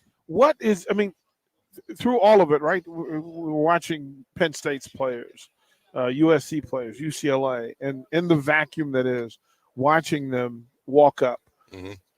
And I don't want to bury the lead in that the pride level of every single one of these student athletes as they get to suit and boot and represent their programs and their families and their communities in the highest way possible here. That's remarkable in this thing. It's amazing. It's amazing. It's amazing. I think about all these, all the guys coming through, how they're able to represent their team and what that entails. And the even just the way they put on their suit represents their team. The way they walk through here represents the team. The way they look physically represents their team. I just think it's amazing. Isaac Gifford, man, that hair was flowing. I tell you what, that hair looks good. He is dressed clean. But we mentioned it before, man, when we got to talking about physicality and he talked about taking on that pulling guard on a counter block, that look in his eyes changed. It really is a thing, isn't it? It is. That you can't – there are things that you can turn off. There are things that you can't. Yeah. And it is remarkable in this space that as we have these discussions, coaches in full, they try to walk in their humility, but at some point they become who they are, those leaders. And leadership is so important. It's so valuable along the way. Kind sir, how are you? How's it going, Troy? Good to see you. How you doing, Chancellor? Nice to meet you. Come on in. It is time. We got excited a moment ago with the idea and concept that we were going to be able to sit with the leader of this thing that is called Nebraska Athletics and the value in this. Troy Dannon, thank you, first of all, for sitting with us. And finally, this is my first introduction to you. And I'm a fan of what you've put into play since you've been in Lincoln. And I'm impressed because this is different. Nebraska athletics is different. Nebraska football is different. We try to, I heard that when I moved to Lincoln, and I just kind of hemmed. I hear that everywhere I am. You now have been here, and now you're the leader and the captain of the ship. If I asked you specifically and directly, what is Nebraska football to you? What would you say? Well, the thing I thought coming in is probably manifesting itself to be true. And that is, in a lot of ways, Nebraska football is Nebraska. It defines the state. The state defines itself. A lot of people buy Nebraska football. And so the outcome matters because people want to feel good about themselves. They're going to feel good about themselves based on the outcome of what happens. I went to with the governor and the new president out to the Cattlemen's Ball. So there's 3,500, 4,000 people, way out in the panhandle. And all they want to talk about is Nebraska football. And they do and they don't come, but they care so much about it because of the level of ownership. In this job, every place I've been, you try to create ownership. So people are invested in it. Well, there's no need to create ownership here. Everybody has it and everybody's invested in it. And so that's what makes it different. You can say we're the only Division I school. You can say there's this, that. There's no pro sports teams. There's no pro sports teams in a lot of states. The ownership and how much and the passion people carry for the university. I told somebody, the one thing I'm going to start talking more about internally in the department, having been here 4 months now, is how important it is we do everything right. Winning's one thing, and we'll win, but we're representing a lot of people, and they don't want to be embarrassed, and they own this, and so we got to remember who we're representing too and what we do. See, that's hitting the layup, because the people who tune in, they're on the stream, they're on our text line, they're all over our apps each and every single day because they care. And then you use the word that when it comes to Nebraska athletics and Nebraska fans, right is the word that's used most. And there's some importance to that. Winning is a byproduct of doing things right. And the fact that leadership uses that word and pushes it out there. Now, I'll ask you, on a historic day for the Big Ten Conference, that in adding USC and UCLA and Washington and Oregon to this media factory and this conglomerate of football superheroes, how big of a day is this for the Big Ten Conference in your mind and for Nebraska? Well, Matt and I hadn't heard him say it before, but he said the Big Ten is the NFL. We're coast to coast. We've got every climate. We've got everything. And if it wasn't already a national conference, it sure is now. And, there's good and there's bad with that, for, travel and everything else. But, you're getting talked about in the greatest media markets every day across the country. The focus, just use Nebraska. There would have been no cause in Los Angeles for anybody to pay attention to Nebraska or focus on Nebraska. Guess what's going to happen now? Mm-hmm. And so, one, it's our brand, it's our reach, it's our importance. And that goes back to people get their impressions of states based on their athletic teams. I say that again. So if you're in California and you've never been to Nebraska and you're not thinking about Nebraska and you got no cause to ever thinking about Nebraska, what happens when we go to the Coliseum and play this year is going to set people's impression and image of the state of Nebraska. And I go back to when I used to run the high school association a long, long time ago in Iowa. People's belief of the town was because of their sports teams. And if their sports teams won, people thought something different about that town than if their sports teams always lost. It just is what it is. Yeah, a lot of truth to that. And so it happens on a bigger macro level here too.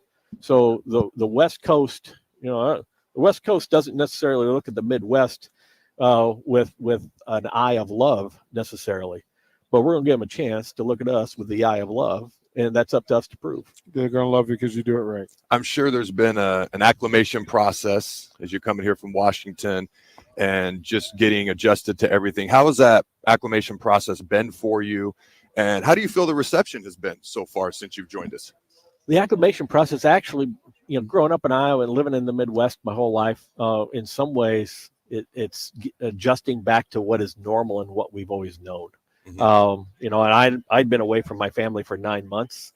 So, getting acclimatized in the house was also pretty important. Mm-hmm. But people, I came in at a situation where people were a little shaken mm-hmm. and stunned and surprised and worried and there'd been leadership changes at the university. I have not found one obstacle that is self-imposed. And we talk about alignment all the time. I suspected, I heard a lot about the alignment's not this, the alignment's not that. Alignment is everybody wants the same thing. And true alignment is my job is to get everybody on the right road to get to it. And everybody gets on these roads, right? And I want this flag, but they get on roads going over here and over here. My job is to get everybody focused on this is the road we need to be on, and here's why. And I have found that the alignment is better than I ever could have expected it to be, from the governor to the board of regents to everybody on campus and inside the system. So I've been pleasantly surprised. Now I joke, I haven't been there during a loss, unbeaten after 4 months. So I haven't seen maybe the negative side come out with passion. It comes and it's a part of it. But so far, I've been able to get a really good leadership team built. There were a couple of vacancies, and then I ended up creating a couple of vacancies. But I've got a really good group built who have experiences at schools like Nebraska, who have experiences some in the Big Ten. So we kind of understand a lot of this is understanding what other people are doing and why, and how does that apply or does it not apply. And so what made Nebraska great, there's that part of it, but there's also what's making Ohio State great today. How do we inject a little bit of that into what makes Nebraska great? So I think I got the right people around, and like everything else, and this goes back to just the Nebraskans, people define every success that ever happens. And I think the people are in place to have great success, starting with the head ball coach. All right. You may have just answered this question, but I want to ask it anyways. And like you said, you're undefeated to this point when it comes to football here at Nebraska. But I heard you say in your introductory press conference, I've heard you say a couple times since, and you mentioned it a few minutes ago, we're going to win here at Nebraska. Yeah. What makes you so confident that we're going to win here at Nebraska? Every place that wins, there's 4 cornerstones: facilities, fans, coaches, and the kids. And if those 4 cornerstones are in place, it will support success. You can have success without one of those things, but eventually it teeters and falls and collapses. So how can you build sustainable success? Well, our facilities are second to none. Oh, my goodness. We've That's got the work truth. to do, but our facility, and that goes back generations of athletic directors have always done it right. So we've got the facilities. We've talked about the fans, that we've got the asset in alums and fans who care about things happening, and not just fans who want to give money, but fans sitting in the legislature, fans sitting in places that can do things to make sure they help the university succeed. Facilities, fans, coaches. I would tell you, I'm a believer in Matt for a lot of reasons, but I'm a believer having been around our head coaches now. We have an embarrassment of riches in our head coaches. People don't realize how good Justin St. Clair is. We have one of the best track and field coaches in the country. And sometimes we don't think about, but when you have coaches like that across the board, they all feed off of one another. And so for me, the coaches don't work for me. I work for the coaches. And you want coaches that you trust to say, I got to have X, Y, and Z, or I need this type of support or that type of support in order to have success. And we've got those across the board. And then going back to the kids, which is the most important part. You can have the other 3, and if you don't have the kids, and I say kids because I just had my 50th birthday yesterday now, so everybody's a kid. Happy right? birthday. But our athletes across the board, Matt talked about grades today. We've got athletes who care. They care about winning socially. They care about winning academically. They care about winning in every way. Just incredibly, when I say good kids, I don't see cancers. I don't see people who are going to be obstacles to get in our own way of success. The level of talent is high, and from how I see Matt, it's only going to get higher. So when I keep talking about we're going to win, those 4 cornerstones, they're either rock solid in place or we're building into them right now. So I feel very secure in that. And this is my 4th job. It's my last job. It's a place where our kids are 11 and 10, right? They're going to go through school. They're going to grow up. This job's 90 hours a week. I don't want to go someplace, work 90 hours a week and then not win. It ain't fun. Yep. And it's not, and I say we have 350 people who work in the department. We all have that attitude. We all want to win. It's special. We're talking to Nebraska Athletic Director Troy Dannon, and a big part with alumni like Adam Carricker, Amon Green, Jay Foreman, who love you and are actively supporting you, to have the young men, you talk about the young people, Chancellor Brewington recently wearing the jersey and decide, you know what, I want to be one of the voices that shares the good of Nebraska football, athletics, and academics. Through all of this, NIL and transfer portal have become a part of it, and Nebraska has been active in it. 93.7 The Ticket has been active in supporting, and I want to be public in this. And I want to say to you, we're going to help the University of Nebraska athletics.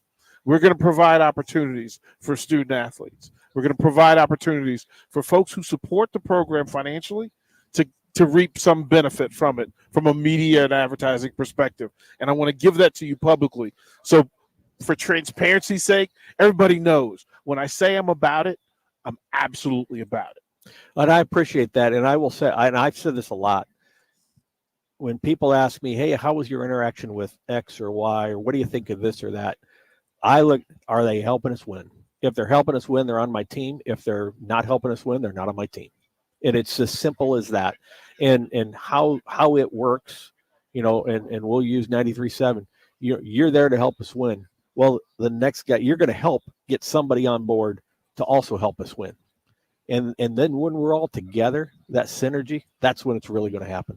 18 hours a day, what we do is we root and we cheer and we support.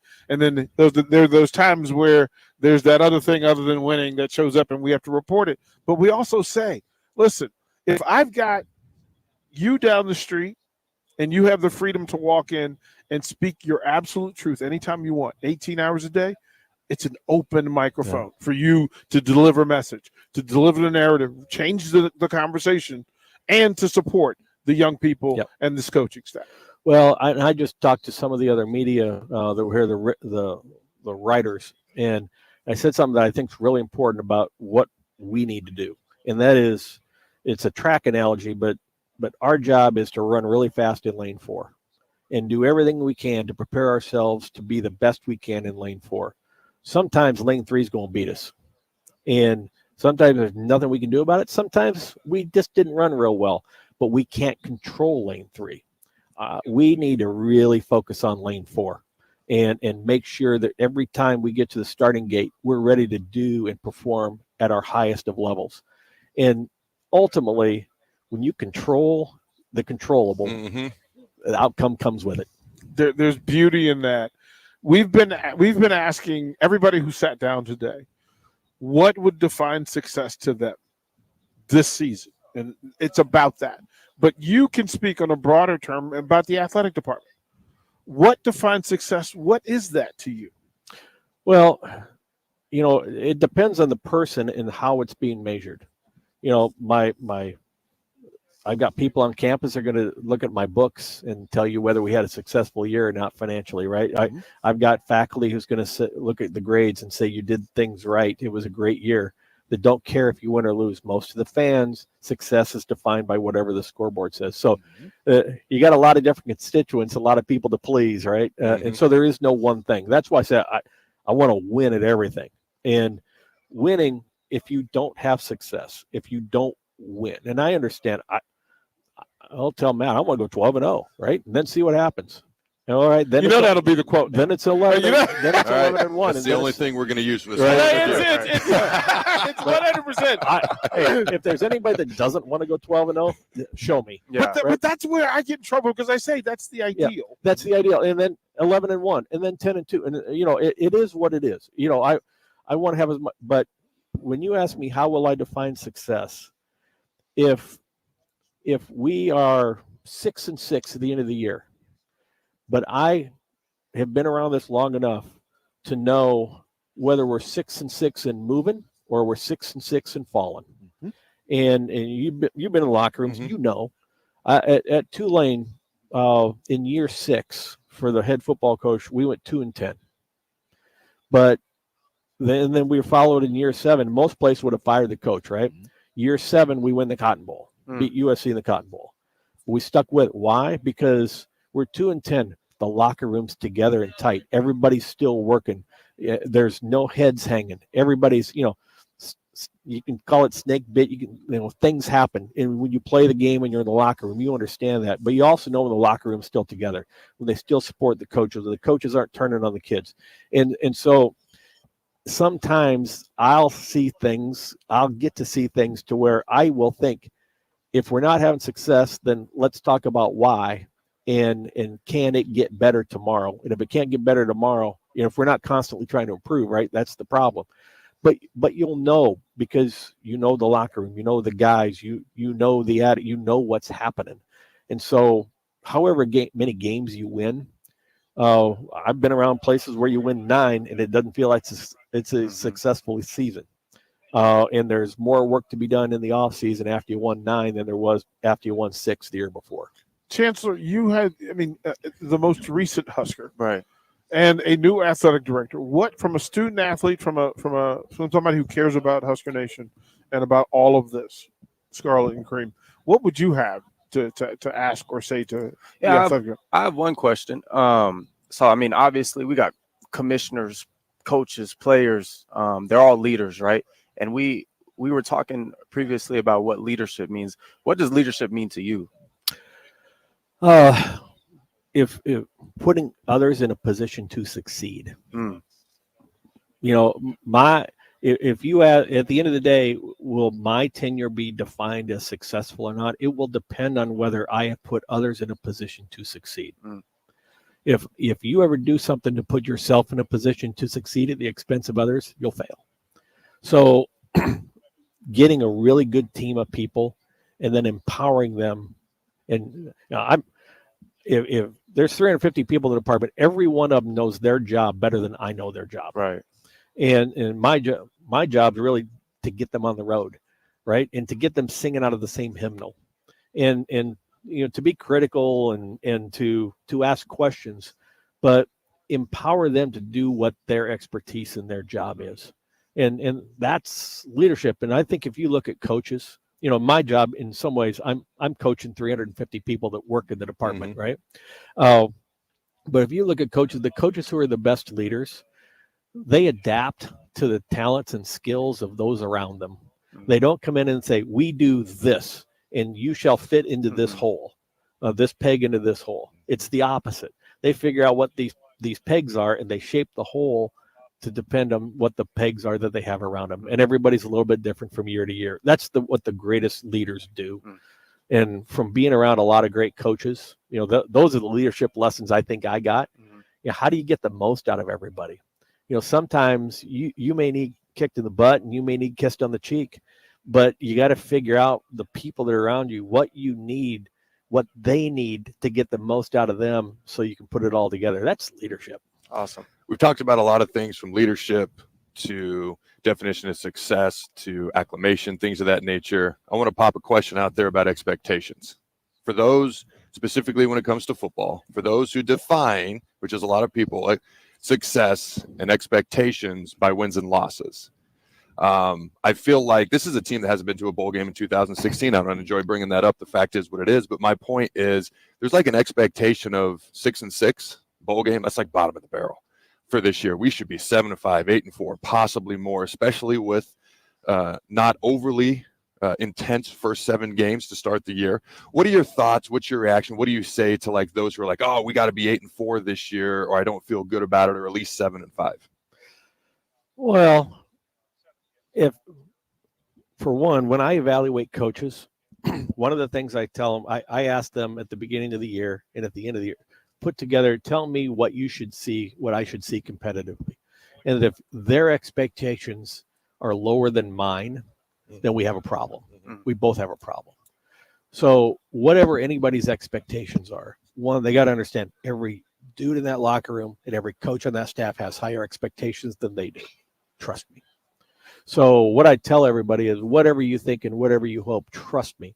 Everybody in that locker room, everybody on that staff, everybody whose career rides on whether they win those games or not, their expectations are higher than yours.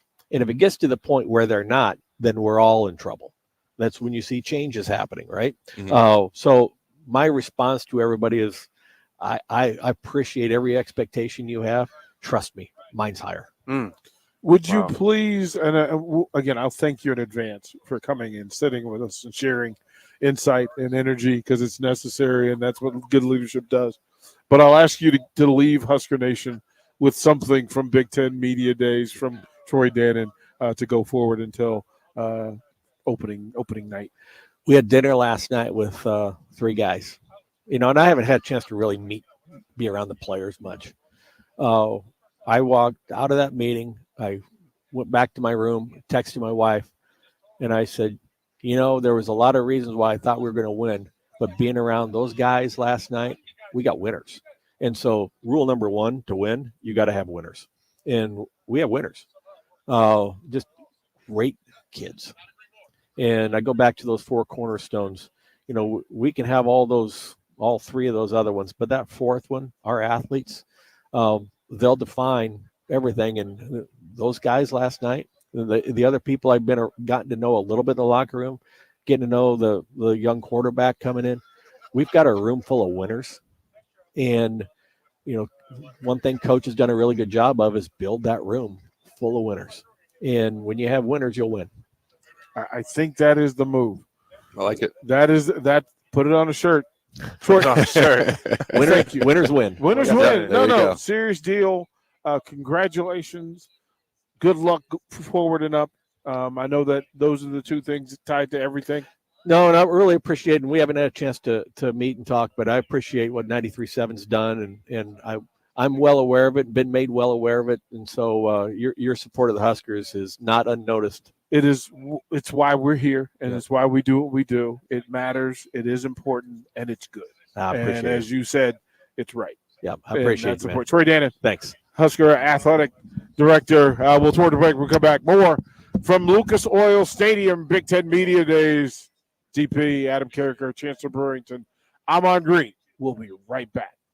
You're listening to Big Ten Media Days coverage from Indianapolis. Sponsored by 1890 Nebraska, Stevenson Smith Construction, The Complex, Warhorse Casino, and Reynolds Jewelry on 93.7 The Ticket and theticketfm.com. Hey, Husker Nation. This is Todd Euler, 2-time national champion, here to talk to you about Window World Lincoln. At Window World, we specialize in replacement windows, doors, siding, and roofing. Whether you're looking to enhance the beauty of your home or increase its energy efficiency, we've got you covered. And here's the best part. We offer the best for less. Our team is dedicated to providing top quality products and exceptional service at affordable prices. We want to earn your business and make your home improvement dreams a reality. So why wait? Contact Window World Lincoln today at 464-7313 or visit our website at windowworldlincoln.com. Window World Lincoln, where quality meets affordability.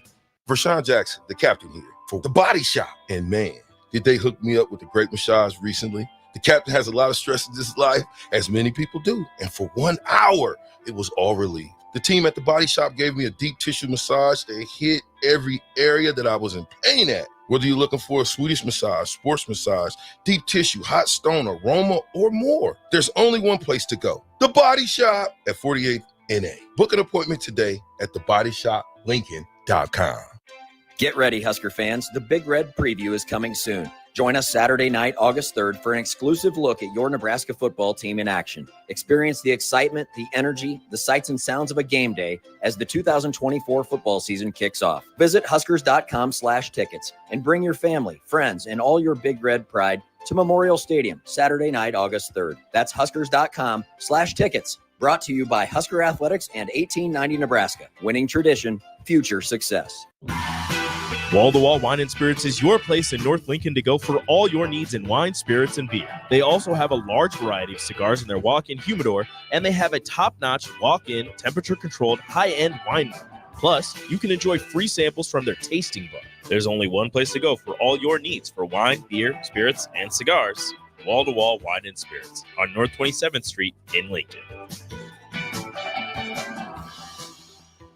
Tune in to the Teammates Mentoring Hour each Wednesday from 6 to 7 p.m. on 93.7 The Ticket. Hear stories from a program started by Tom and Nancy Osborne and how it's changed mentors and mentees' lives and how you can be involved. The Teammates Mentoring Hour, Wednesday nights from 6 to 7 p.m. on 93.7 The Ticket and theticketfm.com.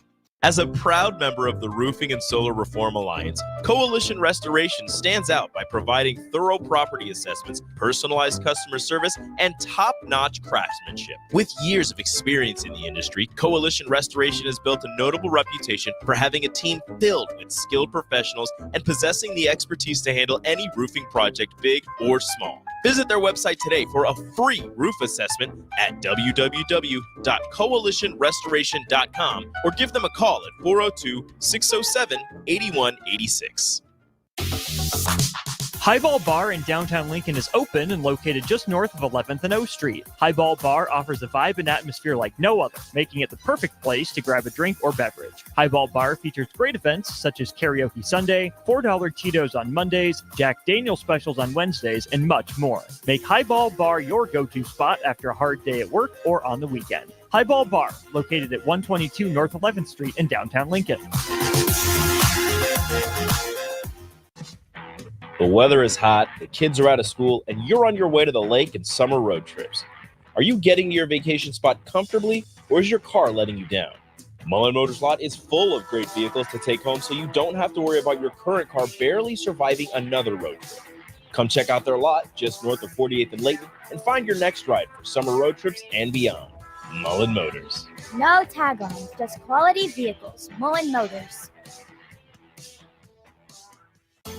For only $2.99 a day, LES powers life's sweetest moments and keeps all your summer treats icy cold and ready. Learn more at les.com/value. The next generation of Huskers starts now. Join the official Kids Club of Nebraska Athletics today to score access to select home games, a discount at the team store, and endless Husker spirit. The free JV team gets you started with a game credential. Upgrade to the $35 Lil Huskers membership for a welcome box and VIP Lil Huskers experiences. Fuel your Husker spirit. Join the Kids Club today at huskers.com/Kids Club. Go Big Red.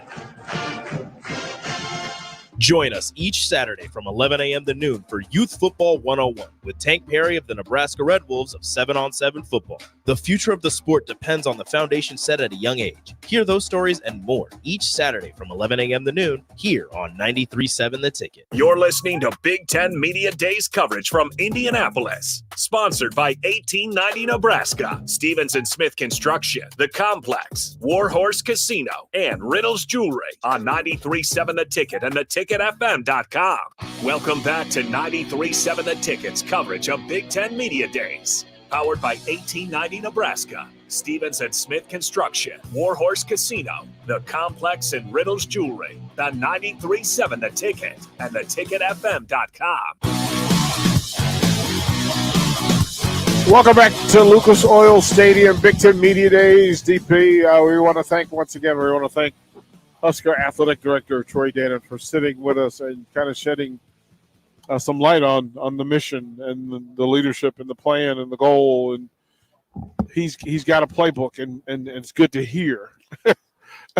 Yep. What makes it all move? Amon Green, Adam Carricker, Chancellor Brewington.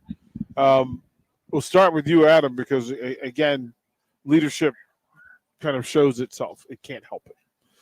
He has things that he believes in and things that have worked for him at other places. Washington just played for a national title, Tulane, 2-10 to winning the Cotton Bowl and beating USC 1 year later.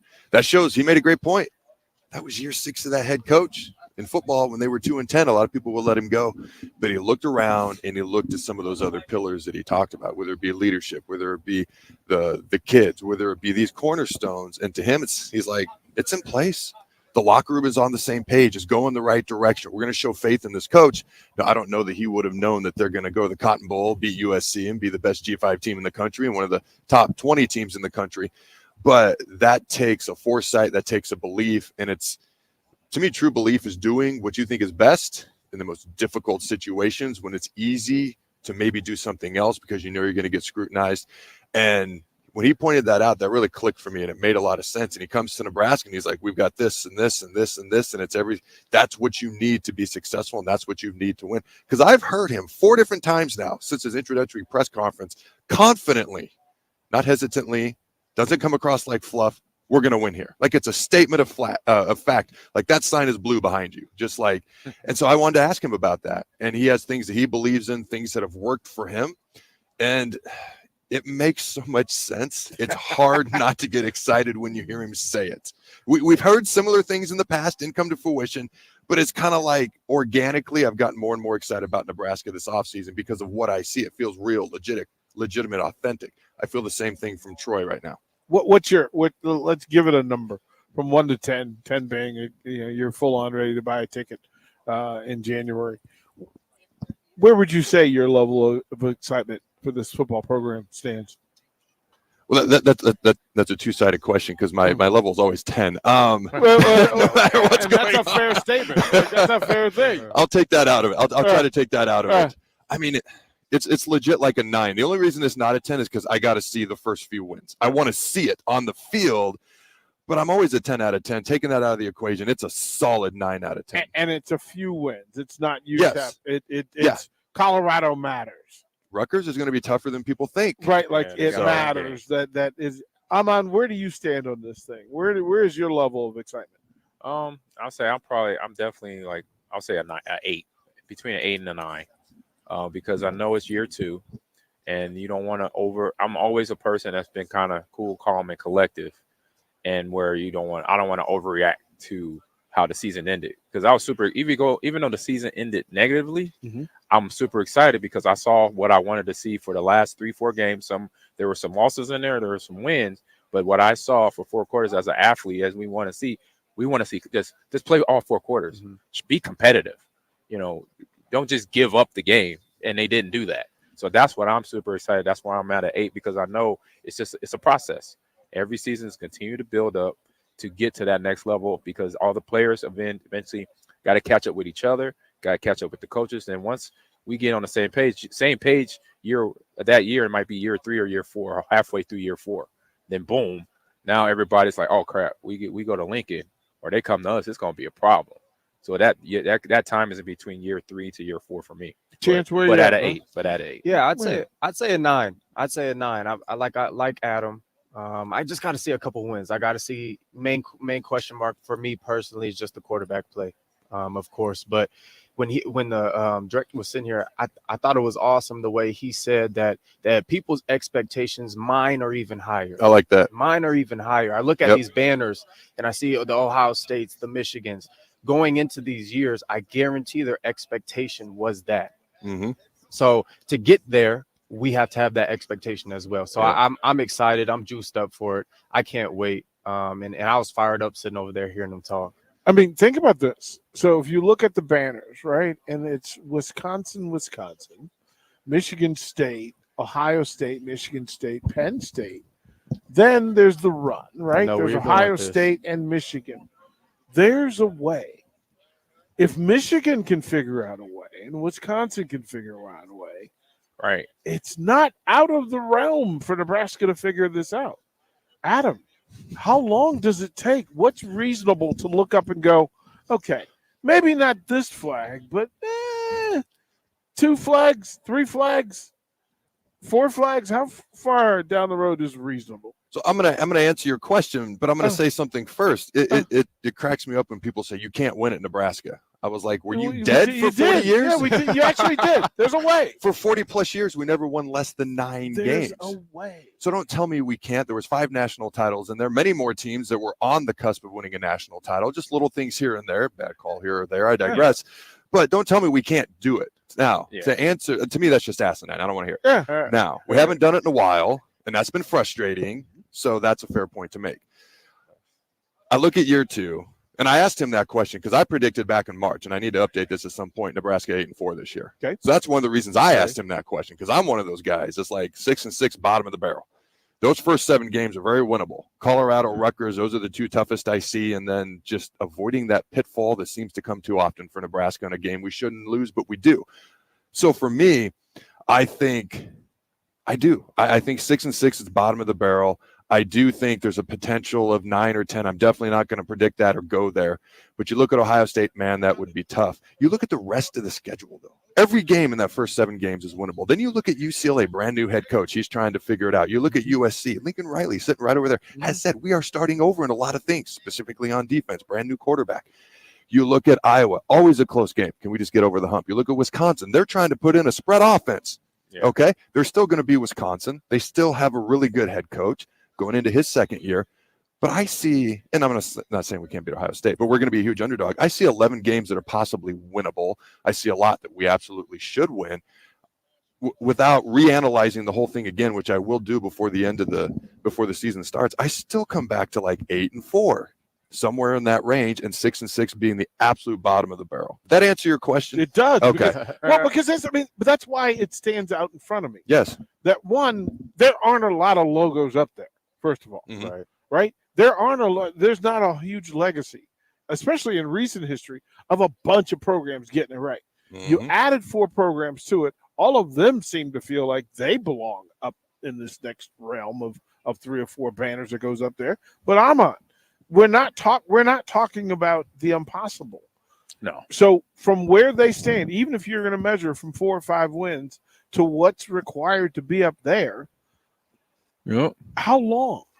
I say it's a process just like anything. So how long? I would say probably anywhere from 4 to 6 years. Because when Harbaugh came into Michigan, they were bottom barrel of the Big Ten at that time. They were struggling. Yes, they were not good. Brady Hoke, yeah. Yep. And then he went hardcore into what Matt Rule is doing right now, recruiting, where he was traveling around doing these camps, got in a little trouble for some of them, right?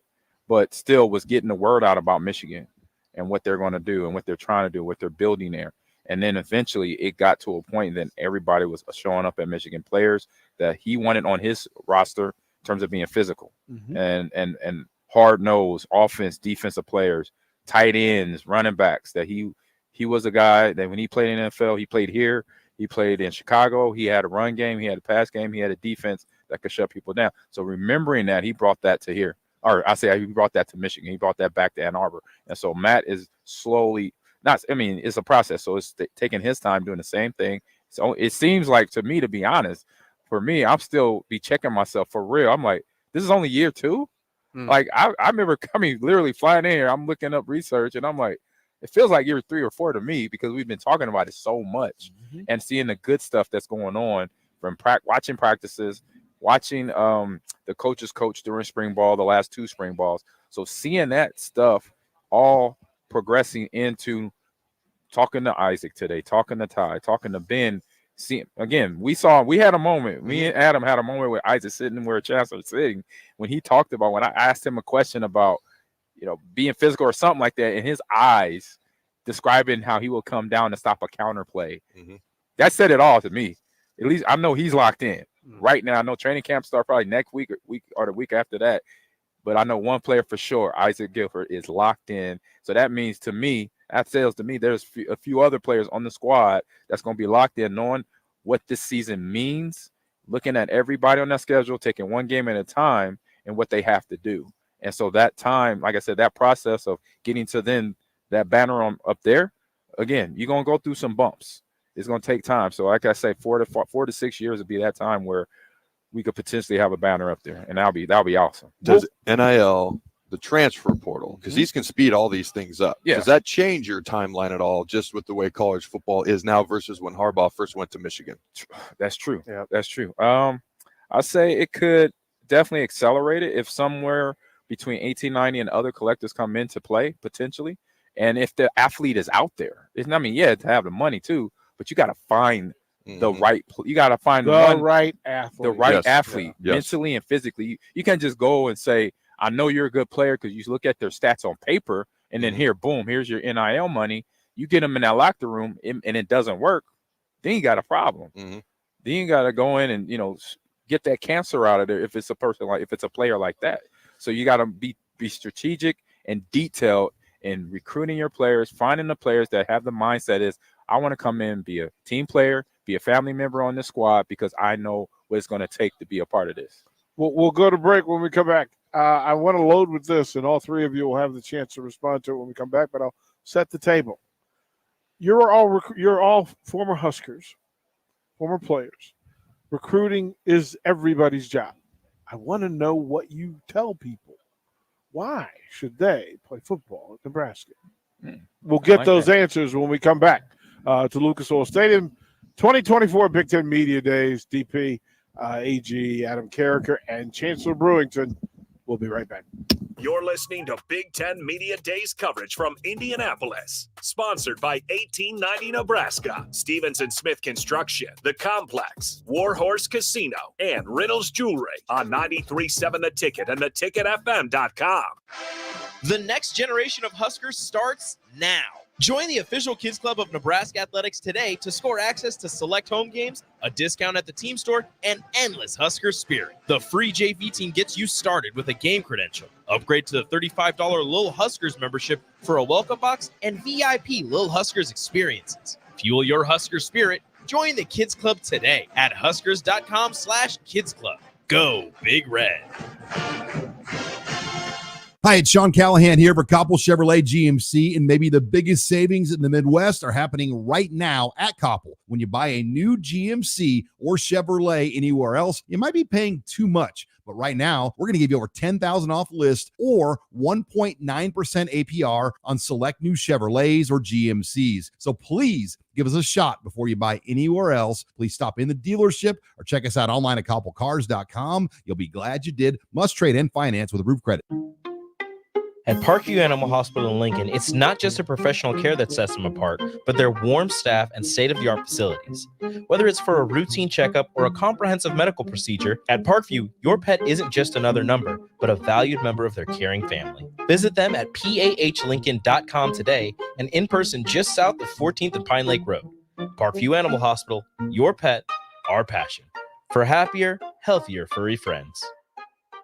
The 40th annual Cornhusker State Games has concluded, and it was another remarkable year. The Cornhusker State Games featured 70 sports for athletes of all ages and abilities with more than 7,000 participants. Check out results from all events at cornhuskerstategames.com, and remember, make plans to participate next year if you didn't this year, and especially if you did.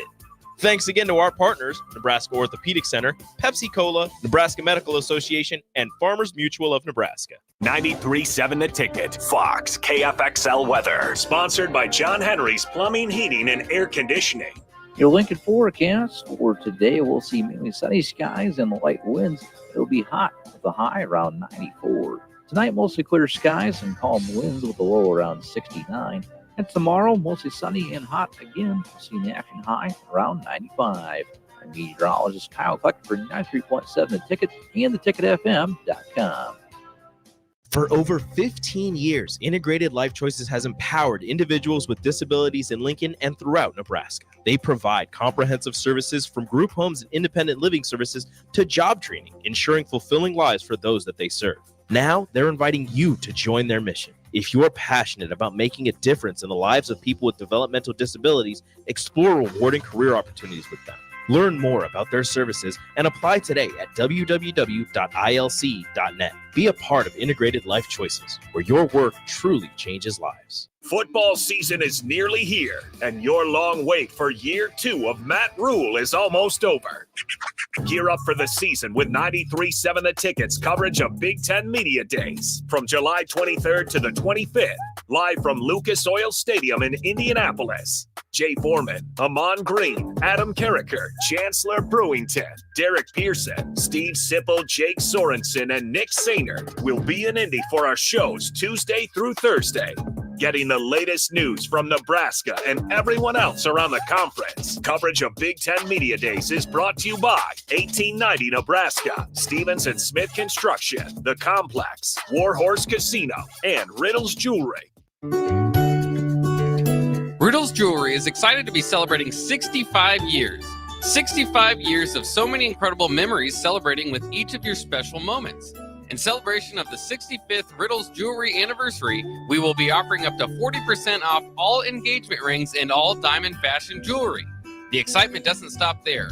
Riddles Jewelry is also offering 18 months, 0% interest and $0 down financing on all qualifying purchases. Riddle's Jewelry has always been known for incredible customer service, one of the largest selections of engagement rings, and don't forget about the on-site jeweler. Come celebrate with us at Riddle's Jewelry, your one-stop diamond shop with exclusive Levian jewelry, Pandora Charm jewelry, and more. All at Riddle's inside Gateway Mall.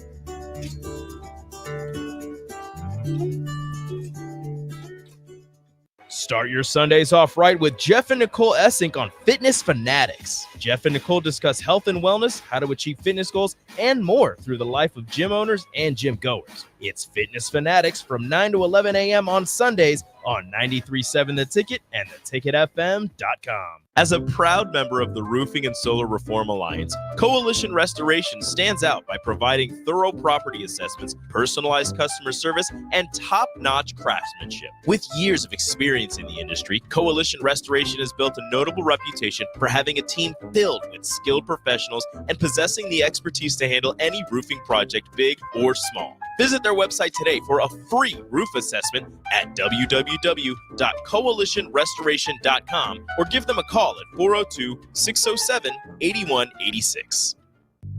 I'm Karen Carr. I've been a realtor for 31 years. When I made a company change 12 years ago, I chose Lincoln First Realty, now NP Dodge. It's the oldest independently owned realty company in the country.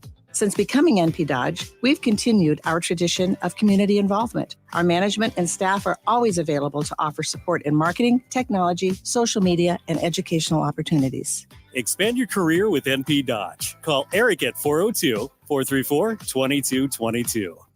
You're listening to Big Ten Media Days coverage from Indianapolis. Sponsored by 1890 Nebraska, Stevens & Smith Construction, The Complex, Warhorse Casino, and Riddle's Jewelry on 93.7 The Ticket and theticketfm.com. This is Lincoln's home for sports talk on the FM dial. Also online at theticketfm.com. On the internet, KNTK FM Firth, 93.7 The Ticket.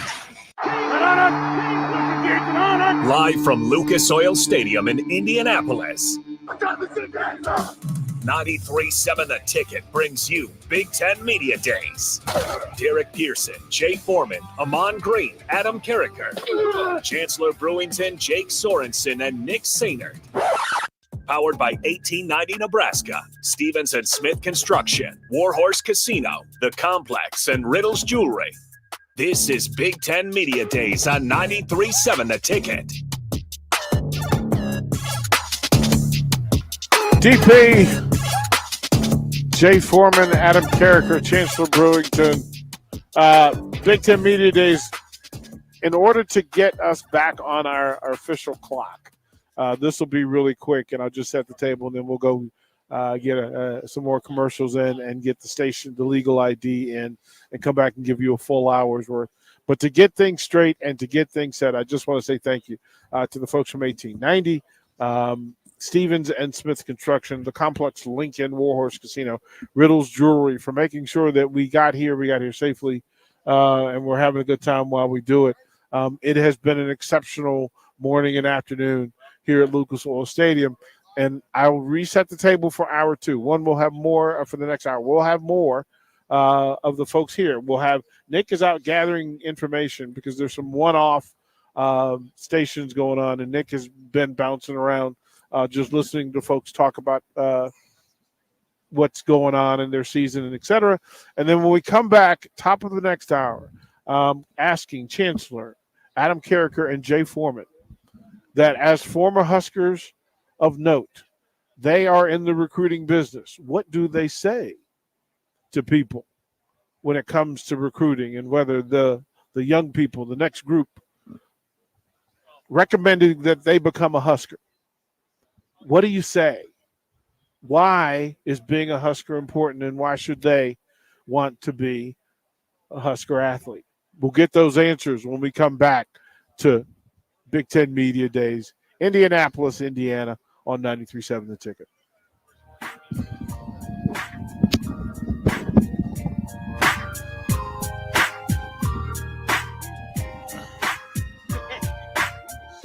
You're listening to Big Ten Media Days coverage from Indianapolis. Sponsored by 1890 Nebraska, Stevens & Smith Construction, The Complex, Warhorse Casino, and Riddle's Jewelry on 93.7 The Ticket and theticketfm.com. Get ready, Husker fans. The Big Red Preview is coming soon. Join us Saturday night, August 3rd, for an exclusive look at your Nebraska football team in action. Experience the excitement, the energy, the sights and sounds of a game day as the 2024 football season kicks off. Visit Huskers.com/tickets and bring your family, friends, and all your Big Red pride to Memorial Stadium Saturday night, August 3rd. That's Huskers.com/tickets. Brought to you by Husker Athletics and 1890 Nebraska. Winning tradition, future success. For over 15 years, Integrated Life Choices has empowered individuals with disabilities in Lincoln and throughout Nebraska. They provide comprehensive services from group homes and independent living services to job training, ensuring fulfilling lives for those that they serve. Now, they're inviting you to join their mission. If you're passionate about making a difference in the lives of people with developmental disabilities, explore rewarding career opportunities with them. Learn more about their services and apply today at www.ilc.net. Be a part of Integrated Life Choices, where your work truly changes lives. Rosie Sports Bar and Grill, open for lunch and dinner at 1501 Center Park Road. Football season is nearly here, and your long wait for year 2 of Matt Rule is almost over. Gear up for the season with 93.7 The Ticket's coverage of Big Ten Media Days from July 23rd to the 25th, live from Lucas Oil Stadium in Indianapolis. Jay Foreman, Amon Green, Adam Carricker, Chancellor Brewington, Derek Pearson, Steve Sipple, Jake Sorensen, and Nick Sainer will be in Indy for our shows Tuesday through Thursday. Getting the latest news from Nebraska and everyone else around the conference. Coverage of Big Ten Media Days is brought to you by 1890 Nebraska, Stevens and Smith Construction, The Complex, Warhorse Casino, and Riddles Jewelry. There's nothing quite like the Mercado by Certified Piedmontese Beef. The Mercado offers unique ingredients you can't find anywhere else, open every day from 8 a.m. to 8 p.m. The full-service butcher shop and retail store is wonderful for meat lovers with their exclusive Certified Piedmontese Beef and assorted sausages, plus other quality meats, including pork, chicken, and a wide range of the freshest seafood. Plus, every Friday from 11 to 2, the Mercado serves up the best lunch in town on their Friday Feast menu. Stop in at the Mercado today at 84th and Havelock or visit their website at cpmercado.com to see current deals. A team succeeds when they work together. Banking's no different. At UBT, we're in your corner for every financial move you want to make. Your money's backed by a roster of experts who put in the work to know you and your community. So whether you're opening a savings account, buying a home, or planning your future, you always know who to turn to. Working together toward your financial goals. That's a win in our playbook. Union Bank and Trust. Equal housing lender, member FDIC. Hey, it's your girl Jordan from Sartor Heyman Jewelers. It's official. Wedding season is here. And we know that every detail counts. From bridal party gifts to the finishing touches for the bride and groom, discover our exclusive selection of watches and fine jewelry. Did you know we even offer in-house engraving? Celebrate your special day with a personal touch and a timeless gift they'll cherish forever. Until next time, this is Jordan at Sartor Heyman Jewelry. Happy shopping, guys. 93.7 The Ticket, Fox, KFXL weather. Brought to you by Bryant Air Conditioning, Heating, Electrical, and Plumbing. Your Lincoln forecast for today, we'll see mainly sunny skies and light winds. It'll be hot with a high around 94. Tonight, mostly clear skies and calm winds with a low around 69. And tomorrow, mostly sunny and hot again. We'll see an action high around 95. The meteorologist Kyle Cluck for 93.7 The Ticket and theticketfm.com. Is it time to replace your AC? Call Bryant and save money in every way. Bryant provides you with solutions that save. Save big immediately with attractive rebates and save every day with lower operating costs. Most important, though, the systems are selected to fit you. The right system, priced right, properly installed. That's the way Bryant works for you. How much can you save? Call for a free estimate. Bryant Air Conditioning, Heating, Electrical, and Plumbing. 467-1111. We do whatever it takes. Ever wish you had another light switch on the other side of the room on a dark night? How much better would you sleep at night if you had a ceiling fan in your room? The High Electric Service Department is here to make your electrical what-ifs a reality. Whether you're looking to replace some outdated light fixtures or brighten up your counters with under-cabinet lighting, High Electric can handle all types of residential electrical installations and services. Give Erica a call at 402-466-6606 or visit high-electric.com to get started. You're listening to Big Ten Media Days coverage from Indianapolis. Sponsored by 1890 Nebraska, Stevens & Smith Construction, The Complex, Warhorse Casino, and Riddle's Jewelry on 93.7 The Ticket and theticketfm.com. Welcome back to 93.7 The Ticket's coverage of Big Ten Media Days. Powered by 1890 Nebraska, Stevens & Smith Construction, Warhorse Casino, The Complex, and Riddle's Jewelry. The 93.7 The Ticket and theticketfm.com. 2024 Big Ten Media Days, Indianapolis, Indiana, Lucas Oil Stadium, home of the Indianapolis Colts. Smile, Austin Orman. Yes, we're in the house that the Colts built, and we know that you love it. Next year, you can come with us.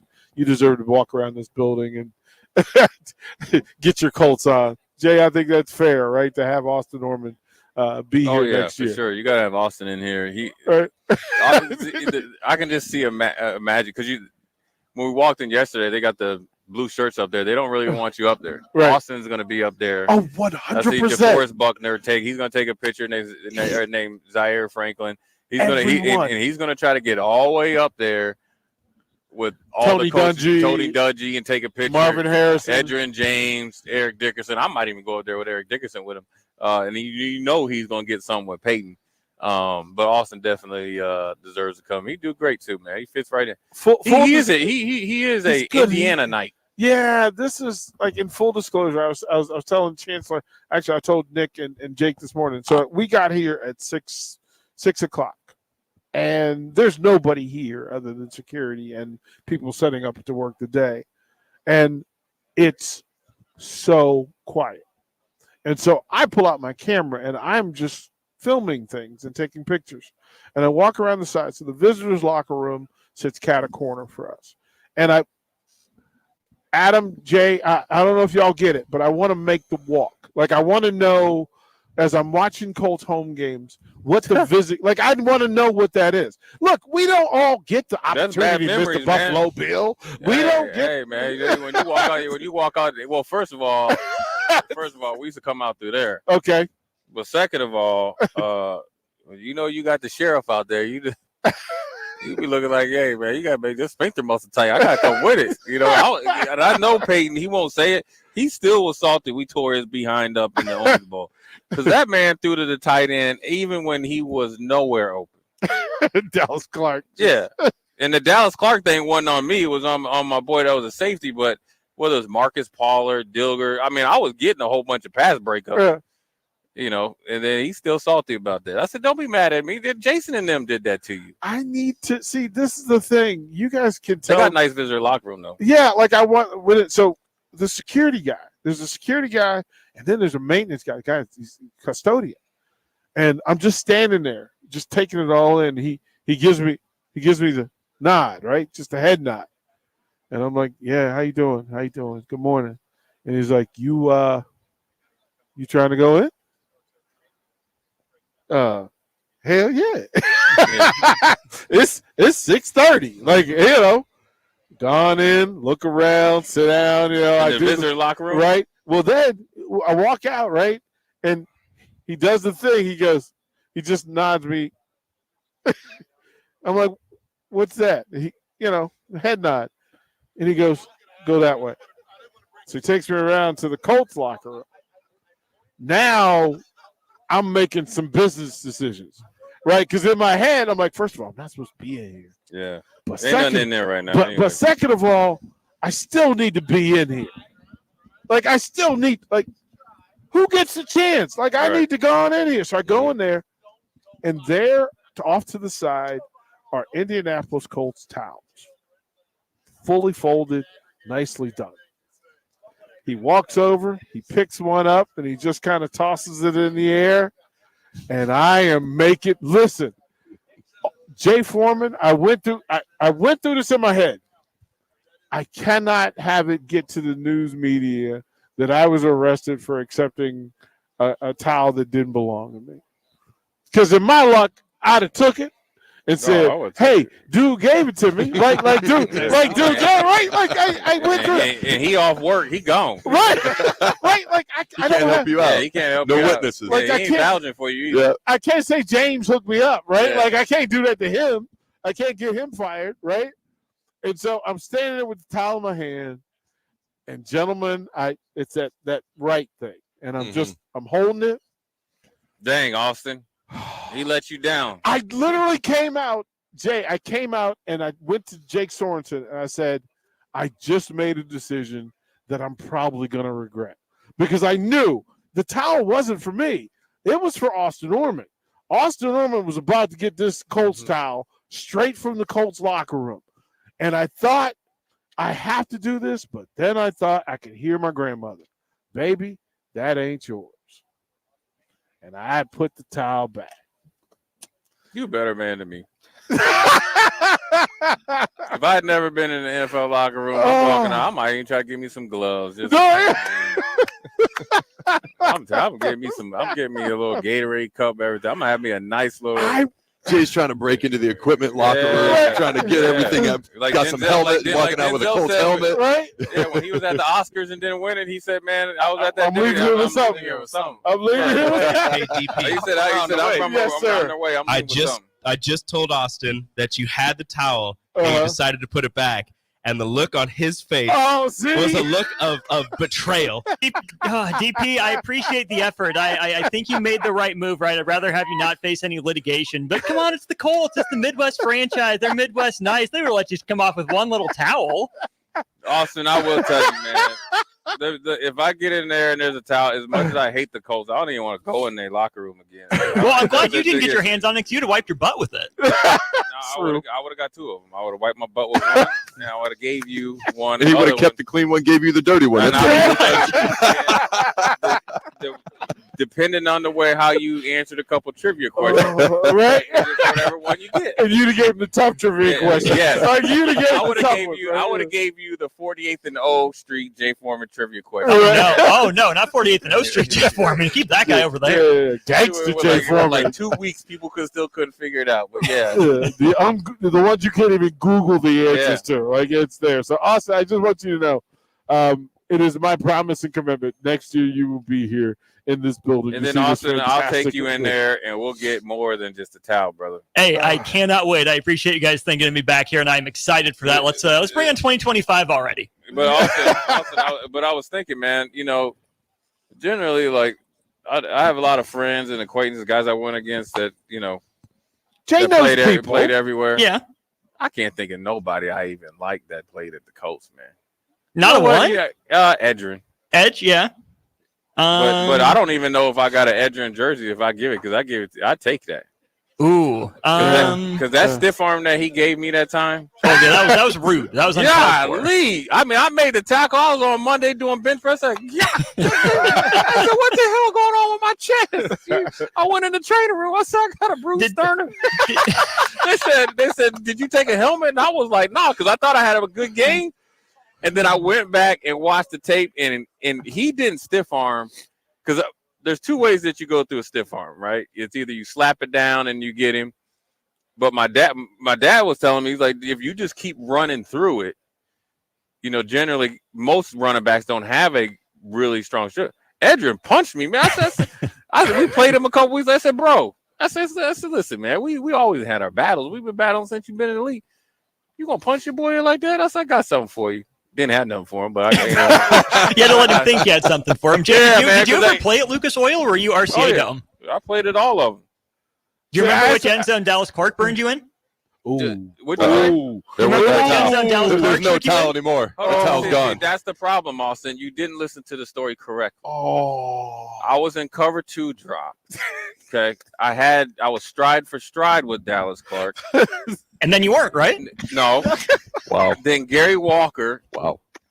Miscontained on a simple zone blitz. Gary Walker's fault, Austin. Yes. Come on. And then Peyton Manning Gary threw it. Walker. Marcus Coleman went for the interception. Marcus Coleman went for an interception with his eyes closed. I stopped, and then you got to put in good effort. By that time, Dallas Clark was in 5th gear. I had to start over at 1. But I will tell you, that's the fastest white dude I've seen in my life, man. He left. I guess you can say he left me He left Dante Robinson and Aaron Glenn, but he left them two before he left me. And Gary Walker, whose fault it was. It was Gary Walker and Kylie Wong. Oh. Them two couldn't get Steeler weak and strong right. We 3 years into Dom Capers' own blitz. You're talking me into this actually being Gary's fault, but it'll take a little more convincing. You got to bring it to me on Friday that it's actually Gary's fault. I'm holding it against you until further notice. We have to find the clip. You ain't gonna find me in it. I can promise you that. I made sure. Hey, that. look, Adam, Jade made a left turn off the camera. About face. Remember, he's in first gear. Dallas Clark is in fifth gear. That's the reason we've been given now. He is nowhere in there. Adam, is there anybody who ever got you?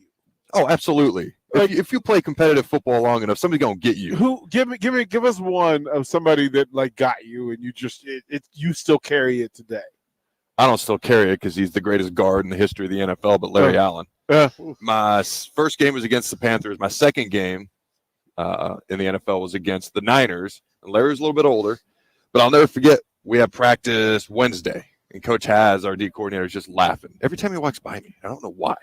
Just kind of this little chuckle. Hazlitt has that? Yes. He has that way. So I'm like, finally, we're out of practice. I'm like, why are you laughing?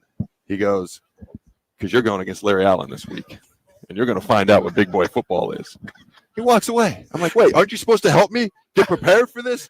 Like, what tips you got? What can I do? Nothing. He just let me fend for myself. And I tell you what, I was used to usually being stronger than the opponent, but never the other guy was stronger than me. It was at least even or whatever the case may be. So I took that approach with Larry. That was the wrong approach with Larry Allen. The first play, he drove me backwards 5 yards, at least 5 yards, and then just buried me. And it was a very long day for me. And we were going to play them later on in the year. I made some adjustments for that game, a lot of adjustments. But he was mean. He was nasty. Strongest man in the history of the NFL, best guard ever, first ballot Hall of Famer, et cetera, et cetera. And I was absolutely not as strong as him that day. I had to take a different approach, and he absolutely got me that day. Now, I will say when we went to Candlestick later that year, I took a much more finesse approach for the first time in my career because I was always, I'm going to hit you right in the mouth, and we'll see what happens. Well, I found out what happened. So I took a much more finesse approach, and he was a little bit older. He didn't move as well, and I'm not going to say I got revenge, but I felt better at the end of that game because that first game he got me, and I'm not going to blame nobody else. He got me. I might throw it on Haz for not helping me. Haz didn't help me, but good Lord. Yeah, Peyton. As I'm thinking about it, his ass was trying to target me, man. Wait till he comes to Omaha again. I'm gonna pop up on him like a Pop-Tart. I'll tell you when Dallas Clark really got me, Austin. Really, to be honest with you. So the Colts they would run like hard at him, like play action, because they didn't run fullback. Very rarely. So they run hard, downhill zone at the play action, and then they run a 7-cut. Dallas Clark would get into the tight end or free release, and he's in it. So we ran essentially cover 0. So I would have to be on the guard, and then I'd have to cover the tight end. So it's either feast or famine, right? So I knew the play was coming because they ran a couple takes, inside, outside zones, it's second or third down. So Dallas Clark's going. So I'm like, all right, well, I'm going to undercut him and go to the corner because they've been running it. Man, he put the airlock brakes on me and back shouldered me, man. Dallas Clark did? Yeah, well, him and Peyton, they had an adjustment on it. Yeah. So I actually played it too good. So when he was there, he was walking past, I kicked him in the ankle. He's walking back. A little shin shot. Oh, yeah. Because it was a good play. 2 Hall of Famers or future Hall of Famer, I'm assuming, in Dallas eventually. But, when you have no choice, you can't pass rush. People don't realize you can't pass rush at the 2-yard line. You know what I mean? It's hard. Right? Yeah. And so you got to make a play or you're going to get beat, man. And that's the way the league is. If you ain't, I always tell people, if you're playing competitive sports, especially, or football, a sport like football, you're going to get got. Well, at some point, if somebody's like, I never got, they're either lying or they've never faced any real competition. Or they didn't play hard. Yeah, one or the other. He might have kept throwing to Dallas Clark because it was Dallas freaking Clark. That might be the other thing to consider, too. Sure. Yeah. And it's cover 0, and you have so much space because he could have turned it back in and been open. I jumped the route. But, the funny thing is that the hardest hit, the time I got, really got, those are just NFL plays. I look at it, right? Those are great players or whatever. It's just like I always tell people we had short inside outside coverage, double coverage on Randy Moss. He jumped over Marcus Coleman, who's 6'3", and our other safety, who's 6'1". Like, there's nothing that you can do when Randy Moss jumps up and does that, right? The time that I really got, I will never forget this, and I don't know who the hell this dude is. I don't even know who he was. And we were playing the St. Louis. I'll never forget this. We were wolfing, and it was an intense third preseason game. Isaac Bruce got it popping with my boy Rayon Hill. I had his back. So we going the extra mile in the third, and that. So we ran kind of like a, you played in the 3-4 where the 5 technique slants down and I come right off. Long right stick, and I'm a linebacker coming. Well, what happened was, this is so funny. The outside linebacker, I think he dropped or came. Well, the tackle didn't have anybody hit. When I tell you this dude hit me so hard, Adam, he hit me, and I didn't even see him. I was going to say, those are the worst. Because I was coming right off the B gap. So I thought he was going, he's supposed to go out. When I tell you this dude hit me I started seeing the dome. That's never good, by the way. Right. You know what I mean? I get it. He hit me up there, and all of that hit, and it was turf, so it wasn't like grass, was forming back there. And I mean, it didn't hurt, but I said, dang, that dude killed me. We got into meetings, when you watch it, and you're sitting there. That's the worst, right? It's coming. All the good plays you make, that's out the door. I'm waiting for that one play. Yep. And then I'm looking at the clock, trying to hide. Ted Cottrell, he almost ended the meeting, and then we had 5 more. He's like, "Oh, we'll watch a couple more meetings." Oh my gosh. Bruce Smith was like, damn. Everybody was like, damn, Foreman.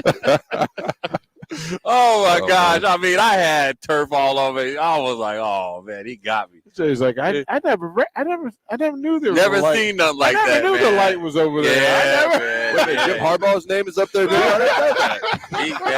from the St. Louis Rams, man. They were St. Louis Rams at the time. He caught me slipping, boy. When you don't see it, that's the worst. Yeah, you can't defend yourself. It wasn't like I mean, I didn't miss a play or anything, but I was like, what am I doing up here? Yeah. And then the thing is, Chancellor, everything's in slow motion when you get hit like that. Oh yeah, like takes you a while to come out of it too. Yeah. So it's there. I asked the question that as Husker alums, often people will tell you that there's a player of note that you could probably help get to Lincoln. And that because you have information, you can sell the program better than anybody else. Chancellor, what do you say to the young guns that saw you play or friends of younger brothers of teammates of yours and say, hey, he's thinking about coming to Nebraska? What do you say to them to help get them across the line? Yeah, I think the first thing they're going to ask is, the level of play and where they're at as a program. And I think after this year, I'll have more to give them. I truly feel that. But just specifically talking about what Nebraska has in this current moment, I think their resources and their facilities will sell anyone in the country. If you walk in there, you got we call it. I was working out with Nate Gary over the winter, and we called it the 4 seasons. We got everything. You got sauna, you got red light, you got a cold pool, not even a cold bath. You got a hot tub. You got flotation things. You got dry beds. You got recovery out the wazoo, everything you could ever think of. The new weight room, new locker room. You got now transitioning from turf to grass. Hey, you got everything you could think of. But I think now the question mark is, can they get some wins underneath their belt? And having Dylan, that 5-star #1 recruit in the nation, if you get some wins with him at quarterback, I think every person in the transfer portal is going to want to, especially in the offensive end, is going to want to come here. Is going to want to come to Nebraska. Jay, it's that thing. You're around young athletes, and a lot of the conversation is, what do you know? You have the great perspective and the advantage that you could say, you know what? I know what a Nebraska athlete looks like, and you're it. And then it becomes a matter of, okay, what can you add? What do you say to young people who are pondering coming to the University of Nebraska? Well, I mean, I'd just tell them it's a phenomenal opportunity to, if you do everything you can and should do, you can create a lifelong legacy here, both on and off the field. I think that don't, if you have aspirations to go pro, don't tell me about weather. if you have aspirations to go pro, don't tell me about hard work, or don't tell me if you have aspirations to go pro, I would say you don't get to pick the team that you get to go to. And a lot of times you might go to a team that's not up to where they're at, but being a part of something and being a big part of it to building it back up to where it's, sustainable, reputation and brand is good, is not an opportunity that I was afforded to. So really, in a lot of ways, you have a better opportunity for yourself than I was afforded to. I mean, I played alongside, Ed Stewart, Terrell Farley, all the guys that are, was All-Americans, all that. You can come in and be the guy. Right now, it's going to take a lot of sacrifice and hard work, but you would have to do that if you went anywhere else. So I would, and also I'd tell them, like, look, right now, you have it a lot easier, and this is the honest truth. I feel like you have it a lot easier than we had it. It was national championship or the world ended when we played. Here, you can start, and essentially it's like you can make a Van Gogh or whatever Picasso painting, and you get to paint it. Versus ours was already magically painted, and we just had the numbers, and we just had to put, and we just had to put that little dot in there that made it a masterpiece. Now you can create your own masterpiece. It's a tremendous opportunity. And if you look at it, when we're looking at all these teams up in here, all the blue bloods and the blue, and what I mean blue bloods, when you think of the history of college football, Nebraska, Michigan, and all those places, you don't have an opportunity like you have in Nebraska, because you can come here and be legendary, and you don't have to. I hate to say this, it's easier to become legendary in this day and time because of where the program's at, but it's harder because you got to take it places, but it's not to the same place. You get if I'm saying it? Yep. So it really, I just think it's a tremendous opportunity to build your brand. Right? Nebraska's been, I mean, heck, Blake Lawrence was the spearhead of NIL and all that stuff with Open Doors. He's from Nebraska, so you're ahead of everybody else there. You got tremendous fan support, and then also you can create yourself for a growing state, which is obviously spearheaded by Lincoln and Omaha, where you can bring your family back and always be welcome. So a lot of places aren't like that. Plus, if you do things here and what they've said before, as far as Club Med or whatever, you don't have to look other places. You don't have to look somewhere else for facilities, fan support, opportunity. It's all right here if you come and take it. Also, Adam, you literally just went through this decision that as a Husker and then coming back to Nebraska. And that's a recruiting tool in itself, to say that I've been all over the country and I'm choosing to come back to Lincoln, Nebraska. What do you say to that? Yeah, I've been fortunate to be all over the place. I was born in Hastings. When I was 3, my dad's job took me upstate of Washington, so I grew up in the Northwest. Trust me, our week revolved around what happened in Lincoln, Nebraska on Saturday, though. The entire Sunday through Friday, could I be good and get away with stuff or not, depending on how Saturday went in Lincoln, Nebraska. But, I've been fortunate enough actually to live in every time zone for over a decade, except D.C. was 6 years, just over half a decade. So I kind of been all over the place. And, every year, the wife and I, we chat. We're going to go back to Nebraska or not? Like, is this the year? When do we pull the trigger? What do we do? When we finally decided this past January, we're going to go back, literally the words after we made that decision, I looked at her and said, all right, I feel like we're going home. Like, that's exactly how it felt to me. There's a lot of crossover between what you two guys said, especially with you, because you can go somewhere else and you can be just another name, just another face, and then they move on to the next guy and they do it relatively quickly. Here, you can literally be part of a rebuild. You can be part of something brand new that's up and coming. And Jay kind of laid out the advantages and challenges on both sides of that conversation. But there is no place like Nebraska, and that's more than just a slogan, because it matters more here. Troy Dannon talked about it. There's other places with no pro sports. There's other places that are similar to Nebraska in that aspect, but it means more in Nebraska because Nebraska people really are different. I got a flat tire the other day, blowout. I had 2 different people pull over to help me. Wow. And one guy's like, dude, I live about 2 blocks away. I'll go get a bigger jack because my jack was way too small for my pick. I'll go get a bigger jack. He went and got a bigger jack, helped me change the tire. Another person helped out. I actually really had to go to the bathroom. I knocked on the person's door. I'm like, is it all right if I use your bathroom? They were kind of like, you're freaking huge, but okay. I can see it in their eyes. But it's just like, you're not going to get that somewhere else. And then if you're an athlete, a football player, etc., it's always going to be home to you, and you're going to be welcome. And it just means more and it matters more, especially if you have the opportunity to be on the front end of building something back up. Why we chose to come back, honestly, it was the people. Okay. I'll just be blunt and honest. People may or may not love this. I'm like, Ange, we're going to a place that's colder. It's hotter. It's more humid. There's no mountains. There's no beach. And I couldn't be more excited because of the people. Those are the exact things I said to my wife, and she smiled because she's a Nebraska girl and she gets it. And we're thrilled. We went through that decision-making process and we couldn't be happier. The only thing I can add on top of what these guys said is the development that Matt Rule wants to do with his players. Most people want to develop, but they want to recruit and then just develop a little, but just put the best athletes they can out there. And I don't want to say out-athlete you because that's disrespectful to everything else they're doing. But Matt Rule wants to bring in great athletes, but he wants to develop. And if you want to play at the next level, you need to be significantly better year after year that you're in college. By the time you get drafted, you can be drafted as high as possible. And I don't know that I can think of another place that places more of an emphasis on development than Matt Rule at Nebraska right now. It's all important stuff. And again, in this day and age, on media day, a lot of this is transfer. A lot of this is recruiting. A lot of this is people, the people.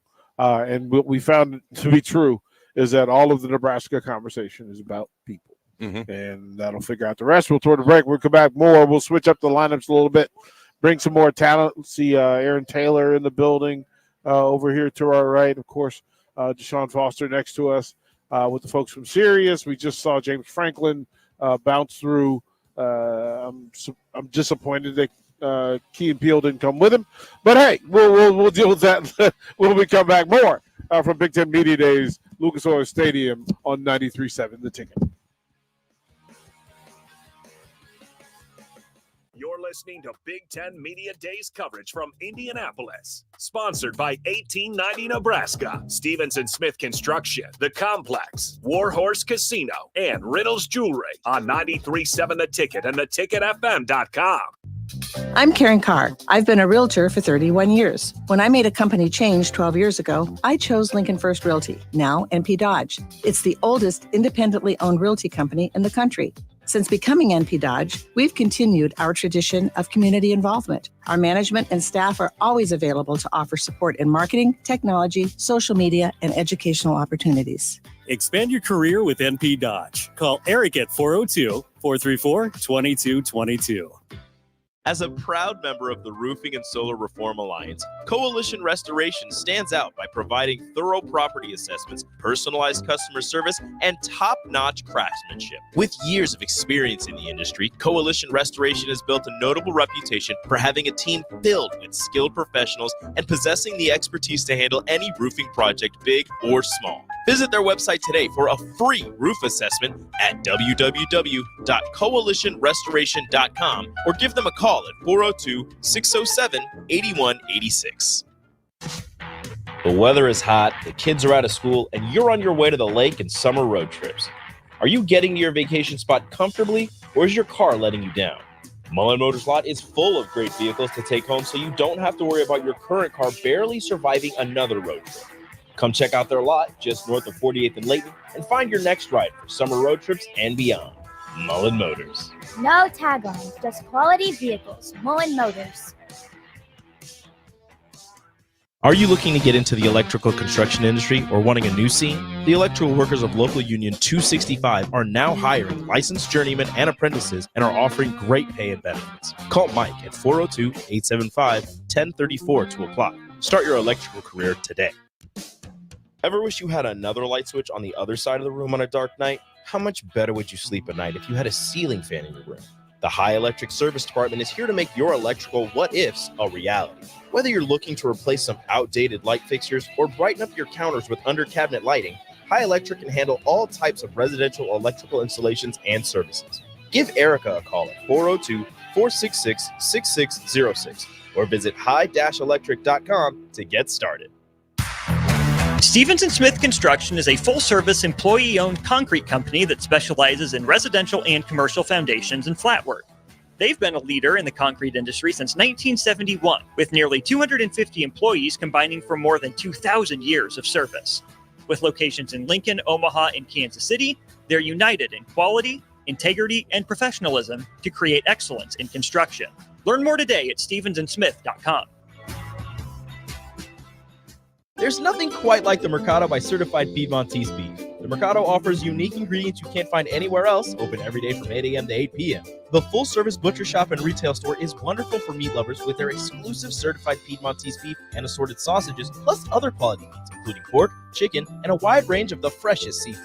Plus, every Friday from 11 to 2, the Mercado serves up the best lunch in town on their Friday Feast menu. Stop in at the Mercado today at 84th and Havelock or visit their website at cpmercado.com to see current deals. Honey, I'm so excited about the Nebraska Lottery's Lotto America Ticket Snap promotion. Really? Yeah. When you buy a Lotto America ticket with the All-Star bonus by August 5th and enter the voucher number online, you could win Nebraska football Skybox season tickets or other great football prizes. Oh, sorry. I keep forgetting you don't know a lot about football. Well, the Skybox would be a great place to see whether they use the spread, shotgun, option, or I formation. Lotto America top prize odds, 1 in 26 million. Prashawn Jackson here for Bauer Underground, who has been serving local contractors and utility contractors all across the state since 1997. When you see the black and white trucks, you know the baddest dudes in the business have arrived. Bauer is currently looking for equipment operators, laborers, diesel mechanics, and aerial linemen. Join the brotherhood built on hard work, authentic people,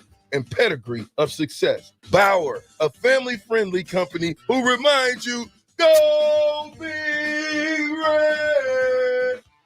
Hey, it's your girl Jordan from Sartor Heyman Jewelers. It's official. Wedding season is here, and we know that every detail counts. From bridal party gifts to the finishing touches for the bride and groom, discover our exclusive selection of watches and fine jewelry. Did you know we even offer in-house engraving? Celebrate your special day with a personal touch and a timeless gift they'll cherish forever. Until next time, this is Jordan at Sartor Heyman Jewelry. Happy shopping, guys. The Nebraska legislature will soon meet in special session and may consider a vote to raise consumer prices by imposing a sales tax on advertising. Nebraska's small businesses would be hit hardest, forcing them to raise prices, meaning we'd all pay more for the things we need. Contact your state senator and tell them no ad tax. Visit noadtaxnebraska.com to find your senator's contact information. That's noadtaxnebraska.com. A message from the Nebraska Broadcasters Association and this station. You're listening to Big Ten Media Days coverage from Indianapolis. Sponsored by 1890 Nebraska, Stevenson Smith Construction, The Complex, Warhorse Casino, and Riddle's Jewelry on 93.7 The Ticket and theticketfm.com. Welcome back to 93.7 The Ticket's coverage of Big Ten Media Days. Powered by 1890 Nebraska, Stevenson Smith Construction, Warhorse Casino, The Complex, and Riddle's Jewelry. The 93.7 The Ticket and theticketfm.com. We are back at Big Ten Media Days, Lucas Oil Stadium, Indianapolis, Indiana. Jake Sorensen checking back in with Jay Foreman and DP Derek Pearson. We are at about 2.5 hours left of our coverage here today in Indy. Gentlemen, it has been a very full day for us. We've heard from Matt Rule on these airwaves, the Nebraska players, Ben Scott, Ty Robinson, Isaac Gifford, Troy Dannon, the AD was with us also, Rick Neuheisel, Luke Lachey, Matt Millen. And we probably got more coming beyond that. The Lieutenant General. Lieutenant General was with us also right before Matt Rule took the podium. So the 21st Superintendent of Air Force Academy. Like White House staff exec, chief, been in the chief staff, great assignments, ran the War College. Yeah, pretty impressive gentleman. Pretty significant there. Yeah. I was reading some tweets during the break, just about some of the stuff happening here that we're not at right now. We're doing radio, but Kirk Ferentz, the Iowa head coach, was asked if he had played the EA Sports college football game yet. He said, "I have not played a video game in 25 years," and you're surprised. I'm surprised he was asked about it. I'm sure there's a long list. The best would have been like, yeah, I just that would have been funny if he said he had. Yeah, I did, man. Like, who can I talk to about the rankings? Yeah. Who can I talk to about the rankings? Oh no, his roster. Yeah. He would have complained about the roster. How can I tell you? How can I? Who can I trade? Who can I trade right now? Who's left in the portal? So Kirk Ferentz again at the podium already. Matt Rule will sit over here in a second for Sirius. He was at the side podium, and he said over that Carter Nelson, again the true freshman from Ainsworth, Nebraska, is going to be a receiver right now to make sure he gets on the field. Right now, Thomas Fedoni at tight end, Nate Borkature, of course, are good players there. So he could be potentially third behind those guys, but he wants to give a chance. Bonner's there. So we could see Carter Nelson lining up as a receiver as a true freshman. Well, I mean, that's just receiver could be, lined up as a, 13 personnel, 12 personnel. He's in the slot. It's a little bit easier of a blocking assignment for him. It's going to be a little bit of a transition on if you're lining up in the slot now. Obviously, if he's not truly playing on the outside, working on his releases because he's a legit 6'4", 6'5", phenomenal athlete, but there's a lot of body to jam up, and guys are savvy with the way they use their technique. So, a good way to get him on the field. The one thing about it, being a superior athlete like that, you got to get him on the field. Obviously, he's probably shown enough. He's probably only been around for a few weeks, right? I'm assuming. Yeah. Athletically is probably everything that they thought was advertised, and then getting in there in the competition. So, as long as he continues to take the bull by the horns, I think, and starts to develop in his initial role and his expanded role, I'm sure he'll be playing a lot more down the stretch. I think about Carter Nelson. I just think about what he has meant to the small town of Ainsworth. You're talking about Notre Dame flew in to see him, Marcus Freeman. Other big time programs flew into Ainsworth to see Carter Nelson. Now here we are talking about a kid. Fall camp has not started yet, and he's already talking about him being a part of the roster that they expect to play as a true freshman, and just from a small town C2 Nebraska. That's a pretty cool story. Well, I mean, you recognize talent. You kind of know now. You know what you have, or at least you have a better idea about what you think you have. And if somebody comes along and fits a mold and has a skill set, or at least an asset that you can use that you're not getting from somebody else. Again, if size is important. And he hasn't built into his tight end body yet, that using him as a receiver makes sense. And that says we're open to doing whatever to get better. And if he can help us do some things, having a big body wide receiver, a possession guy that you don't ask a whole lot of when it comes to route combinations, et cetera, yeah, let's get him the ball, be big, easy throws, get to the floor, move the chains. Yeah, I mean, learning the receiver position, or depending if he's, playing, X or Z or, the slot, will actually help him be a better tight end once he becomes an inline tight end. So, it's a constant work day for him. That's where they're starting him off to get him out in the field. The best thing I like about it is that, let's not make it too hard for him. I mean, we've had previous coaching staffs where you hear we're not going to put him in until he knows the whole playbook. Let's put him out there until and accentuate his strengths and give him a path to, for success. But then also, let's not put our head in the sand and not understand he has some weaknesses and room to grow. So, he's one of many. I mean, look, he was if he wasn't the top ranked player, he was one of the top ranked players. You expect him to get on the field. It's a position of need in the way that the offenses are, both collegiately and at the pros. 3 tight ends are what you need. And Nebraska pretty much has 4. You got Borkature, obviously Fedoni. Nelson's kind of, you say he's a hybrid. You got Bonner, and then you got Lindenmeyer. So they from a couple years ago, losing Austin Allen, who was all Big Ten, a great player himself. And then you had Baby Gronk Volkalik the next year, and then it seemed then you had nothing.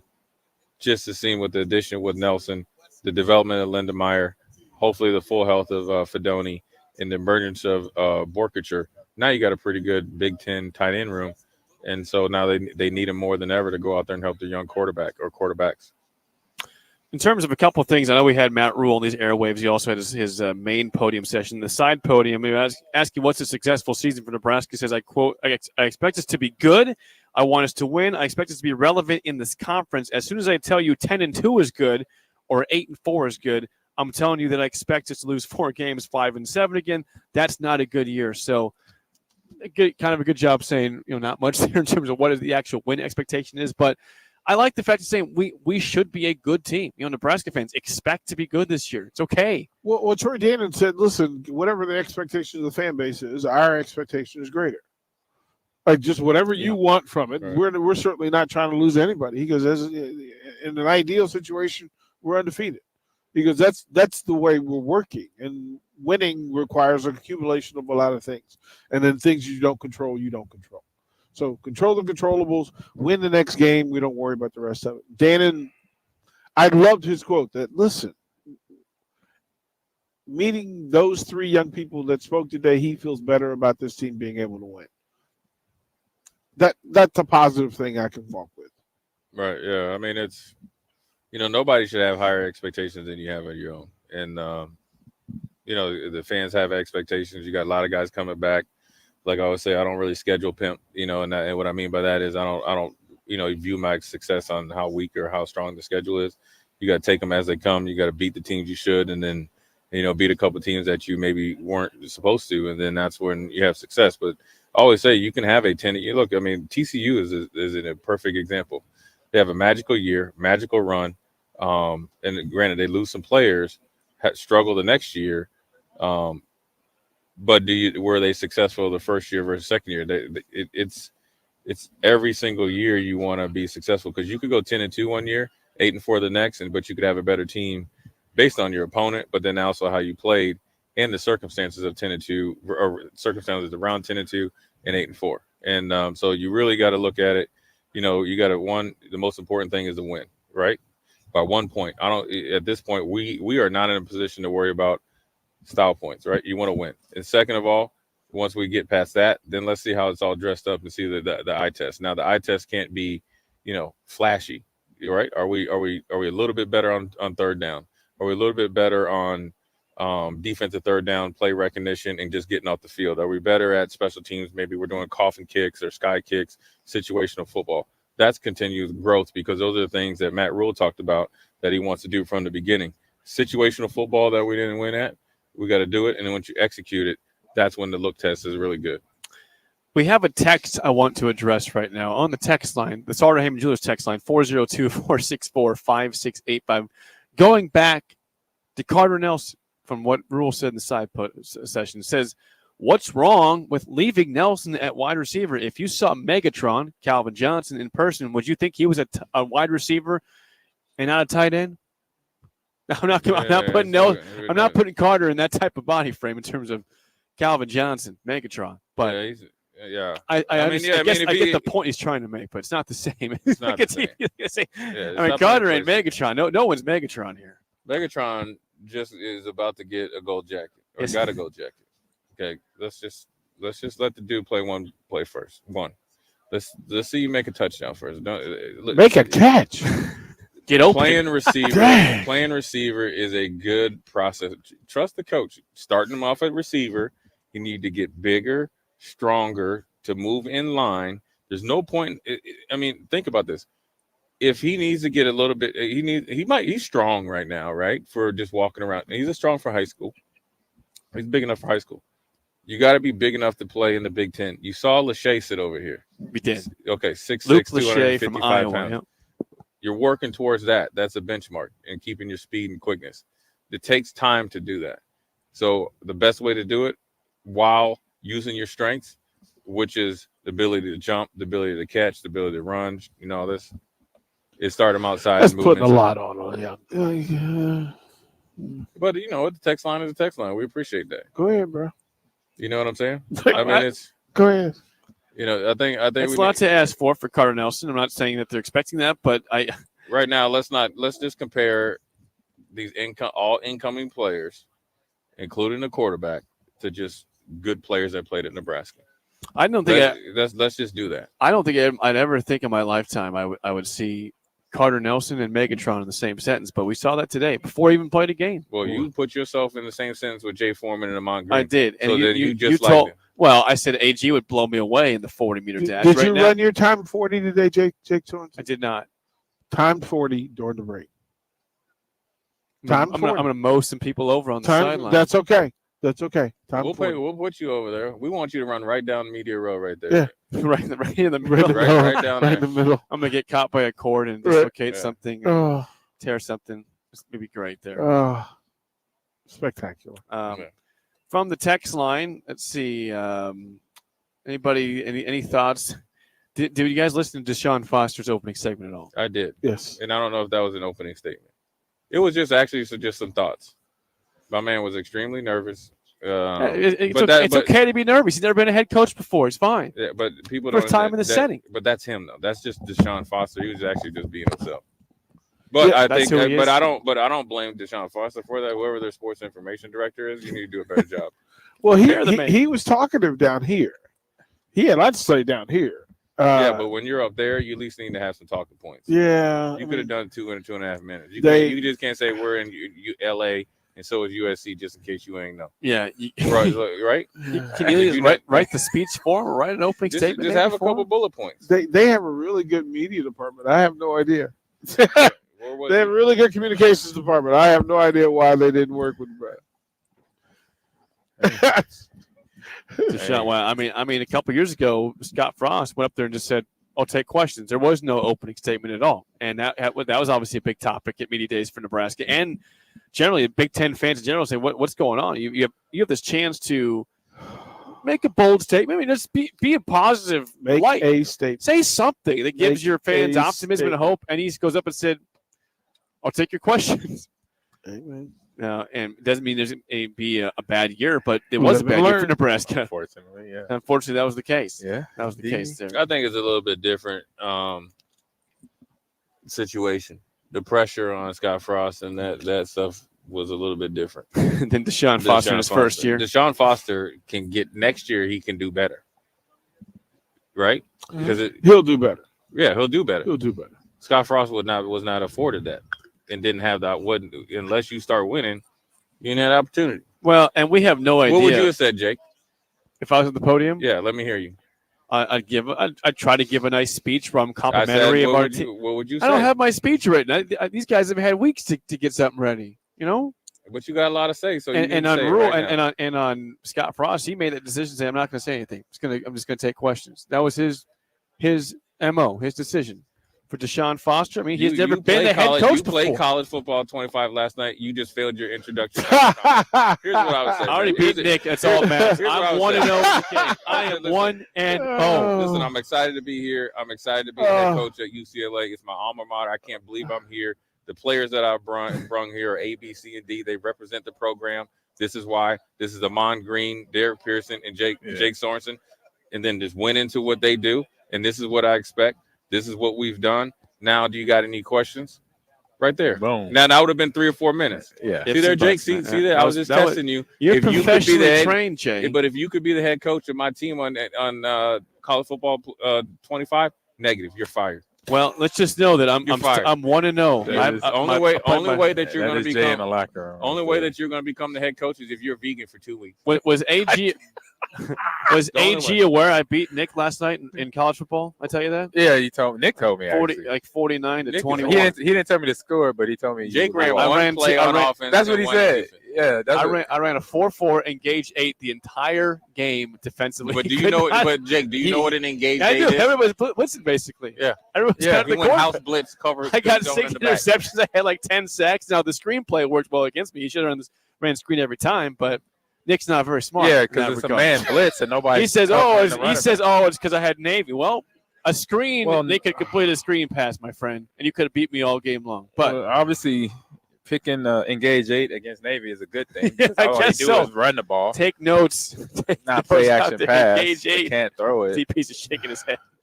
But that's how some players play. Well, he's telling me he's so good at the game. He's getting all these jobs. I'm like, let's give me my first shot in 15 years playing this, and I beat him by 21 points. Facts. How good is Nick? How good is he? Back to the drawing board, Sainer. Back to the drawing board. Wait, he had Navy. Let's just start there first. The overall was 80 to 76. We have an over/under on my personal text message that you can't break 6 into 40. $100. I will break 6 as long as there's no shenanigans of me getting like you're running to 40. What shenanigans? I'm gonna break 6 with ease. Like I'll run a 5.2 maybe. Oh hell no! You know what? 5.2 ain't even fast. Like come on, man. Why is everything? I'm unathletic bum over here. We had a preview. We had a preview. You jogging. I was like this the other day. Oh, come on! That was a preview. That's not even fair. It was a preview. I just said it was a preview. I didn't say it was the full I was trying thing. to fool you guys, so I'd win the bet. So you saying right now you could? Yeah, because it changes the mechanics. There's running mechanics. You can run a 5.240. That's what you're saying. I think I'd break 6 for So sure. $100 is what he said. I'd have to be like What is your slowest 40 you think you're gonna run? slowest. Oh, 5.6? Well, it depends if I get if I pull something or if there's no injuries. Like a Completed 5.6 40. probably. Like, why do I look so slow? What was your high school sports? I did or little league. I did sports? golf and tennis. Golf and I tennis. played a little baseball. I even played a little slow pitch softball. I was always getting to second Slow pitch base. softball don't count. Baseball, what position? Left field. Left out. Track down a lot. No. Left Left to center. Left to left center. You know? He's gonna have to, Jake. That's you're gonna good. have to face up. That's so that you got speed. You got it. It's a speed element if you're in the outfield. Because I had to play outfield. They wouldn't let me come in the infield. I don't like infield. I like tracking down the ball on the outfield. I don't need that. That means you got some wheels. Yeah, I track down every ball. Nothing gets by me in the There's a outfield. clear path 40. Right Nothing gets by me in the We can outfield. start how You they can do. run them Clear all the way path over there 40. by the trophies. What, since this is an annual thing, we could do this like NFL Network does with Rich Eisen. Well, I and told you him. in the 40. I told him. That's what it is. Eric is taking some shots at me and Nick. He says the chances of Big Swim breaking 215 pounds is better than Jake breaking a 5.540. Oh, wow. Dang! Oh, come on! Oh, Come wow. on, man! fired. It's a shot at both of us here. Shots fired. Wow. This is David says, "How many times you run a 40 at tennis and golf practice?" The answer is 0. Yeah, fact. Doesn't mean I During the got some break. speed. During the break. Tennis Okay. court is not even is maybe 25 yards. Jay, we can go right there. I That's can't. the full strip. I just can't believe you really think you're gonna run a 5.640. He 5.2. said I'm 5.2. gonna break a He said 6 for 5.2. sure. He said 5.2. He said 6 is 5.2. even fast He said He's 5.2 for the regular human being. He said 5.2. 5.2. What does Rich Eisen usually run? Like a 6 something. Yeah. He's in the Yeah, 60s. and he trained for You it, think right? I'm slower Yes. than Rich Eisen? He started training for it like 2 years Disrespectful. ago. This We're gonna have to run it. All right, we're gonna take a break. And Pick we're that bottle Bring up. this We're up gonna after the break. We're gonna just run in it. case that top. We're live at water. Lucas Oil Stadium, day Thank 2 you. of Gotta run it. Big Ten Media Days more Where's next Nick? from Where's- Indianapolis gotta on run it. 93.7 The The natives. Ticket. They're getting rest.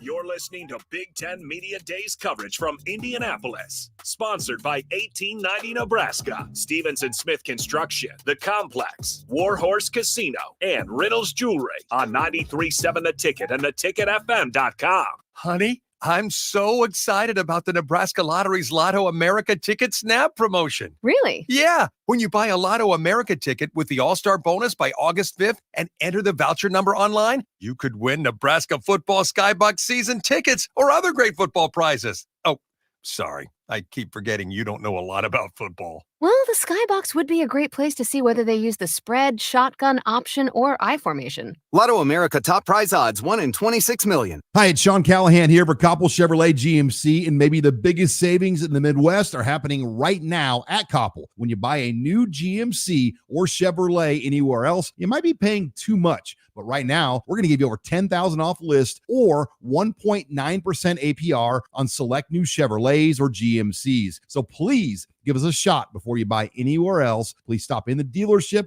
or check us out online at koppelcars.com. You'll be glad you did. Must trade and finance with approved credit. Husker fans, get ready for another thrilling season at Hibner Stadium with the reigning Big Ten champion Nebraska soccer team. Season tickets for the 2024 season are on sale now. Don't miss your chance to support the Huskers as they go head-to-head with some of the top teams in the country, including Oklahoma State, Penn State, and Duke. Get your tickets today at huskers.com/tickets or call 1-800-8-BIG-RED. Football season is nearly here, and your long wait for year 2 of Matt Rule is almost over.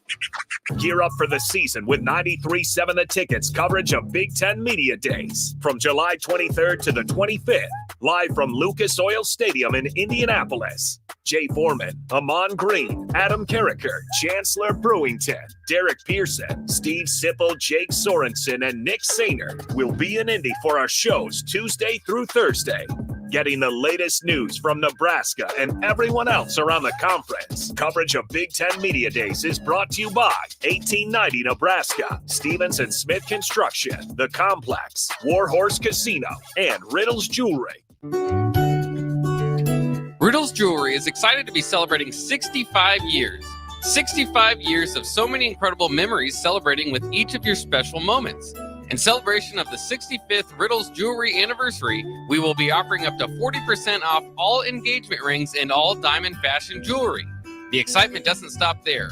Riddle's Jewelry is also offering 18 months, 0% interest and $0 down financing on all qualifying purchases. Riddle's Jewelry has always been known for incredible customer service, one of the largest selections of engagement rings, and don't forget about the on-site jeweler. Come celebrate with us at Riddle's Jewelry, your one-stop diamond shop with exclusive Levian jewelry, Pandora Charm jewelry, and more, all at Riddle's inside Gateway Mall.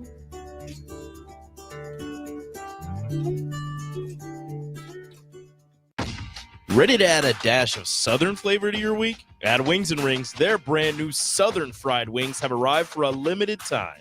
Indulge in the irresistible goodness of large, traditional bone-in wings coated in a crispy beer batter and fried to perfection. Try them with hot honey or any other sauces. And for those busy summer days coming up, look no further than their Southern Fried Wings Family Bundle. Wings and Rings, 2 Lincoln locations on O Street or Village Lane. Hey, Nebraska football fans, it's defensive lineman Ty Robinson, and I've got a winning play for you with Action Plumbing, Heating, AC, and Electrical. Team up with Action and install a new Bradford white water heater in your home. And if we win the conference championship this season, you'll get a full refund. Don't fumble this opportunity. Sack your old water heater this season and score big with Action. Visit actionlincoln.com/Huskers to learn more. Promotion valid for a limited time. Terms and conditions apply. See website for details. Perch Merch is your one-stop shop for all your printing and promotional needs in Lincoln, Nebraska. They specialize in screen printing, embroidery, vehicle wraps, window wraps, print collateral, promotional products, and signage. At Perch Merch, they are committed to delivering high-quality products and exceptional customer service. Their experienced team of designers and printing professionals will work with you every step of the way to ensure that your vision is realized. Call for a quote today at 402-217-5212 or go to perch-merch.com. Ready to score big with your projects? Look no further than Edward Stone, the MVP of natural stone for over 2 decades. Edward Stone is cranking out over 30,000 square feet every week and offers a winning lineup of over 70 quality natural veneer stone selections. Their unbeatable variety and experienced team will ensure your project is a success, whether it's a home renovation or a commercial build. And hey, they're not just about stone. They've got an all-star lineup of fireplaces, cast stone, brick, and much more. Swing by one of their locations in Lincoln or Omaha today and experience the Edward Stone difference, your reliable choice for over 20 years. What's the radon level at your home? Don't know? Find out with a call to Bryant Air Conditioning and Heating. Make sure your home is safe with a radon check from Bryant. If you've already tested, ask Bryant for a free estimate for mitigation. Once completed, you'll get a report showing how much safer your home is. When it comes to radon, call Bryant 467-1111 for testing and mitigation. Bryant Air Conditioning, Heating, Electrical, and Plumbing. We do whatever it takes. Rashawn Jackson here for Bauer Underground, who has been serving local contractors and utility contractors all across the state since 1997. When you see the black and white trucks, you know the baddest dudes in the business have arrived. Bauer is currently looking for equipment operators, laborers, diesel mechanics, and aerial linemen. Join the brotherhood built on hard work, authentic people, and pedigree of success. Bauer, a family-friendly company who reminds you, go Big Red! This is Lincoln's home for sports talk on the FM dial. Also online at theticketfm.com. On the internet. KNTK FM Firth, 93.7 The Ticket. You're listening to Big Ten Media Days coverage from Indianapolis. Sponsored by 1890 Nebraska, Stevens and Smith Construction, The Complex, Warhorse Casino, and Riddle's Jewelry on 93.7 The Ticket and theticketfm.com. Live from Lucas Oil Stadium in Indianapolis. 93.7 The Ticket brings you Big Ten Media Days. Derek Pearson, Jay Foreman, Amon Green, Adam Carricker, Chancellor Brewington, Jake Sorensen, and Nick Sainert. Powered by 1890 Nebraska, Stevens and Smith Construction, Warhorse Casino, The Complex, and Riddles Jewelry. This is Big Ten Media Days on 93.7 The Ticket. 2 hours left of coverage today on day 2 of Big Ten Media Days here at Lucas Oil Stadium, Indianapolis, Indiana. Jake Sorensen, Jay Foreman, Chancellor Brewington, I'm on green with you. Start off this 3 o'clock hour, this time 2 o'clock Central Time. Again, our coverage sponsored by 1890 Nebraska, Stevens and Smith Construction, The Complex, Lincoln, Warhorse Casino, and Riddles Jewelry. Appreciate those guys all for helping us out to make this possible. So someone who is not here this year, who has been here for the last couple years now in the NFL, is Jim Harbaugh. Michigan goes tomorrow. We have not seen them yet. They'll go tomorrow on day 3. I saw a tweet. He was because training camp began today for the Chargers. Mm-hmm. And here was Jim Harbaugh after day 1 of camp. Quote, "Feels like New Year's Day. Feels like being born. It was like coming out of the womb." End quote from Jim Harbaugh, who is, we all know, is a interesting man, to say the least. Eccentric, very successful coach. Yes. No one would ever push back, but he is a different cat, as you might say. Right. He says, feels like it's coming out of the womb, is what it felt like to be done with day 1 of training camp. Chargers. Reborn. Reborn. I mean, he's back in the NFL. It's it's a new day for him. And for him, it is probably a new version of Jim Harbaugh. He's born again. Yeah, just because of a hard year, he won national championship, and look, I mean, he's 100% football. You can say whatever you want, and all day. Did they stretch the rules? Probably so, but he's 100% football. He loves football. He loves to coach football. That's the way he's kind of was raised and grew up. So, and he definitely has a I call it a unique personality. I think he's a lot. Obviously, we know he's smart, but I think he's a lot smarter and savvy than what people give him credit for. I think he has developed kind of that, I guess, brand of eccentric weirdness, quotes, and all that. I think he does that to deflect off any pressure, which is extremely smart. Yep. But then 2, I think he can control the narrative, right? And so you won't most likely, well, you will get some hard questions, but he knows how to just go right into those type of that personality and answers. When he gets those hard questions. Yeah. Don't forget also, Jim Harbaugh had success in the NFL before this. He didn't leave the NFL because he failed. He was 44-19-1 in his career before he went back to the Chargers. 44-19-1 and lost a Super Bowl. Like, he's had good success in the NFL. Yes. He should succeed again. But I just love the fact he's such a different person. He's so unique.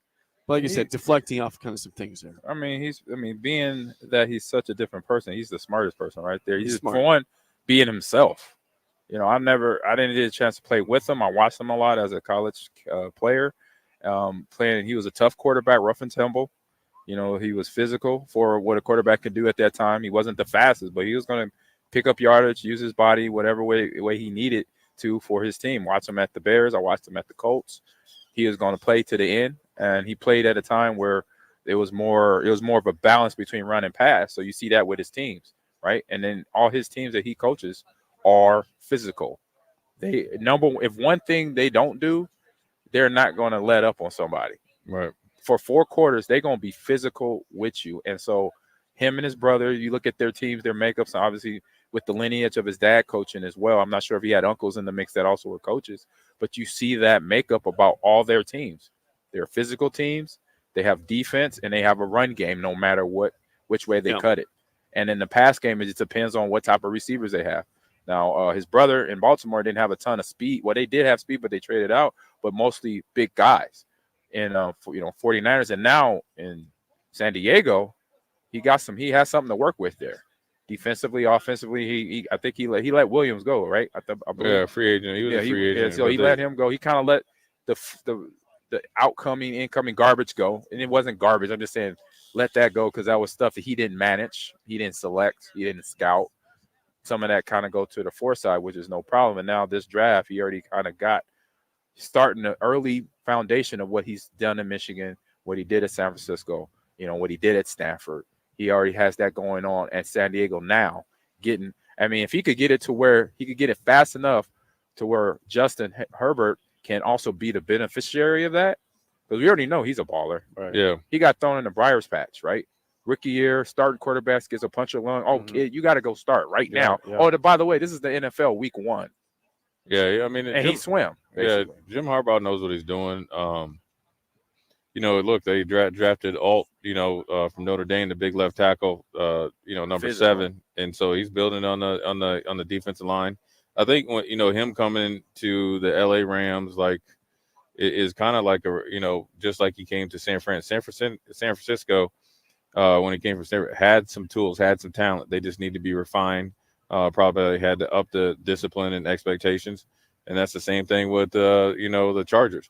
You go all the way back to Staley, the head coach, having a 21 plus point lead on the road in a playoff game against Jacksonville, and you completely melt down. That's not going to happen with Jim Harbaugh. No. Situational football, even with Staley, multiple times going for it on 4th down, shouldn't have done it.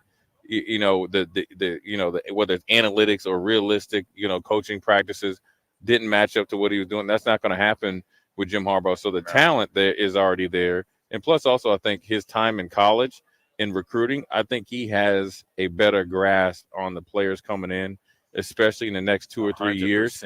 100%. And it won't, it'll pay off in the draft. Yep. But it also will pay off in who they bring, maybe, get those, like, I call them those Christmas Day free agent deals. So say you get a really good player, maybe a little bit below market value, 2 or 3 year deal. They come in, pay dividends, become a foundation player for the Chargers, or those priority free agents coming out of college. Yeah. Because he's recruited all those players, and he might have won on them or lost out on them, but they've always kept track on them. They have a really good scouting department, and also I think his biggest hire is he brought the weight coach from Michigan to the Chargers, LA Rams. So look, they're going to be, that might be the secret sauce right there. It is, and he brought mentor, and he rehooked up with Greg Roman. So Greg Roman was I like that name. Who I helped know that name. Josh Allen, Lamar Jackson, everybody else. I remember Greg Roman. He was the assistant tight end coach when I was in Houston, but we always knew he was going to be a really good coach because number one, he talked offense and defense with everybody on the team, and then 2, he was actually coaching the tight ends when he wasn't the tight end coach, and he was helping Joe Pendry install some offense. So he's got a good staff, and look, if you're not working there and you're not 100% football, you will stick out like a sore thumb with that Charger staff. Yeah, the Chargers again. They got Justin Herbert, a talented quarterback, and like you said, Jay and Almond, they just found incredible ways to lose with Staley. They had good teams. The talent was there. Yeah. He just make bad decisions on 4th down. And they have incredible turnovers. It's like, what are you doing? It's like kind of like the Scott Frost era. It's like, how do you find amazing ways to lose? I'm not trying to put Frost down while he's out of here, but it's like, there are so many times. Like, how can you possibly have lost with this scenario consistently? That was the Chargers. It seemed like very parallel universes there. But you're right, Jay. I just can't see Jim Harbaugh having that type of loss. Now, we had a couple losses early on in his tenure at Michigan, like where they're just trying to punt the ball. The punter loses the ball. Michigan State takes it for the touchdown, which is just still very random and hilarious how it went down. But in the last couple of years, when they've had 3 straight titles in the Big Ten, they didn't have that type of loss. They didn't do that. They were very disciplined. Wasn't always the most sexy offense to watch, but guess what? They won a lot of games. Yeah, and they bludgeoned you. Yeah, yes, I'll push back on that because he actually has a plan on how the season goes. Yeah, and this is where I think a lot of people have a misconception on his Michigan. Genius. and he did this. First of all, he did it at the University of San Diego a long time ago. Then he did it at Stanford. Then he did it at San Francisco, and he continued to do it at Michigan. What Michigan did especially how they started to beat Ohio State, they stopped trying to be Ohio State. Then they got better at what they were good at, running the ball, physical, situational football. But what Jim Harbaugh did, and we saw this on display at Memorial Stadium, they start the season out running the ball. And like Matt Rule said, winning close games are games that supposedly aren't ugly. When you had the QB competition, when they play Bowling Green in Hawaii, right? So they're not fashionable, right? And do they go from number 3 in the nation to number 4? It doesn't matter to them. It's a process. Right. But as the season went on, they became more aggressive in the pass game and more explosive. That's a plan. We saw it 2 years ago when they came here. We saw last year. They will test you after they learn or after they know and establish throughout the whole nation that we're a running team. And they hit you with the play action. They got guys out there, whether it's Roman Wilson and Loveland, the tight end, and all the times that they find ways to get explosive. They accentuated the tight end this year against Washington because he's going to be a future first-round pick. But that's what they do. And people think they're just running. And the next thing you look up, they got 42 points. Right. And they just beat you up doing it. Yeah, they beat you up doing it. That's the part I love. It's football, right? I mean, that's a part of the game that we all, for some level, enjoyed it. But know that when you add in all the other intricacy of the play action over the top with the run game, you start to bludgeon, beat them up with the run game, and then get the box filled up with 8 or 9, 10 guys, and then here's play action over the top, play action over the middle, crossing routes, corners. Get the tight ends open that can run routes, that could be physical and go and jump and give them the jump ball. And so that's the part of the hardball offense and that you've been seeing since San Diego State. I honestly didn't see a whole lot, or not San Diego State, San Diego. Yeah. The Toreros. Yeah, I didn't see them. I didn't see a whole lot of film in that, but I knew his record. He had a good record. He was positive every year before he moved on. I mean, because football, to him, football is football. Yeah, and you got to find a way to score. And at the end of the day, to getting the W, that's the most fashionable thing that's needed in this day and age of college football. And one thing he looks at is probably like you go to San Diego. When he started there, he knew what was on campus, the talent wise. Like he knew so far, he probably didn't know. Like once he got to this level, once he got to Stanford, then he could like, okay, I got this type of athlete I can have now. This is the type of game I can run, type of run game I can do. These are the tight ends I can recruit now, and I could get them because why at Stanford? Couldn't get certain talent at San Diego State or San Diego. I keep saying San Diego State, San Diego. Once he got to the higher level, then he can get the talent, from Michigan at the tight ends that are just bookend tight ends, always on that offensive set. So, and the same on the defensive side, then you can go and get the pedigree, and then he has the resume behind him because everybody wants to play for him as a young kid coming up. Well, look who stepped in for the first time today on the radio, I believe. Is this the first time? I think it's your first time on the air today. Nick Sainer, Big Swim. I think it was in the building. Oh, I was on the first segment. Yes. And then then you had somebody named Rick Neuheisel sit down, and I happily stood up. And that was it for Nick. You just got to get a couple years under your belt coaching, then there you go. Yeah, a couple years playing, a couple years coaching. Yeah. Don't take it personal, Nick. I do not at all. Okay. No, we good. Did you you saw your hero Jonathan Smith? Did you say that you tell him about the OC? He's actually about to sit down at the table next to us. I can talk to him. Go tell him. Say, hey, I may need to. I'm your current OC. I'm your current OC. I do need to find Nathaniel Carter, their running back, and tell him that I need to thank him for putting up 210 yards rushing yesterday against Florida State.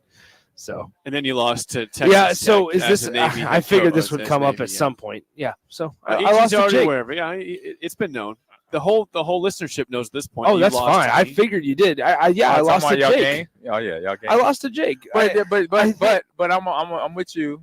I mean, it's Navy. There's something to be said Throw about a screen pass every play you beat me. I mean, not saying you're rushing 8 guys. Here's the thing. No, here's the problem though. Is that what's wrong with that? If you were to look at Navy's playbook, they have 2 sets. I know that are shotgun. Everything else is out of the single back formation and under center. Mm-hmm. And so even if I were to throw a screen pass, and I know this because I tried last night, and he had success with it.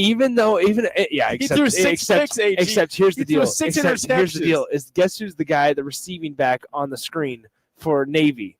Their fullback. Yeah, so he's got about 58 speed. Exactly. Yeah. So I can't catch you. So here's the thing. I'm with Nick here. Also, I would like to point out that I did not pick Navy. I pushed Triangle, which is a random team. Y'all were doing random picks. Yes, I picked a random team. So you got to add all that in there, Jay. You got to add all that in there. So it wasn't 90 versus 52. It was an 80 versus 76 overall. He says that, but it was 66 offense. Yeah, that's the key. Your defense gave up 49 points. That's pretty good for a 76 I gave up 56 overall. to Ole Miss with Rico, but I still beat Rico. No, my point is this: the screens don't matter. The screens don't matter. Jay saw the whole second half. Jay did see it. Jay did watch. He saw the absolute We were enjoying some beverages in my room, and I ran the same play on offense. He ran the same play. Defense. Here's the thing: I still to this moment don't know. And AG, I told you this. Yeah. Don't know how he over and over completed the same pass to the same receiver. I would user a guy and try to lurk, and he still somehow completed. You know why? It's because on the new revamped passing, you can hold the button all the way down. It gets into the red, and it's a little inaccurate. I didn't know that. Exactly, you I didn't. just pushed the square. But so he would push it in the red, and it would throw my guy off, and he would go off to the side and catch it. That happens. I'm telling you, I still don't know to this moment. I did that. How I would scramble my quarterback in the same play as I was calling all. And people are going to sit here and be like, Nick, why didn't you run? Nick, why don't you run? Because the guy's rushing 8. So I can't run. I don't got enough blockers. I didn't gauge it. I'm telling you, it was the stupidest. It's about 12 sacks, 6 picks. It was a glorious night. It was so stupid. It was beautiful. It was beautiful. It was pure domination. They look like the Dallas Doomsday Defense. Yeah, it was not good. Did I hear that correctly? Oh, yep. Here we go. Rico, are you 0-2? Rico's Nick, Rico perked up awful quick. Did I hear that Nick lost to Jake? I did. haven't played a video game in 15 years. Rico, let me tell you. Let me tell you what happened. See, and Simple made a very good point. He's like, you lost to the worst possible person because he'll never stop talking. 100%. 100.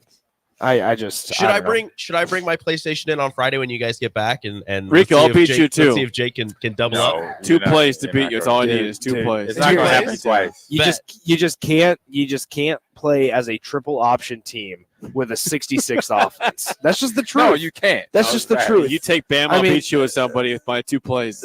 Here's the thing: is like I'll be like Southern Miss and beat you against Alabama. Bring it on. Bet. Against Alabama. So if I was Alabama tonight and you were Southern Miss, you'd feel comfortable. Yeah, I do. I'll beat you. I need you guys to live stream this. I'm not as confident about as I am the 40. But Amon, set your Twitch up on Nick's PlayStation and please stream this. Okay. Oh, this is so He's like, I don't think that's a good idea. That's a great idea. I gotta watch this. That's a great idea. So idea. if I beat you, that confirms I could run the 40 because I'm very confident what I can do right now. No. Jake. No. I didn't say I'm running a 4.40. So I'm breaking a 6.40. Wow, what a hard thing that is. Rico, you know I can run 40 yards. Don't worry. What? You know I could break a 6 flat 40-meter dash. 40-yard dash. I know nothing. I don't know any of that. I don't know what you're talking about. Nobody believes in you, Jake. Hey. I never said I didn't believe in him. Sounds I'm just like saying I don't. Sounds like it. I'm used to this. Amon doesn't believe in you, and he's the ultimate optimist. We know Nick don't believe in you. He is an optimist. I saw the preview of you jogging. That doesn't count. I was. I can see your body. I can see your body mechanics. That was not actual running. That was just like, I got to go for 5. Nick, do you think Jake can break 6 flat in the 40? 6 flat. That's why is this even a question? That is slow. 6 flat is very slow. I just want to see Jake get out of a 3-point stance.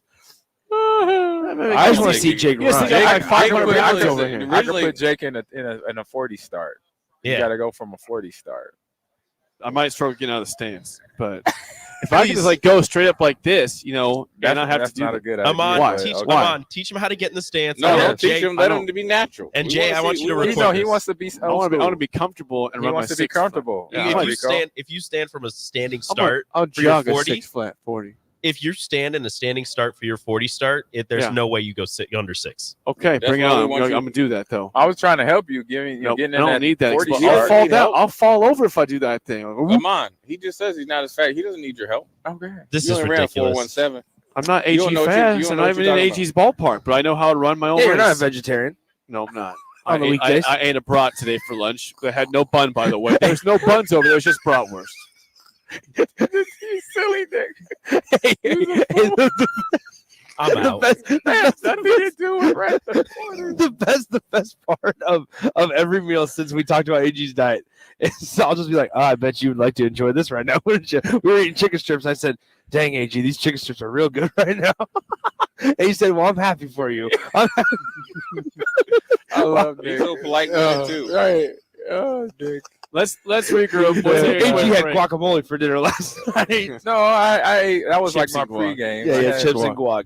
chips and Very guac, filling and then I meal went to there. visit my friend. I had a nice little pasta dish with some bruschetta on the side. Marinara without meat. Without meat. No meat. yes. Non-meat sauce. That's You right. sound like a rabbit. Veggie. A rabbit doesn't eat pasta. No. Not that you know of. There's some rabbits eating pasta. Let's regroup. We'll take a quick break. We're live at Lucas Oil Stadium, Indianapolis. Big Ten Media Days. More next here from Indianapolis on the ticket. Nice. From Indianapolis, sponsored by 1890 Nebraska, Stevenson Smith Construction, The Complex, Warhorse Casino, and Riddles Jewelry on 93.7 The Ticket and theticketfm.com. Hey, Nebraska football fans, it's defensive lineman Ty Robinson, and I've got a winning play for you with Action Plumbing, Heating, AC, and Electrical. Team up with Action and install a new Bradford white water heater in your home. And if we win the conference championship this season, you'll get a full refund. Don't fumble this opportunity. Sack your old water heater this season and score big with Action. Visit actionlincoln.com/Huskers to learn more. Promotion valid for a limited time. Terms and conditions apply. See website for details. Hello, this is Mary Pat Waite. I've had the privilege of working with Lincoln families as their realtor for more than 31 years. And I'm so proud to be associated with MP Dodge Real Estate. For me, your transaction is unique in its own way. My experience allows me to bring you trusted care and a really great outcome. My NP Dodge family shares the same client focus. Expand your career with NP Dodge. Call Eric at 402-434-2222. Get ready, Husker fans. The Big Red Preview is coming soon. Join us Saturday night, August 3rd, for an exclusive look at your Nebraska football team in action. Experience the excitement, the energy, the sights and sounds of a game day as the 2024 football season kicks off. Visit Huskers.com/tickets and bring your family, friends, and all your Big Red pride to Memorial Stadium, Saturday night, August 3rd. That's Huskers.com/tickets. Brought to you by Husker Athletics and 1890 Nebraska. Winning tradition, future success. Riddles Jewelry is excited to be celebrating 65 years. 65 years of so many incredible memories celebrating with each of your special moments. In celebration of the 65th Riddles Jewelry anniversary, we will be offering up to 40% off all engagement rings and all diamond fashion jewelry. The excitement doesn't stop there. Riddles Jewelry is also offering 18 months, 0% interest and $0 down financing on all qualifying purchases.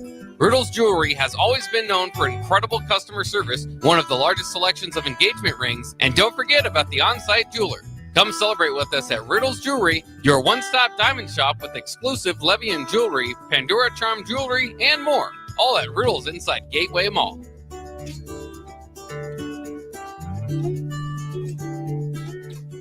Garage doors can be expensive. Are you keeping yours in the best condition possible? This is Cameron Hall with Doors Plus. Doors Plus is a locally owned business that prides itself on the fast, reliable, and friendly service. Doors Plus offers flexible scheduling so you can book an appointment that fits your busy day. My team and I will come out to your property, both commercial and residential, and provide you with the necessary information you need to make sure your garage door is in working and smooth condition. Give Doors Plus a call today at 402-590-5800 to book an appointment and learn more about our preventative maintenance plans. Doors Plus, garage doors, and more.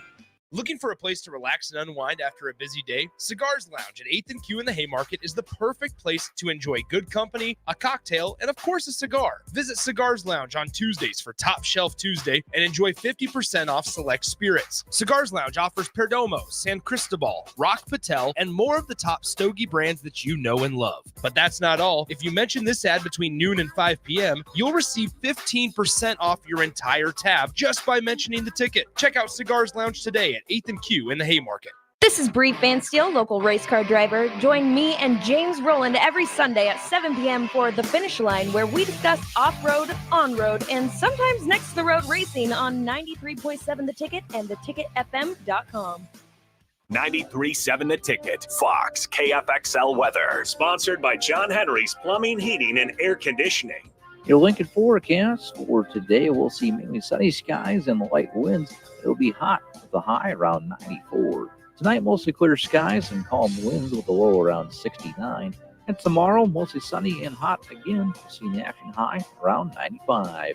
I'm meteorologist Kyle Kleck for 93.7 The Ticket and theticketfm.com.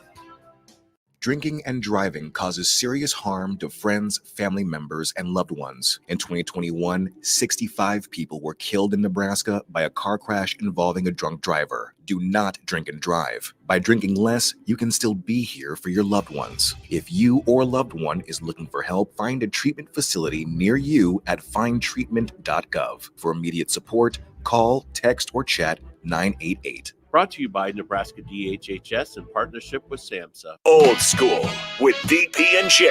There's California money, and it's a different kind of money. Hollywood money just is spent differently because it's turned over and created so in full. And oh, by the way, it's the right kind of money when it comes to, because we're in the era now of name, image, and likeness.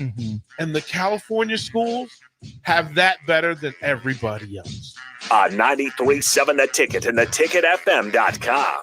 You're listening to Big Ten Media Days coverage from Indianapolis. Sponsored by 1890 Nebraska, Stevens & Smith Construction, The Complex, Warhorse Casino, and Riddle's Jewelry on 93.7 The Ticket and theticketfm.com.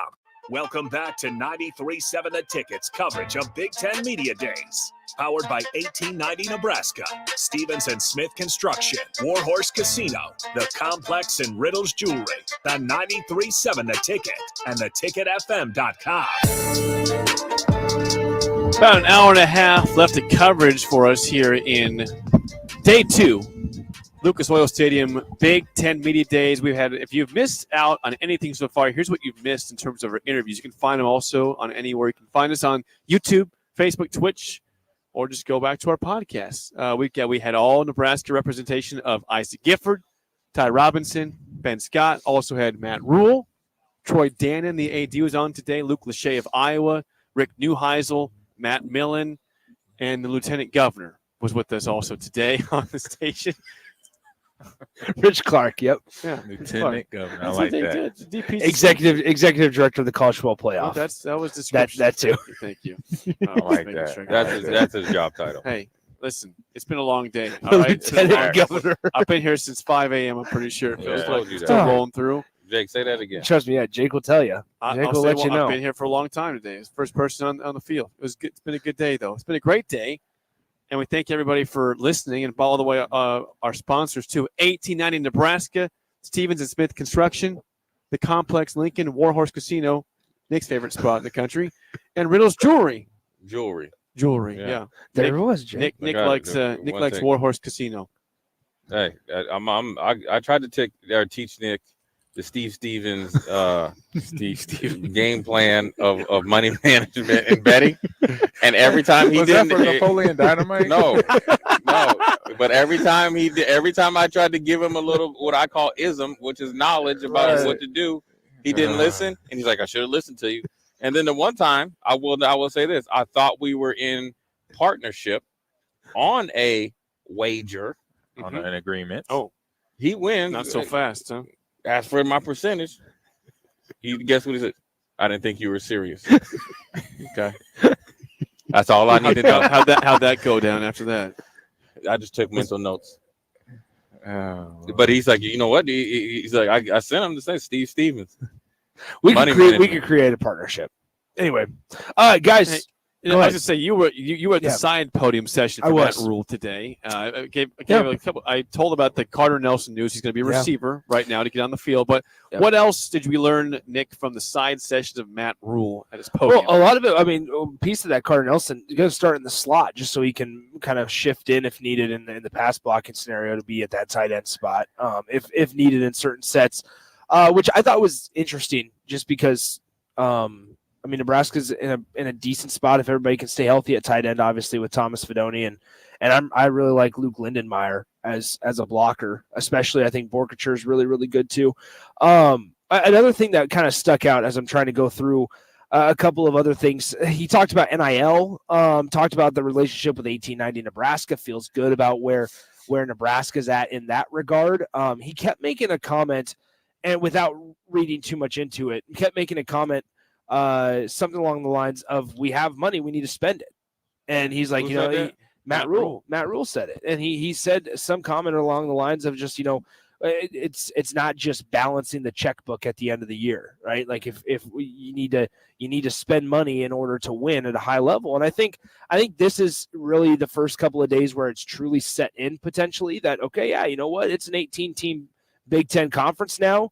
And you see, the Big Ten conference logo up front, and you see all the teams' logos and emblems next to it. And you say, holy smokes, it's not a 7-team division anymore. It is a 18 team. You need to be 2 of the best teams to play here in December, and probably 3 of the best teams out of those 18 teams to play in a college football playoff berth. So I think it's starting to set in, maybe not so much for Matt Rule because they're pretty, they can see kind of pretty well into the future and into the near future. But for other teams, the Indianas that we'll see tomorrow, the Illinois that we saw yesterday, those types of programs, I think it's starting to settle in that, the margin for error for those are even slimmer.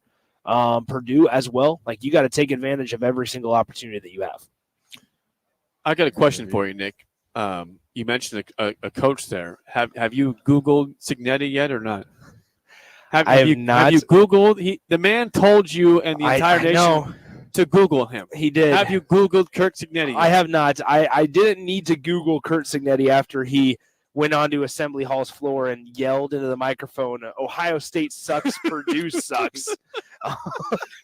Michigan sucks. Michigan sucks. And we're not backing down from anybody. And Indiana's head coach. Indiana football's head coach. James Madison, now, Kurt Cignetti. I mean, that's did the that thing. Here? No. He did it at Assembly Hall, which was in Bloomington. Imagine him on these podium. Hey, man, I thought he did that here. Ryan Day would hop on that flight once again and say, I was here Tuesday and I can be here Thursday. Coming back, Mr. Google. No, I think, here's the thing. I guess he has won. I mean, he won at a high clip at James Madison. You saw that last year in their early stages of being an FBS program, but Indiana's it's going to be a little tougher because Indiana's schedule. Let's just pull up Indiana's schedule and see what Kurt Cignetti and the Hoosiers are working with out in Bloomington. So they'll go on the road to UCLA for their first conference game in week 3. Then they have a stretch of Nebraska, Washington, Michigan State, Michigan, Ohio State. That is a stretch towards the back end of the season there. Not the most difficult schedule, not necessarily Purdue's schedule. I'll tell you another team that has a really tough schedule, Michigan State. Michigan State has quite the slate. Your boy's next to us, Jonathan by the way. Smith is just right down the road. You're his OC. Yep, that's my boss. He's Jonathan Smith. He's getting frazzled.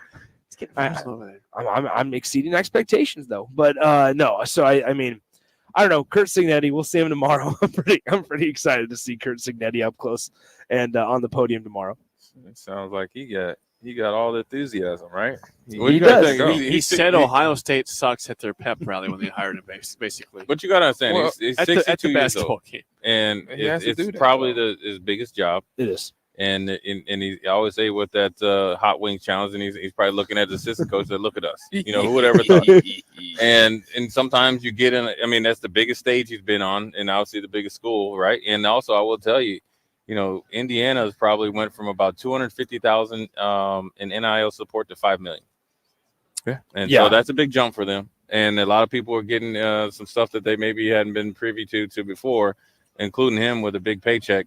So you got to give him as much as we talked about Deshaun Foster. You got to give Cignetti a little bit. Can I have some transparency about Deshaun Foster? So I was back in the media room, walking back there in the hallway, and he was on the phone, and all I heard on the phone, Deshaun Foster going, "Yeah, I know. I've seen it all over the place. I know people are talking about it."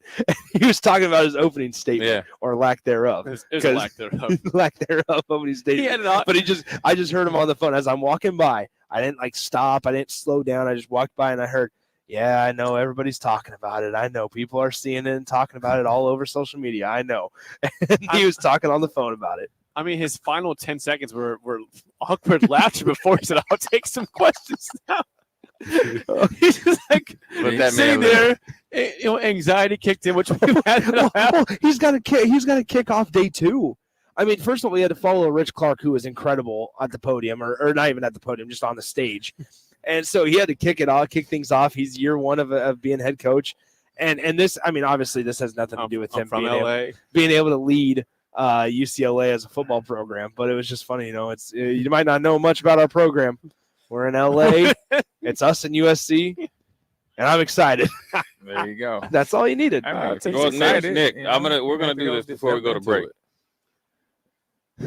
Your man right here, I put him on the spot, see what his opening statement would be. Okay. He said he needed a couple preparations. I did mine just off the cuff. Yeah. I know AG can get down like Charlie Brown. Yep. You're on the spot. I love it. What program? You're Deshaun UCLA. UCLA. I'm just UCLA.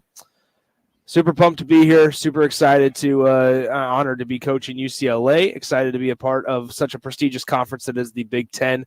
Thank you to Tony Petitti for his leadership.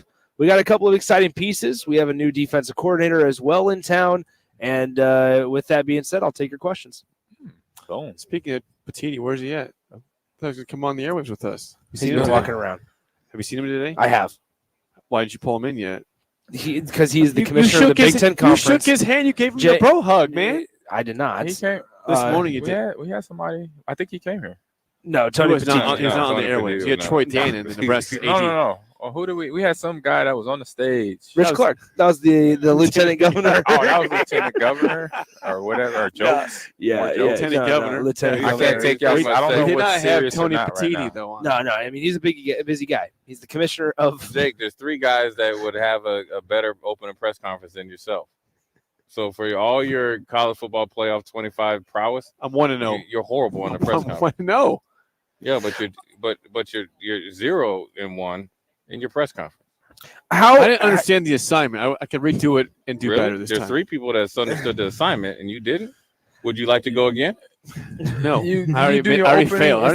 You fail. You fail. But you just said you do it. Listen, they now in school they let you retake tests when you don't show up or fail. We'll just be like. I would like to do a little more of a swaggy one here. Okay. That's cool. Yes. What is up, Indianapolis? It's your boy Deshaun Foster. Happy to be here, heading the UCLA Bruins, a proud alum of UCLA. We are proud to be in the Big Ten Conference. Are you proud? I'm proud to talk to you today. You can Google me if you want to, like Kurt Signetti. Michigan sucks, Ohio State sucks, and Indiana sucks. We're excited to be in the Big Ten. I'm excited for your questions today. What do you got for me? Fours up. Shoot. On a scale of 1 to 10, that was probably a 2.3 a swag. Better than the first one, 0. That's a tough grading scale. Can I ask you guys a real question here, though? How important is it for coaches in today's landscape of college athletics to be good at that? Oh, it's always part of the job. It's definitely important. I think it is, and this is not just like this is not a knock on Deshaun Foster because obviously there's a lot going on today. And it's a lot. But no, what I was going to say is like just in general the ability to speak to the media and to be able to handle questions and be able to twist a frankly mediocre question into a relevant and quality answer that portrays your program and university into a positive light.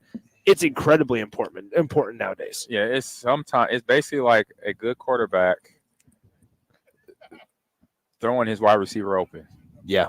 So I say the quarterback being the coach on the podium, the person who asked the question, the interviewer. You got a sock on today?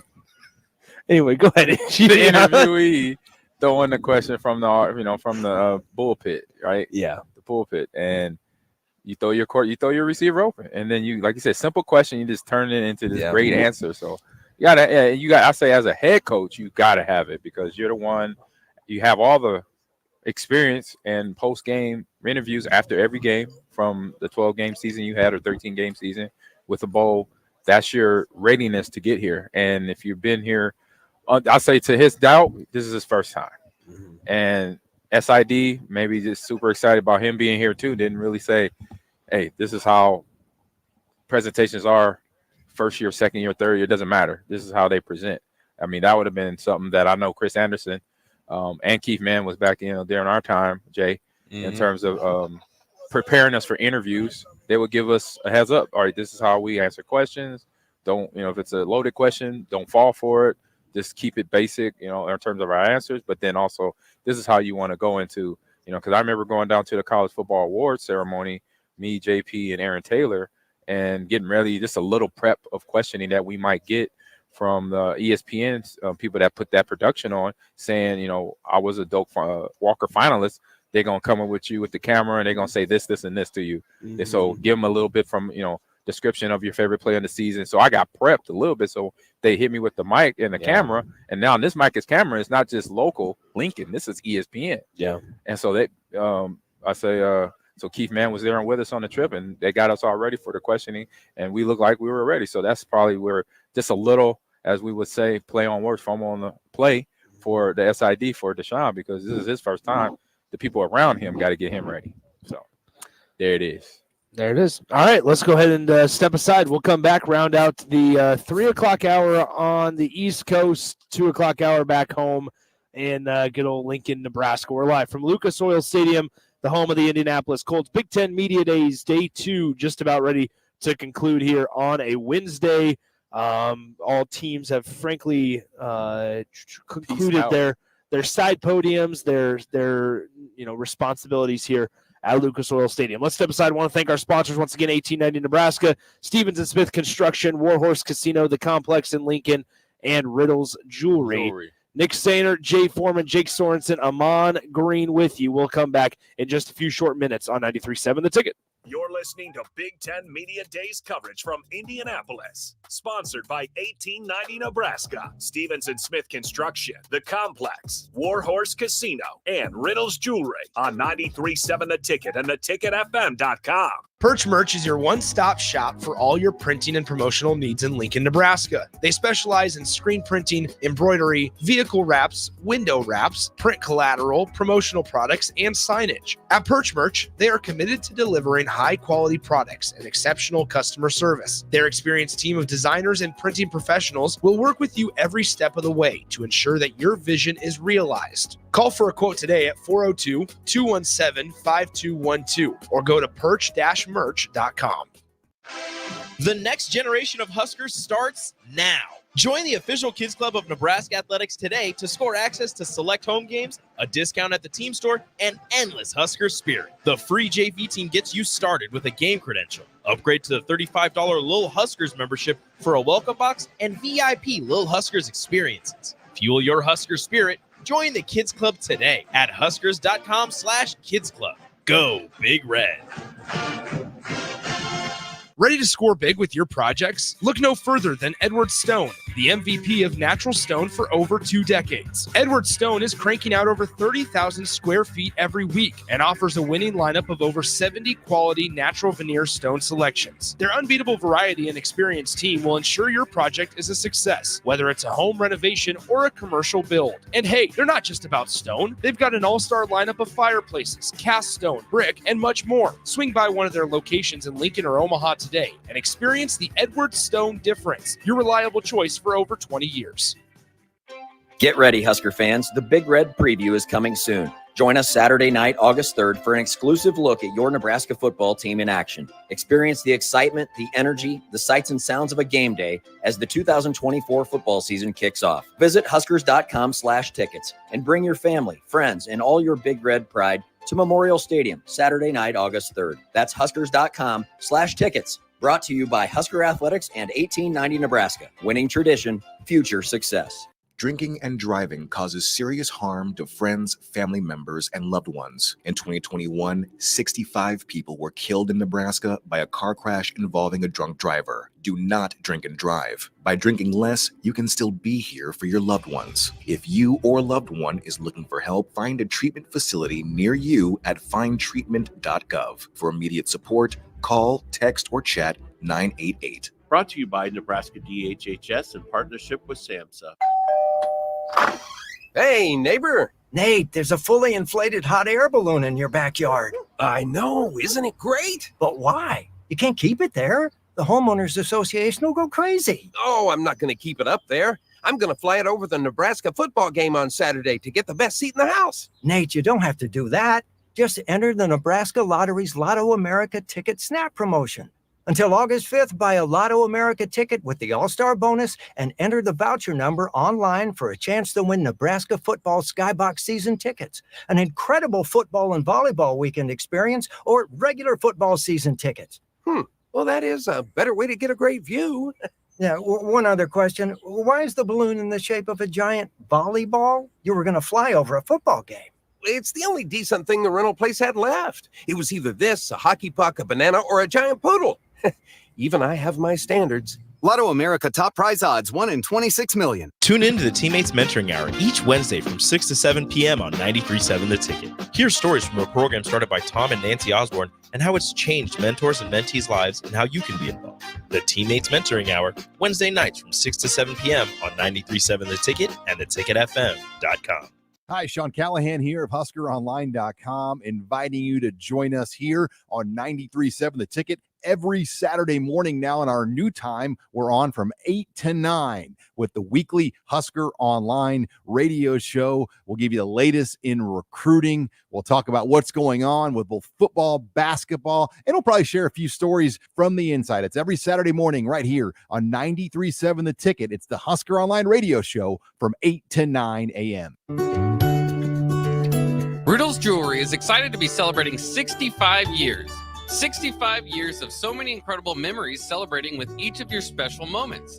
In celebration of the 65th Riddle's Jewelry anniversary, we will be offering up to 40% off all engagement rings and all diamond fashion jewelry. The excitement doesn't stop there. Riddle's Jewelry is also offering 18 months, 0% interest and $0 down financing on all qualifying purchases. Riddle's Jewelry has always been known for incredible customer service, one of the largest selections of engagement rings, and don't forget about the on-site jeweler. Come celebrate with us at Riddle's Jewelry, your one-stop diamond shop with exclusive Levian jewelry, Pandora Charm jewelry, and more. All at Riddle's inside Gateway Mall.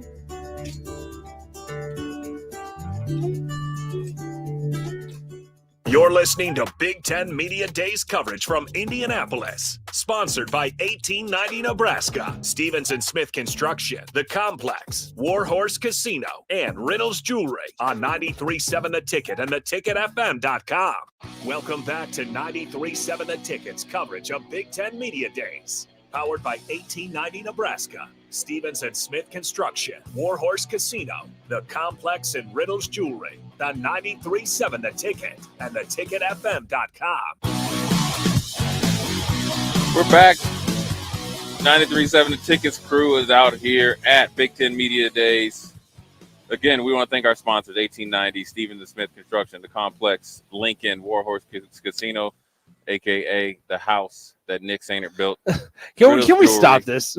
That's Jake put you on Front Street. Yeah, I don't even go there that often. I don't even go there. The good thing about Jake, Jake drops little bombs, and then he goes away. And then he's like Kaiser Soze, just poof. Jake just got out and walked away. He's over a Sip. No, he's not. Sip is working. I see Sip's head over here right now. I guarantee you, Jake's just not doing a thing right now. Jake's taking in the scene.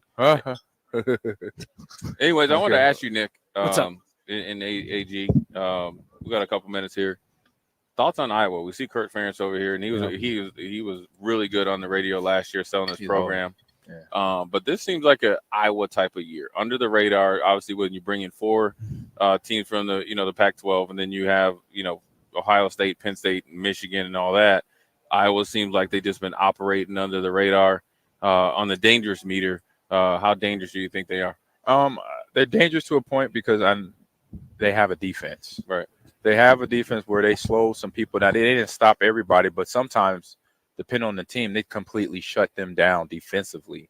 And they have really good coaching that makes their players really smart because of the defensive back that got drafted this past year. I can't remember Cooper his name. DeJean. Yep. Cooper DeJean. They had Riley Moss before that. Exactly. Yeah. So they were ball hawks. They were really, fundamentally sound and knew how to play the ball and then obviously make tackles. Like in terms of fundamental tackle, you saw Iowa's defense play well. But the offensive side, that's the only question mark, right? That's their slow churning machine. It just goes slow. Maybe not anymore though. They got new offensive Right. coordinator. Last year, I'm going off of last year. What we saw every game was played last year. But this year, and we talked to Luke earlier, the tight end. He's super excited about himself and goal oriented and team wise. So just from a standpoint, they have a defense. I believe that's a team you have to pay attention to because if a defense they had last year shows up next year, this coming season, then you got to make sure all facets of your game, offensively, defensively, and special team are hitting. Because if not, they could get you in a rut because of that defense and slow you down. Nick, I think they have depth at quarterback this year. I mean, they have not only Cade McNamara, who's the former Michigan transfer, but they also have Brandon Sullivan, who started multiple games for Northwestern last year. So they have their quarterback play, I think, is going to be a little bit better than it has been, whether that was under Spencer Petras or Alex Padilla back then, or even last year with Deacon Hill. It can't get much worse, but they still won games somehow, some way. So I think when you look at Iowa, you look around and say, okay, where have they maybe gotten better at? I think they got better at running back. And Jay Higgins is a year older. He's one of the few preseason All Big Ten honorees that's not wearing a Michigan or Ohio State uniform. There's only 2 teams that are not Michigan or Ohio State on that all preseason, and one of them is Penn State, and the other one is Iowa's running back Jay Higgins. So when you look at that, I think they're going to be able to do what they usually want to do, and they have maybe a fresh face calling the offense and orchestrating the plays there. Cade McNamara is healthy, and even if he does not play well, then you still have a serviceable Big Ten starting quarterback in Brendan Sullivan behind him. And then we know what to expect from Iowa's defense and special teams every single year: buttoned up, disciplined, don't make mistakes, and that's how they win a lot of their games. They introduced Kirk Ferentz. The guy went 10-4 last year. You forget that, and it was so ugly. Just a whole home, and it was so ugly. It was such an ugly 10-4, but it was 10-4, and you could see we made light of the situation with Deshaun Foster, but you see the difference between Kirk Ferentz, who comes in, he and his guys, they handle their business here, but then it's just business as usual outside. It's not a big deal compared to other programs that you see walk through here that maybe make it a little bit more of a flamboyant appearance. So it's just business as usual for Iowa, and Kirk Ferentz kind of knows what he's supposed to do when he's in these kind of settings. And it's kind of a reflection. Like sometimes they say the coach the team is a reflection of the coach. Yeah, he's kind of that way. Is straight down the middle, by the rules, done a certain way in the same way every time, and doesn't go too far off of what he's been doing for his time at Iowa right now. Here's what's interesting. I mean, so you just talk about the difference in expectations from an Iowa and an Ohio State. Obviously, 2 completely different types of programs. And in terms of expectations, Ohio State has much more national and higher expectations than Iowa. But there's obviously the rumblings of Ryan Day and what happens to him if he isn't able to knock off the Wolverines or at least get Ohio State to a national championship. The guy's 56-8. Kirk Ferentz is 192 and 116 in his time in Iowa City. That's his career record. Third most wins in Big Ten history from Kirk Ferentz. There's zero pressure on Kirk Ferentz. He got a lifetime contract. Exactly. And I think that 10-4 season on the sneak with the new AD officially coming in middle of the season, essentially hired to evaluate and had his son report to her, and then eventually led to his demise or resign or whatever. It takes a lot of confidence and superior focus to continue along the process and churn out a, let's say, ugly 10-win season. Now, when you have not 1 but 2 quarterbacks, it seems like with the new offensive coordinator, they addressed 2 big areas, which is quarterback and skill position. They jettisoned a receiving core that was actually, I thought, on the uptick from 2 years ago. Brought in new guys. Obviously had, the whole gambling thing that seemed to just kind of go by the wayside. But then quietly you had, we had Jay Higgins sit down here last year, and he had been waiting for his opportunity to replace Campbell, who was a 2-time All-American, won the Buckets, and eventually a first-round pick of the Detroit Lions. And he not only replaced him, I wouldn't say he made fans forget him, but he said, listen, I am that good too. Now, Higgins had played before, but being the guy and being the captain, he not only led the Big Ten in tackles, he obliterated Big Ten offenses in the run and pass game. I just saw him walk in here. His confidence, the way he's moving, is a lot different. On my Iowa dangerous meter, I think they're about an 8. They're pretty dangerous. I don't think they'll be a national title hunt, but I think if things go their way and they play Iowa football and then some teams stub their toe, they actually might become more fashionable and might sneak in there in the college football playoffs as actually that wild card 4th from the Big Ten, because I think it will be a battle of attrition, and they will eat each other down in the SEC. I think Florida State won't be what you think they are. I think Clemson might try to sneak in there from the ACC, Big 12 as well. That leaves the door open for another Big 10 team that has I wouldn't say a surprising season, but not a season that people predicted preseason. Iowa set up for success, but it all depends on health, execution. But that's us three right here. We're going to go a quick break because we're up against the clock, get the station ID and all that stuff. Jay Foreman, Amon Green, Nick Sainert, 93.7 The Ticket crew out here at Big 10 Media Days. We'll be right back. This is Lincoln's home for sports talk on the FM dial. Also online at theticketfm.com. On the internet. KNTK FM Firth, 93.7 The Ticket. You're listening to Big 10 Media Days coverage from Indianapolis. Sponsored by 1890 Nebraska, Stevenson Smith Construction, The Complex, Warhorse Casino, and Riddles Jewelry on 93.7 The Ticket and theticketfm.com. Looking for a place to relax and unwind after a busy day? Cigars Lounge at 8th and Q in the Haymarket is the perfect place to enjoy good company, a cocktail, and of course a cigar. Visit Cigars Lounge on Tuesdays for Top Shelf Tuesday and enjoy 50% off select spirits. Cigars Lounge offers Perdomo, San Cristobal, Rock Patel, and more of the top stogie brands that you know and love. But that's not all. If you mention this ad between noon and 5 p.m., you'll receive 15% off your entire tab just by mentioning the ticket. Check out Cigars Lounge today at 8th and Q in the Haymarket. 93.7 The Ticket, Fox, KFXL weather. Sponsored by John Henry's Plumbing, Heating, and Air Conditioning. Your Lincoln forecast for today, we'll see mainly sunny skies and light winds. It'll be hot with a high around 94. Tonight, mostly clear skies and calm winds with a low around 69. And tomorrow, mostly sunny and hot again. We'll see the action high around 95. I'm meteorologist Kyle Kleck for 93.7 The Ticket and theticketfm.com. Join us on Monday, July 29th at Buffalo Wings and Rings at 68th and O to celebrate the company's 40th anniversary. Enjoy 40% off wings all day and your favorite sports talk hosts on air from 10 a.m. to 6 p.m. Come hang with us for the 40th anniversary party on Monday, July 29th at the 68th and O Buffalo Wings and Rings. For over 15 years, Integrated Life Choices has empowered individuals with disabilities in Lincoln and throughout Nebraska. They provide comprehensive services from group homes and independent living services to job training, ensuring fulfilling lives for those that they serve. Now, they're inviting you to join their mission. If you're passionate about making a difference in the lives of people with developmental disabilities, explore rewarding career opportunities with them. Learn more about their services and apply today at www.ilc.net. Be a part of Integrated Life Choices, where your work truly changes lives. Riddles Jewelry is excited to be celebrating 65 years. 65 years of so many incredible memories celebrating with each of your special moments. In celebration of the 65th Riddles Jewelry anniversary, we will be offering up to 40% off all engagement rings and all diamond fashion jewelry.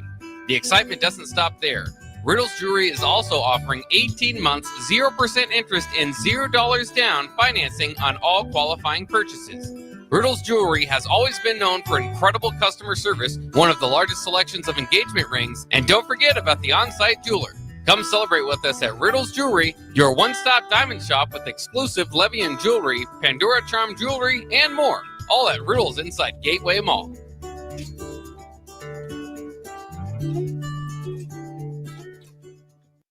Get ready, Husker fans. The Big Red Preview is coming soon. Join us Saturday night, August 3rd, for an exclusive look at your Nebraska football team in action. Experience the excitement, the energy, the sights and sounds of a game day as the 2024 football season kicks off. Visit Huskers.com/tickets and bring your family, friends, and all your Big Red pride to Memorial Stadium Saturday night, August 3rd. That's Huskers.com/tickets. Brought to you by Husker Athletics and 1890 Nebraska. Winning tradition, future success. Tune in to the Teammates Mentoring Hour each Wednesday from 6 to 7 p.m. on 93.7 The Ticket. Hear stories from a program started by Tom and Nancy Osborne and how it's changed mentors and mentees' lives and how you can be involved. The Teammates Mentoring Hour, Wednesday nights from 6 to 7 p.m. on 93.7 The Ticket and theticketfm.com. Start your Sundays off right with Jeff and Nicole Essink on Fitness Fanatics. Jeff and Nicole discuss health and wellness, how to achieve fitness goals, and more through the life of gym owners and gym goers. It's Fitness Fanatics from 9 to 11 a.m. on Sundays on 93.7 The Ticket and theticketfm.com. Your home is your empire. Protect it with Empire Fence. Get a free instant quote with the online estimating tool at empire-fence.com. See an upfront estimate with no hidden fees. An Empire Fence can provide privacy and improve the appearance of your home. Keep kids and pets in or out of your yard. Increase security and add value to your property. Visit empire-fence.com now to view the stylish and maintenance-free possibilities for your home and get a free instant online quote. Let Empire Fence protect your empire. Ready to score big with your projects? Look no further than Edward Stone, the MVP of natural stone for over 2 decades. Edward Stone is cranking out over 30,000 square feet every week and offers a winning lineup of over 70 quality natural veneer stone selections. Their unbeatable variety and experienced team will ensure your project is a success, whether it's a home renovation or a commercial build. And hey, they're not just about stone. They've got an all-star lineup of fireplaces, cast stone, brick, and much more. Swing by one of their locations in Lincoln or Omaha today and experience the Edward Stone difference, your reliable choice for over 20 years. On the Block with Strick and Austin. If it was the Big Ten and the SEC and the Big 12 and the ACC's idea to kick back to grow the game at lower levels, we wouldn't have these conversations. But because the NCAA is asking them to do that, it feels like they're getting their wallet stolen, money taken out of it, and it's not their idea, so they're against it. Yeah. Weekdays from 2 to 4 on 93.7 The Ticket and theticketfm.com. 93.7 The Ticket is proud to provide listeners with daily opportunities to win contests and prizes on our airwaves, and would like to take this opportunity to remind you of a couple rules. All participants must be 21 or older and must wait 30 days after winning a prize before participating in another contest. Once you win, you have 30 days to pick up your prize at the K&TK Studios, 1040 O Street in Lincoln, or your prize will be forfeit. Thank you for participating in our contest, and thank you for listening to 93.7 The Ticket. You're listening to Big Ten Media Days coverage from Indianapolis. Sponsored by 1890 Nebraska, Stevens & Smith Construction, The Complex, Warhorse Casino, and Riddle's Jewelry on 93.7 The Ticket and theticketfm.com. Welcome back to 93.7 The Ticket's coverage of Big Ten Media Days. Powered by 1890 Nebraska, Stevens & Smith Construction, Warhorse Casino, The Complex, and Riddle's Jewelry.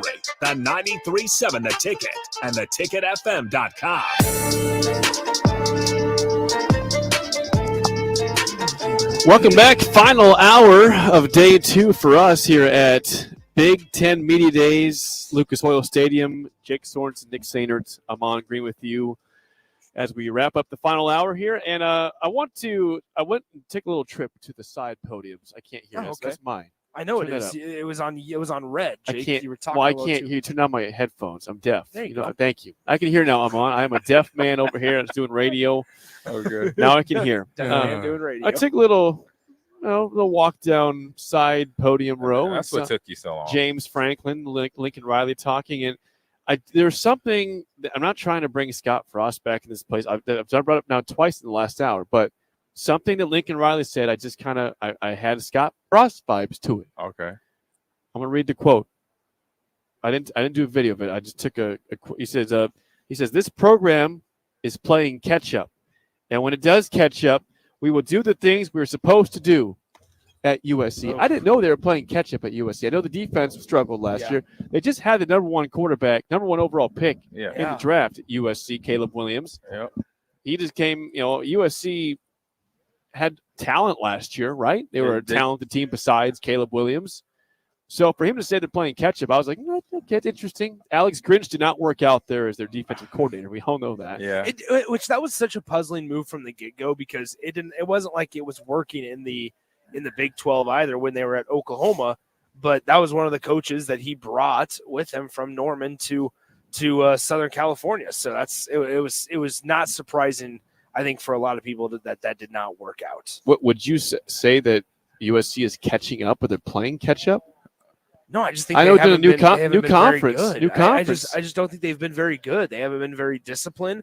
They went out and they don't forget, like they got guys through the portal. They went out and got that Bear Alexander defensive tackle and gave him a penthouse from the University of Georgia. And so and obviously Jordan Addison, we know the situation there, and we know the situation with Caleb Williams, and there were a couple of other ones. They took a Penn State running back a few years ago, Silas Red.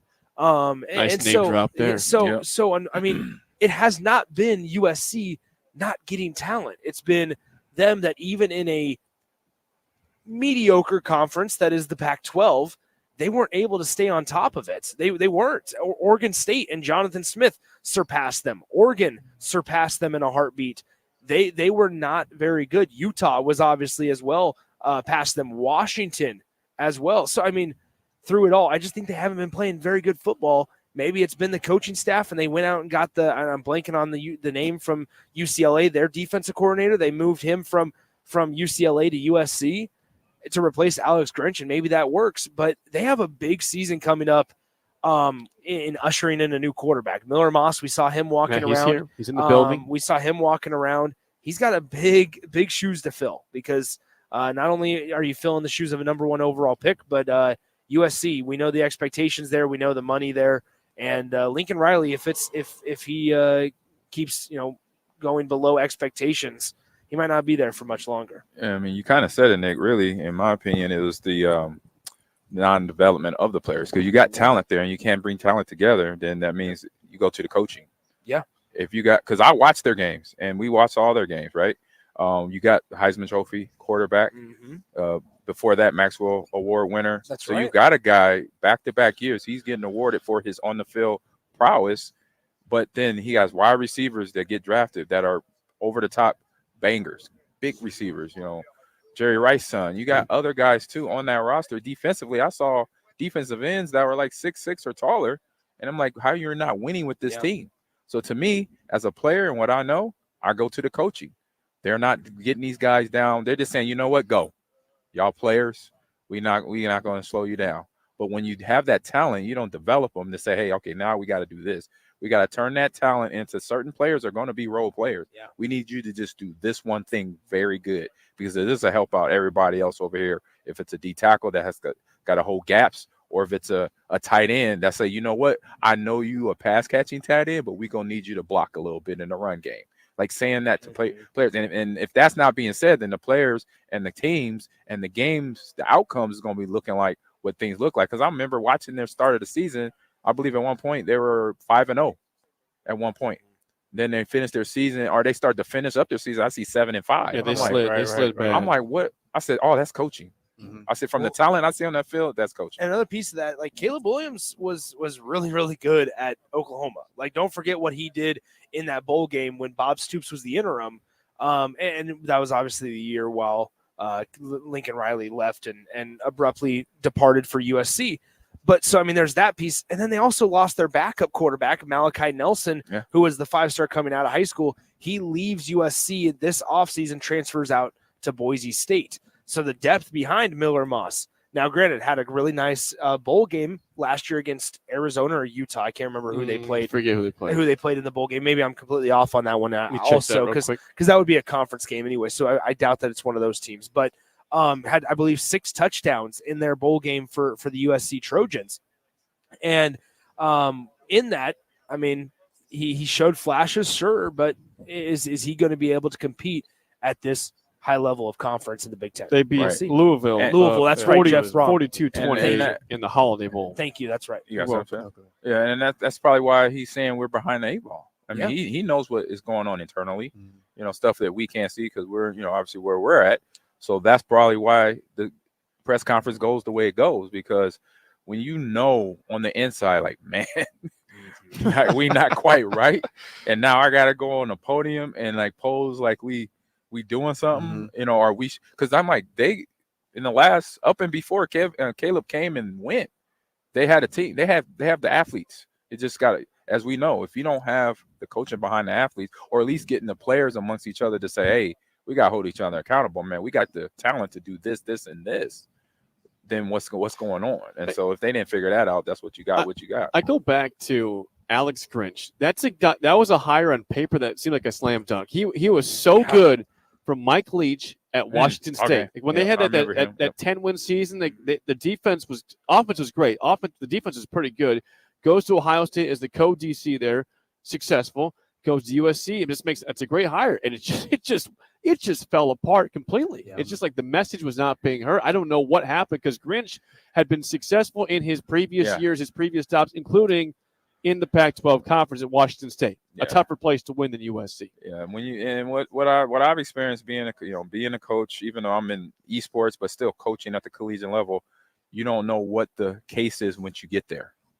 Like from the outside looking in, where he was prior, he's at his school, Ohio State. Ohio State. He comes from Ohio State, not knowing. Then he gets in the building at USC. He's like, "Oh crap, this is what I'm dealing with." Oh, this is what under the hood. Yeah. Oh, I see why. So it's been the way it is, and now I'm in it. Like, man. So that's probably what happened. It is kind of crazy just to think about because that Alex Grinch hire, and maybe a lot of it was the Big 12 conference, right? Big 12 conference has really adapted this run and gun. We're going to score a lot of points, not a whole lot of defense. At least it was 5 years ago when Lincoln Riley and Alex Grinch and his staff were there. And now it's not so much. And so what I'm getting at is the Big 12 does play defense. You look at Kansas State, you look at Kansas, those teams are pretty successful on the defensive really side good. of the ball. But at least back then, it wasn't like Alex Grinch's numbers were great at Oklahoma, but they were serviceable. Now you go to a place like the Pac-12, and it completely fell off the rails. Right. I mean, again, they were together at Oklahoma, had success, and it just didn't work out in the Pac-12. Yeah. So, again, it's just a baffling thing that happened there with USC, and he seems confident that they're on the way up and that this was a blip and that they're playing catch up, but they will catch up sooner than later. So we'll see. But it's a fascinating story because, like you said, Nick, off the air that we were talking about kind of a list that came out of coaches that could be on the hottest seats. He was the only coach in the Big Ten to show up on the potential hot list of who could be fired first in college football this year. Yeah, and another point is obviously them being in the midway pack in the Pac-12. Now they're moving to the Big Ten. Looking at all these names, these next 2 years, if they end up in the bottom tier, I mean, it's going to be we're going to have to part ways, and it's going to make sense for USC to do that. Yeah, right. Because and it'll be so fascinating to see what direction they go because when that time comes. Because nowadays in college football, right, rarely a coach is at a single stop for an extended period of time. So. And you could go through like Ohio State if they do decide to part ways with Ryan Day or Michigan after Sharon Moore, whatever it may be.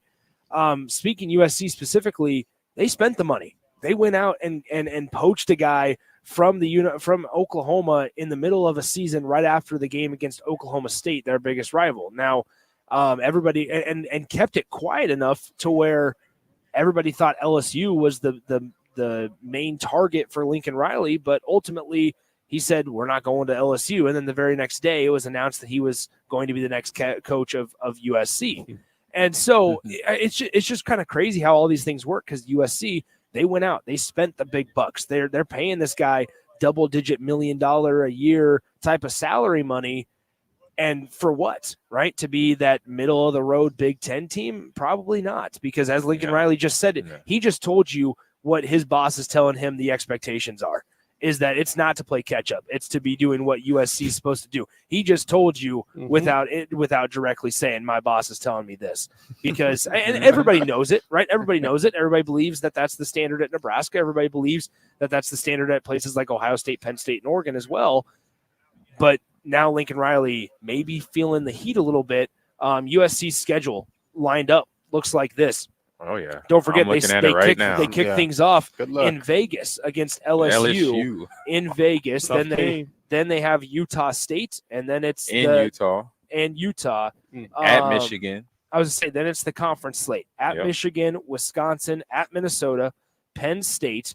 Then farther down on the last game of the year, Notre Dame and USC play out in California. Notre Dame's supposed to be a pretty good ball club That's this not year. going to be an easy game right there. So, I mean, that's Not the at thing all. is you can go through those and say, yeah, maybe USC gets a couple of them, but as Lincoln Riley just pointed out, it needs to be more than a couple of them. It can't be, 8-4 seasons over and over again because that's not going to get you a top 4 finish in the new Big Ten conference. So another question that was posed to Lincoln Riley, and I'm curious, you guys, Chancellor, Amon, you guys have both played in all sorts of weather, but they was asked the question, you're going to a conference where you'll be playing in the snow. You'll be playing in cold games that aren't always the case in the Pac-12.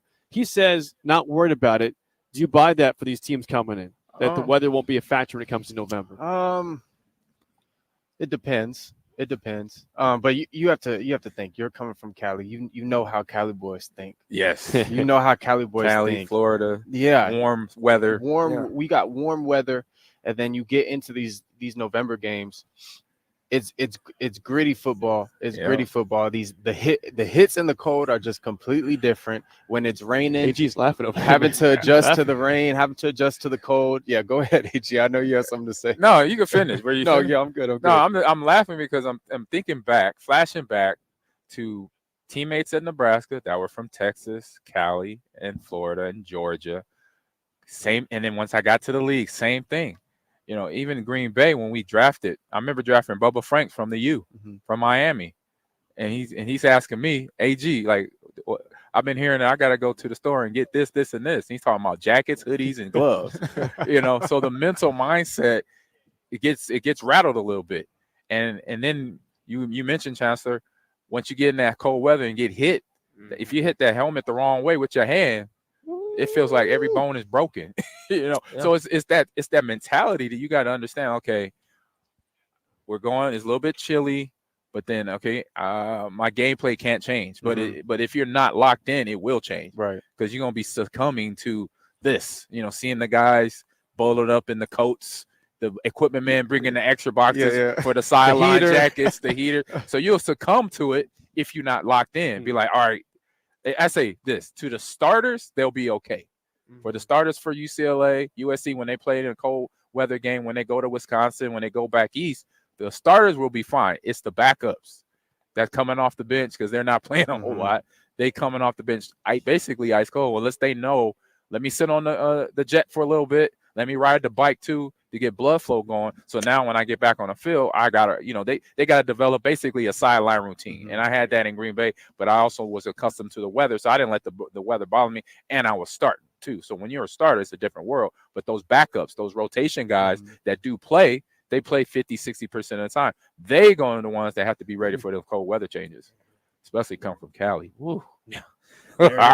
There's gonna be a lot. We got. Let's recap day 2 when we come back. Maybe some of the best things we heard, some of the best things we saw, just observations from day 2 before we preview day 3 in the final segment. Just a little over 30 minutes left in our coverage from day 2 of the Big Ten Media Days here in Indianapolis. We'll let you know, recap day 2 right after this on 93.7 The Ticket. You're listening to Big Ten Media Days coverage from Indianapolis. Sponsored by 1890 Nebraska, Stevenson Smith Construction, The Complex, Warhorse Casino, and Riddles Jewelry on 93.7 The Ticket and theticketfm.com.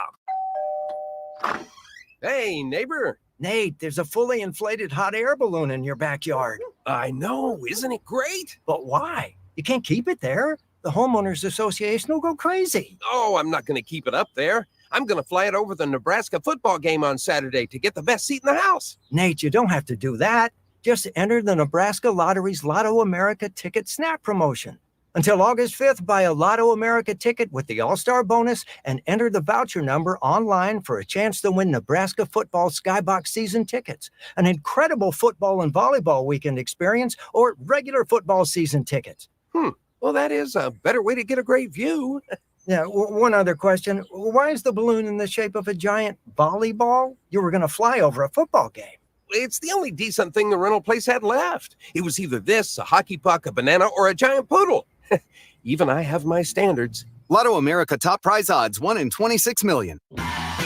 Wall-to-Wall Wine and Spirits is your place in North Lincoln to go for all your needs in wine, spirits, and beer. They also have a large variety of cigars in their walk-in humidor, and they have a top-notch walk-in, temperature-controlled, high-end wine bar. Plus, you can enjoy free samples from their tasting bar. There's only one place to go for all your needs for wine, beer, spirits, and cigars. Wall-to-Wall Wine and Spirits on North 27th Street in Lincoln. Rashawn Jackson here for Bauer Underground, who has been serving local contractors and utility contractors all across the state since 1997. When you see the black and white trucks, you know the baddest dudes in the business have arrived. Bauer is currently looking for equipment operators, laborers, diesel mechanics, and aerial linemen. Join the brotherhood built on hard work, authentic people, and pedigree of success. Bauer, a family-friendly company who reminds you, Go Big Red! Ready to score big with your projects? Look no further than Edward Stone, the MVP of natural stone for over 2 decades. Edward Stone is cranking out over 30,000 square feet every week and offers a winning lineup of over 70 quality natural veneer stone selections. Their unbeatable variety and experienced team will ensure your project is a success, whether it's a home renovation or a commercial build. And hey, they're not just about stone. They've got an all-star lineup of fireplaces, cast stone, brick, and much more. Swing by one of their locations in Lincoln or Omaha today and experience the Edward Stone difference, your reliable choice for over 20 years. Join us on Monday, July 29th at Buffalo Wings and Rings at 68th and O to celebrate the company's 40th anniversary. Enjoy 40% off wings all day and your favorite sports talk hosts on air from 10 a.m. to 6 p.m. Come hang with us for the 40th anniversary party on Monday, July 29th at the 68th and O Buffalo Wings and Rings. This is former Husker and NFL linebacker Jay Foreman. For years, I've suffered from degenerative problems in both of my ankles, but thanks to a thorough and thought-out plan provided by Advanced Medical Imaging, I was able to get my life back with the least amount of pain as possible. While working through multiple options, the team of physicians at Advanced Medical Imaging were there to answer any questions I had. If you're experiencing any pain at all and want to get your life back, go to amimaging.com or give them a call at 402-484-6677. Advanced Medical Imaging, located at 7601 Pioneers Boulevard. Start your Sundays off right with Jeff and Nicole Essink on Fitness Fanatics. Jeff and Nicole discuss health and wellness, how to achieve fitness goals, and more through the life of gym owners and gym goers. It's Fitness Fanatics from 9 to 11 a.m. on Sundays on 93.7 The Ticket and theticketfm.com. Your home is your empire. Protect it with Empire Fence. Get a free instant quote with the online estimating tool at empire-fence.com. See an upfront estimate with no hidden fees. An Empire Fence can provide privacy and improve the appearance of your home. Keep kids and pets in or out of your yard. Increase security and add value to your property. Visit empire-fence.com now to view the stylish and maintenance-free possibilities for your home and get a free instant online quote. Let Empire Fence protect your empire. Old School with B1G. It's California money, and it's a different kind of money. Hollywood money just is spent differently because it's turned over and created so in full. And oh, by the way, it's the right kind of money when it comes to, because we're in the era now of name, image, and likeness. Mm-hmm. And the California schools have that better than everybody else. On 93.7 The Ticket and theticketfm.com. You're listening to Big Ten Media Days coverage from Indianapolis. Sponsored by 1890 Nebraska, Stevens & Smith Construction, The Complex, Warhorse Casino, and Riddle's Jewelry on 93.7 The Ticket and theticketfm.com. Welcome back into 93.7 The Ticket, ticketfm.com, Starter Heyman Jewelers live video stream, Facebook, YouTube, Twitter, all avenues for you guys to get in touch with the show, as well as the Starter Heyman Jewelers text line, 402-464-5685. The phone number to call or text there.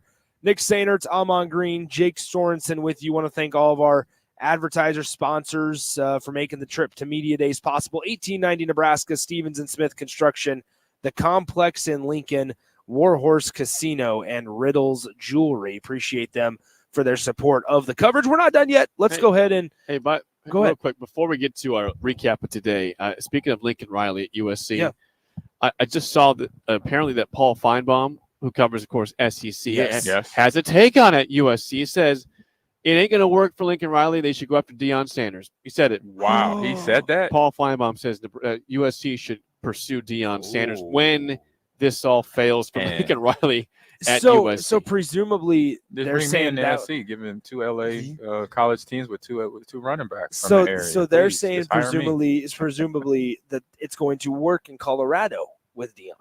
Apparently because so.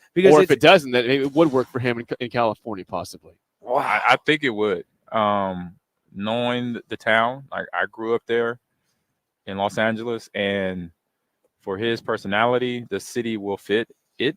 And the high school, the talent is there. Obviously, it's California, so he has a nice pull from NorCal to SoCal to go basically in state and have a squad. And every year, to redo this. I mean, and reboot it. You know, you go to Arizona, you go to Nevada, and you go up north to Oregon and to Washington State to get the big guys from D tackles to attack offensive linemen. So you got your range right there. So he wouldn't have to go far in recruiting. I'm still questioning his desire to coach when his kids are out of school, because Facts. Shiloh and Shadoo are both done after this year. Facts. So we'll see if he actually wants to keep coaching. But Question that mark was just you got to consider. Paul Correct. Feinbaum is doing Paul Feinbaum things, putting it in the ether out there. He's not but here this week. He's doing his job as the media, throwing nuggets out there for people to get their minds running and creating a narrative. That's right. That's all I got for you, Nick. You can do the recap now. That's crazy. That's crazy. Let's recap today, right? So the 6 teams that were here, obviously, it was USC, UCLA, Penn State, which I did not hear from James Franklin. much of James Franklin. No one's today. talking about James Franklin. Nobody's No one talks talking about Penn State. Nobody's talking about Penn State today. We saw Nebraska, obviously, Michigan State, and Iowa were your 6 teams. Today, that leaves, let's see if I can do this off the top of my head. That'll leave Washington. That'll leave Oregon. That'll leave Minnesota, Michigan, and Maryland for tomorrow. Should be one more. Indiana. How can Indiana. we forget Kurt Signetti? Google him. Google him. Google him. Ohio State sucks. No, that's all 6 there That's for funny. you tomorrow. He said that. He did that. I'm gonna definitely Google that when I start heading to the airport. You need to check it out. But so let's recap. Let's go around the table. AG, you sat down with a lot more people than Jake and I did while on air. Yes. What stood out to you the most about just conversations today, whether it was with Matt Rule, whether it was Troy Dannon? Who stood out to you the most and why? I say right now as a player, it was Isaac Gifford. Okay. When I asked him a question about, I'm a process. I tell him I'm a process guy. So what is your process for this off season to help yourself get better? What was goals? Maybe 1 or 2 goals that you feel you need to work on. He worked, and really all the guys defensively said they worked on tackle technique. They want to get better at that. But then he went into, coming down, understanding how he could support his the first line guys, the D linemen and the linebackers coming from the safety position, and knowing that if I hit my run fit right on a counter play, and when he said counter play and making my run fit, Adam and I both, he looked at Adam first, and then Isaac looked at me. He sent just through his eyes, sent a message. Both me and Adam said it after he got up and walked away and went on to the rest of his interview. That guy is locked in right now. Yeah, he's going to be a guy this year. I would say the way his mentality is built, barring injury, he is going to be somewhere in the running of potentially all Big Ten or second team all Big Ten, because he's going to make a presence. He's going to make it known that he's in that defensive backfield. He's a leader. And he's going to as I used to say back, and as I say right now, he will bring some hats. That means he will hit very hard and keep bringing it for 4 quarters, because he basically talked about understanding that it's a 4-quarter game, and I got to be physical for 4 quarters. So that right there stood out to me. The secondary position, let's talk about that for Nebraska right now, real quick, because the secondary position is intriguing for me, I think, because Bly Hill, we found out today, won't probably be available until about 2 weeks into the season. And that was kind of the guy that we were looking at opposite Tommy Hill. So now Tommy Hill on one side, Bly Hill, you have bodies in Marquise Buford, Deshaun Singleton. There's one more that I'm missing in there. Isaac Gifford, obviously, it might've been that one. Where do you guys land with the secondary, with Nebraska's defensive back room? Because with Evan Cooper resigning, obviously John Butler moves in. Matt Rule talked a little bit about that today. But it was late in the offseason. We know that, right? Prior to fall camp, but still late in the offseason. Jake, where do you fall? Well, I'm optimistic. I think we obviously hope the addition of Sierra Wright is beneficial.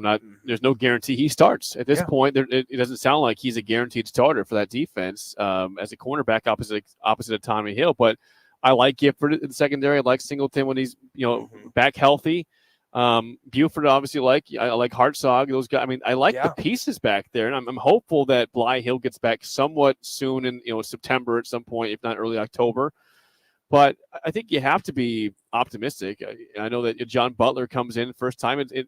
Matt Rule is very high on him. He said they talked to him in the spring about being an analyst, and that didn't work out. So they bring him in obviously in early July, which is a short time to get assembled with your players and figure out what you're going to do. But this is the guy that had success with the Buffalo Bills. I mean, that was a good secondary in Buffalo. We're talking about Poyer. We're talking Micah Hyde. Like, they had a good secondary. Yeah, they're physical. Tre'Davious White is very, injury prone, but very good when he's healthy. And if you see the reporters that talked about John Butler, they said that's a hell of a hire for Nebraska. He did a great job there. So I have to think that with the players they have and now the coach they have and John Butler, no shot at Evan Cooper. I think he was good too. But I just trust they have the right staff in place to make that secondary work. I think it's really, I mean, think about the weight that Matt Rule was able to kind of throw around today, saying that, Nebraska now has a defensive backs coach that's coached Mike Hyde and Jordan Poyer and Tre'Davious White. Pro Bowler. Pro Bowler after Pro Bowler. And I will never forget, there's an article in The Athletic that was written a couple of months ago prior to John Butler arriving in Lincoln, but it kind of resurfaced, obviously, that week of July 5th when Evan Cooper resigned.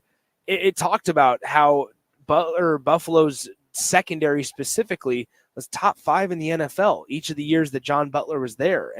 And so through all of that, I know that there's been former players that have reached out to people in their cities about, hey, what's John Butler like? And it sounds like he's a football guy. And I think we throw around that term somewhat loosely. But one thing that somebody did tell Jay, and I'll say this, is that it took a second for the players to really rally around him. But man, once they did, and once they realized what kind of language he was speaking, that they played hard for him. And I think you're going to have those growing pains. And AG, you can probably speak to this a little bit better than myself or even Jake can. But those growing pains of getting familiar with a new coach. Yeah. Cam Porter kind of talked about it yesterday with David Braun. But getting familiar with a new coach, and then once you do and you're completely bought in, that's when the magic starts to happen. 100%. You got that buy-in of the players as a coach, regardless of when you came in. That's the as they say, the secret sauce. What he's coming into as a coach, he's coming in, I say timing-wise, a little bit late. Yeah. You got training camp starting in a week or so or less. That's my only negative here. Is the late time of bringing him and announcing him. But it was something that obviously, we knew, not we, but we found out about Evan, the other coach, falling out for whatever, personal reasons, not, unknown reasons, what have you. Now it's just a time of the new coach coming in and then getting that buy-in file, and then also getting for every coach has its style of coaching and the style of teaching the strategy of what they're going to coach on that back end, especially because DBs. So we're talking about strong safeties, corners, and free safeties. So making sure they know what the plan is and how to execute or how to play the technique. If it's inside leverage or outside leverage, we're going to play a zone. We're going to play cover 3 zone, but we're going to make it look like 1. And maybe, they never done that before. They have done it, and they did it a different way. So just making sure you get that information down from the players, so you don't start butting heads. So, well, coach, we did it last year like this, but that for the players, some of them, they've had to grab something and then release it because they've been here a while. They've been through some changes, so they can hopefully do that. So my thing is, I hope everything is a smooth transition. With him having an NFL experience, he knows how to deal with. I say the guys, because defensive backs, they're like wide receivers to a point. They are, and we call when Revis was playing back in the day with the Jets, it was Revis Island. They're solo. They're on their own, so they have that mentality. So hopefully he can still connect with them and get them to understand. Because look, at the end of the day, they got goals, right? They want to win Big Ten. They want to be on top of this conference and get going and get to the bowl game, like I mentioned, what I want for them. And so it starts with understanding, hey, you got to come together first before all that stuff down the way come December, November, December can happen. Matt Rule said something in his side podium when he was asked about scholarship limits and coaching analysts and the ability now to have as many as he wants, really.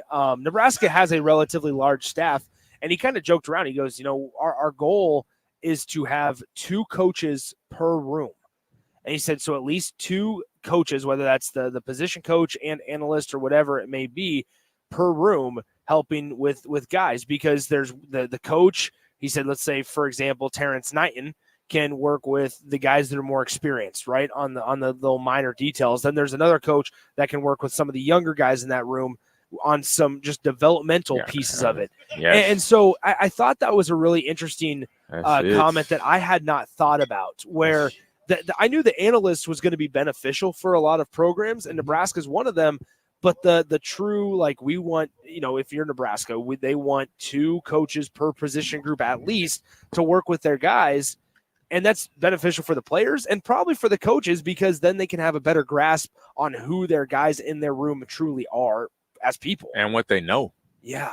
I mean, as people, you get to know them more because you're asking a lot more questions from coach to coach, who they are, where they're from, mom, dad, sister, brother, whatever. But then analytics side, they could start, that coach that's in the room doing the number stuff, they can then teach the kid that, like, this is the number we're looking at in terms of yards per carry. Yeah. This is the number we're looking at, in terms of picking up the blitzes and all that. And obviously, formation of your body, how you pick up the blitz. So working on that development stuff. And that's where then the player gets the full experience. Yeah. Because I was coming around a time where all that was in one coach. Yeah. And I think they obviously had more time, because I know Coach Solis for sure, and maybe with Coach Brown, they had a twin cot in the back of their office, in the football offices back in the day. So that means they were sleeping in the offices. Yeah. So obviously times is different, change for the coaches. So that means they have rules where they got to get out the office. So that means you bring in another person to alleviate that time span. So now you got 2 people doing the job of 1 20, 30 years ago, which is great, because now the player can get that development they need, because something that we did was the reps in practice of getting and having on those different stations. But now if you have 2 coaches at every position, then the player's getting their full experience of college, being a college athlete. Once again, 402-464-5685, the Honda of Lincoln hotline and the Starter Heyman text line are both open for you guys the entire way here. We're going to be here until about 5 p.m. our time, which is about 19 minutes away, 4 p.m. local time back home in Lincoln. Once again, the 6 teams that were today: Iowa, Michigan State, Nebraska, Penn State, UCLA, and USC were the 6 teams today. Tomorrow, it'll be the challenge yourself again. Yep, Here we go. there it is. The Washington, look at the logos up there. The Washington Huskies, the Oregon Ducks, the Michigan Wolverines, the Maryland Terrapins, and the Indiana Hoosiers. And Minnesota Golden Gophers. Minnesota Golden Gophers. Don't forget Minnesota. PJ right. Fleck. He'll be at the podium with the suit, looking loud and proud up there. That is right. That is right. So we're gonna we're gonna talk about those 6 programs when we come back to round out our coverage. Here, AG's got to get back home. Have a safe flight. I'm on green. Appreciate you as always. Yep, you too, we'll see Nick. if Jake. We'll see if we can get somebody else to join Jake and I to round out our coverage today from Big Ten Football Media Days. 93.7 The Ticket's coverage, sponsored by 1890 Nebraska, the Complex in Lincoln, Stevens and Smith Construction, Warhorse Casino, and Riddles Jewelry. We'll step aside, come right back to wrap things up from day 2 here in Lucas Oil Stadium in Indianapolis on 93.7 The Ticket. You're listening to Big Ten Media Days coverage from Indianapolis, sponsored by 1890 Nebraska, Stevens and Smith Construction, the Complex, Warhorse Casino, and Riddles Jewelry on 93.7 The Ticket and theticketfm.com. Riddles Jewelry is excited to be celebrating 65 years. 65 years of so many incredible memories, celebrating with each of your special moments. In celebration of the 65th Riddles Jewelry anniversary, we will be offering up to 40% off all engagement rings and all diamond fashion jewelry. The excitement doesn't stop there. Riddles Jewelry is also offering 18 months, 0% interest and $0 down financing on all qualifying purchases. Riddles Jewelry has always been known for incredible customer service, one of the largest selections of engagement rings, and don't forget about the on-site jeweler. Come celebrate with us at Riddles Jewelry, your one-stop diamond shop with exclusive Levian jewelry, Pandora Charm jewelry, and more. All at Riddles inside Gateway Mall.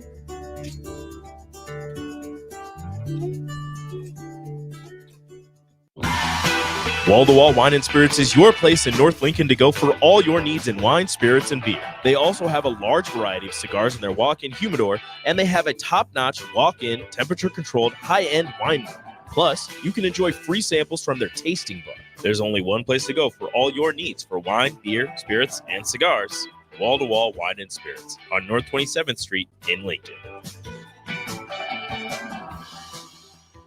You can help fight deadly diseases like RSV and influenza. while getting paid for your time. Velocity Clinical Research is now seeking clinical trial participants in your area. Participants can receive compensation for study-related time. No health insurance is needed to join. Find a study near you at velocitytrials.com. That's velocitytrials.com.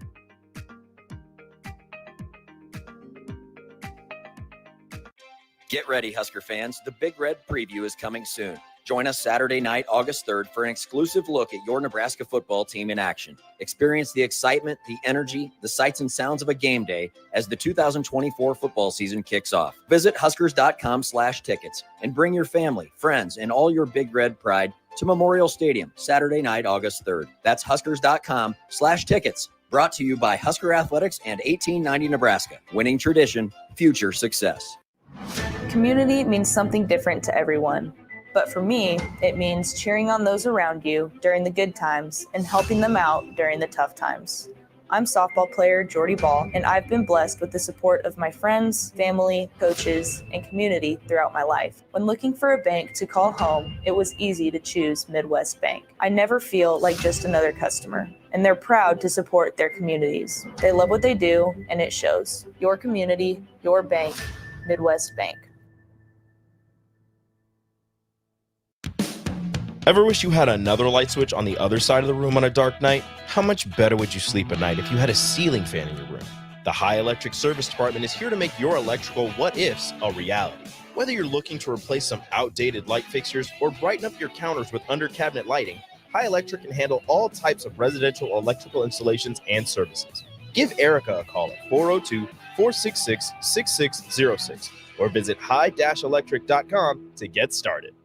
Rashawn Jackson here for Bauer Underground, who has been serving local contractors and utility contractors all across the state since 1997. When you see the black and white trucks, you know the baddest dudes in the business have arrived. Bauer is currently looking for equipment operators, laborers, diesel mechanics, and aerial linemen. Join the brotherhood built on hard work, authentic people, and pedigree of success. Bauer, a family-friendly company who reminds you, go Big Red!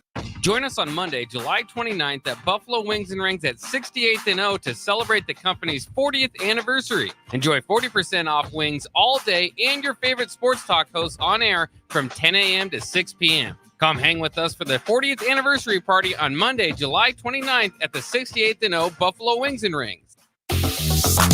Highball Bar in downtown Lincoln is open and located just north of 11th and O Street. Highball Bar offers a vibe and atmosphere like no other, making it the perfect place to grab a drink or beverage. Highball Bar features great events such as Karaoke Sunday, $4 Tito's on Mondays, Jack Daniel's specials on Wednesdays, and much more. Make Highball Bar your go-to spot after a hard day at work or on the weekend. Highball Bar, located at 122 North 11th Street in downtown Lincoln. For over 15 years, Integrated Life Choices has empowered individuals with disabilities in Lincoln and throughout Nebraska. They provide comprehensive services from group homes and independent living services to job training, ensuring fulfilling lives for those that they serve. Now, they're inviting you to join their mission. If you're passionate about making a difference in the lives of people with developmental disabilities, explore rewarding career opportunities with them. Learn more about their services and apply today at www.ilc.net. Be a part of Integrated Life Choices, where your work truly changes lives. Are you looking to get into the electrical construction industry or wanting a new scene? The Electrical Workers of Local Union 265 are now hiring licensed journeymen and apprentices and are offering great pay and benefits. Call Mike at 402-875-1034 to apply. Start your electrical career today. You're listening to Big Ten Media Days coverage from Indianapolis. Sponsored by 1890 Nebraska, Stevenson Smith Construction, The Complex, Warhorse Casino, and Reynolds Jewelry on 93.7 The Ticket and theticketfm.com.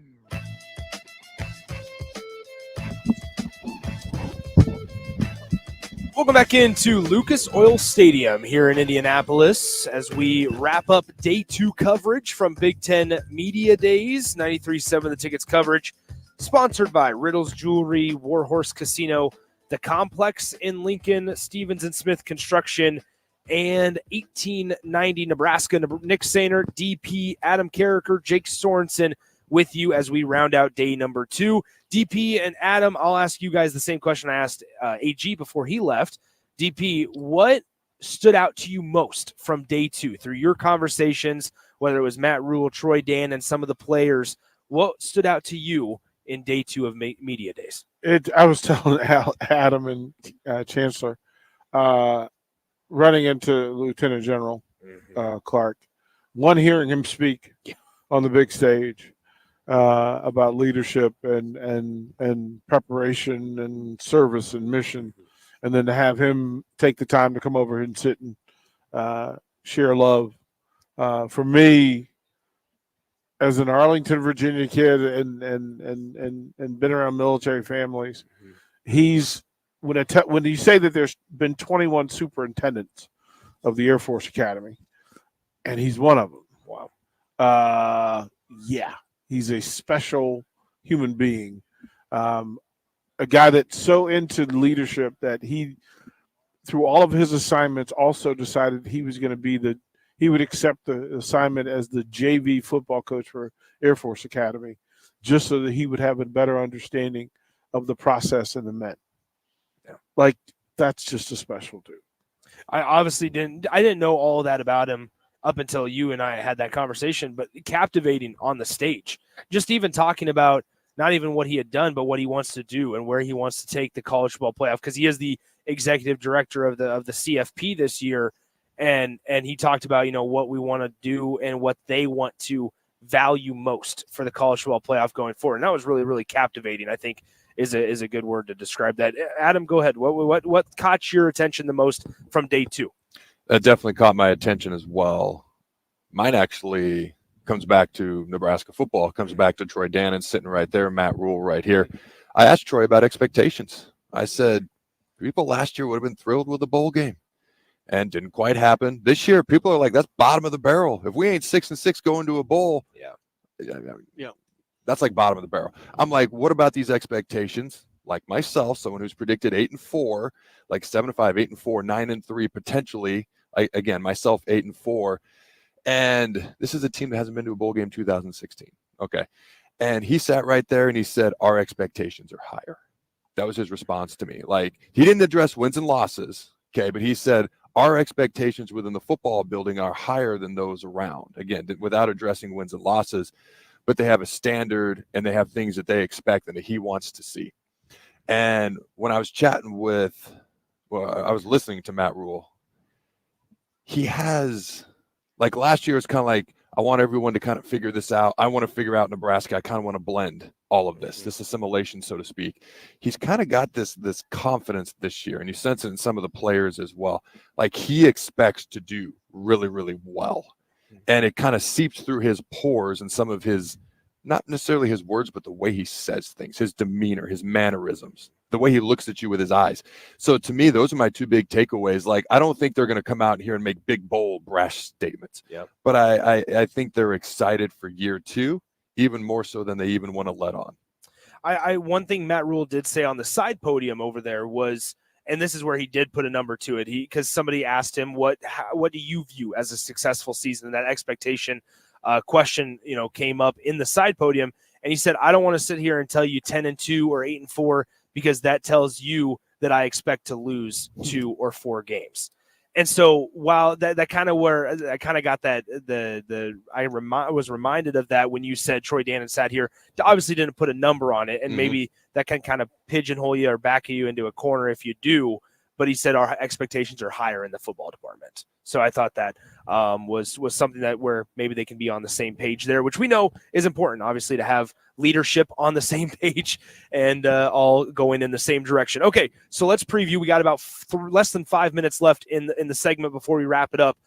Jake, I'll ask you first. What do you look forward to tomorrow? Minnesota, Indiana, Maryland, Michigan, Oregon, and Washington are the 6 teams that will occupy the space on day 3 of Big Ten football media days. What are you looking forward to? I think I start with Oregon and Michigan. Oregon obviously is a favorite with Ohio State to win the conference, to come in with all the expectations. Dylan Gabriel, Dan Lanning's got had a great year. They expect to be a playoff team. They should be a playoff team based on their schedule, based on what they have coming in. So that, and of course with Sharon Moore, Jim Harbaugh is in the NFL.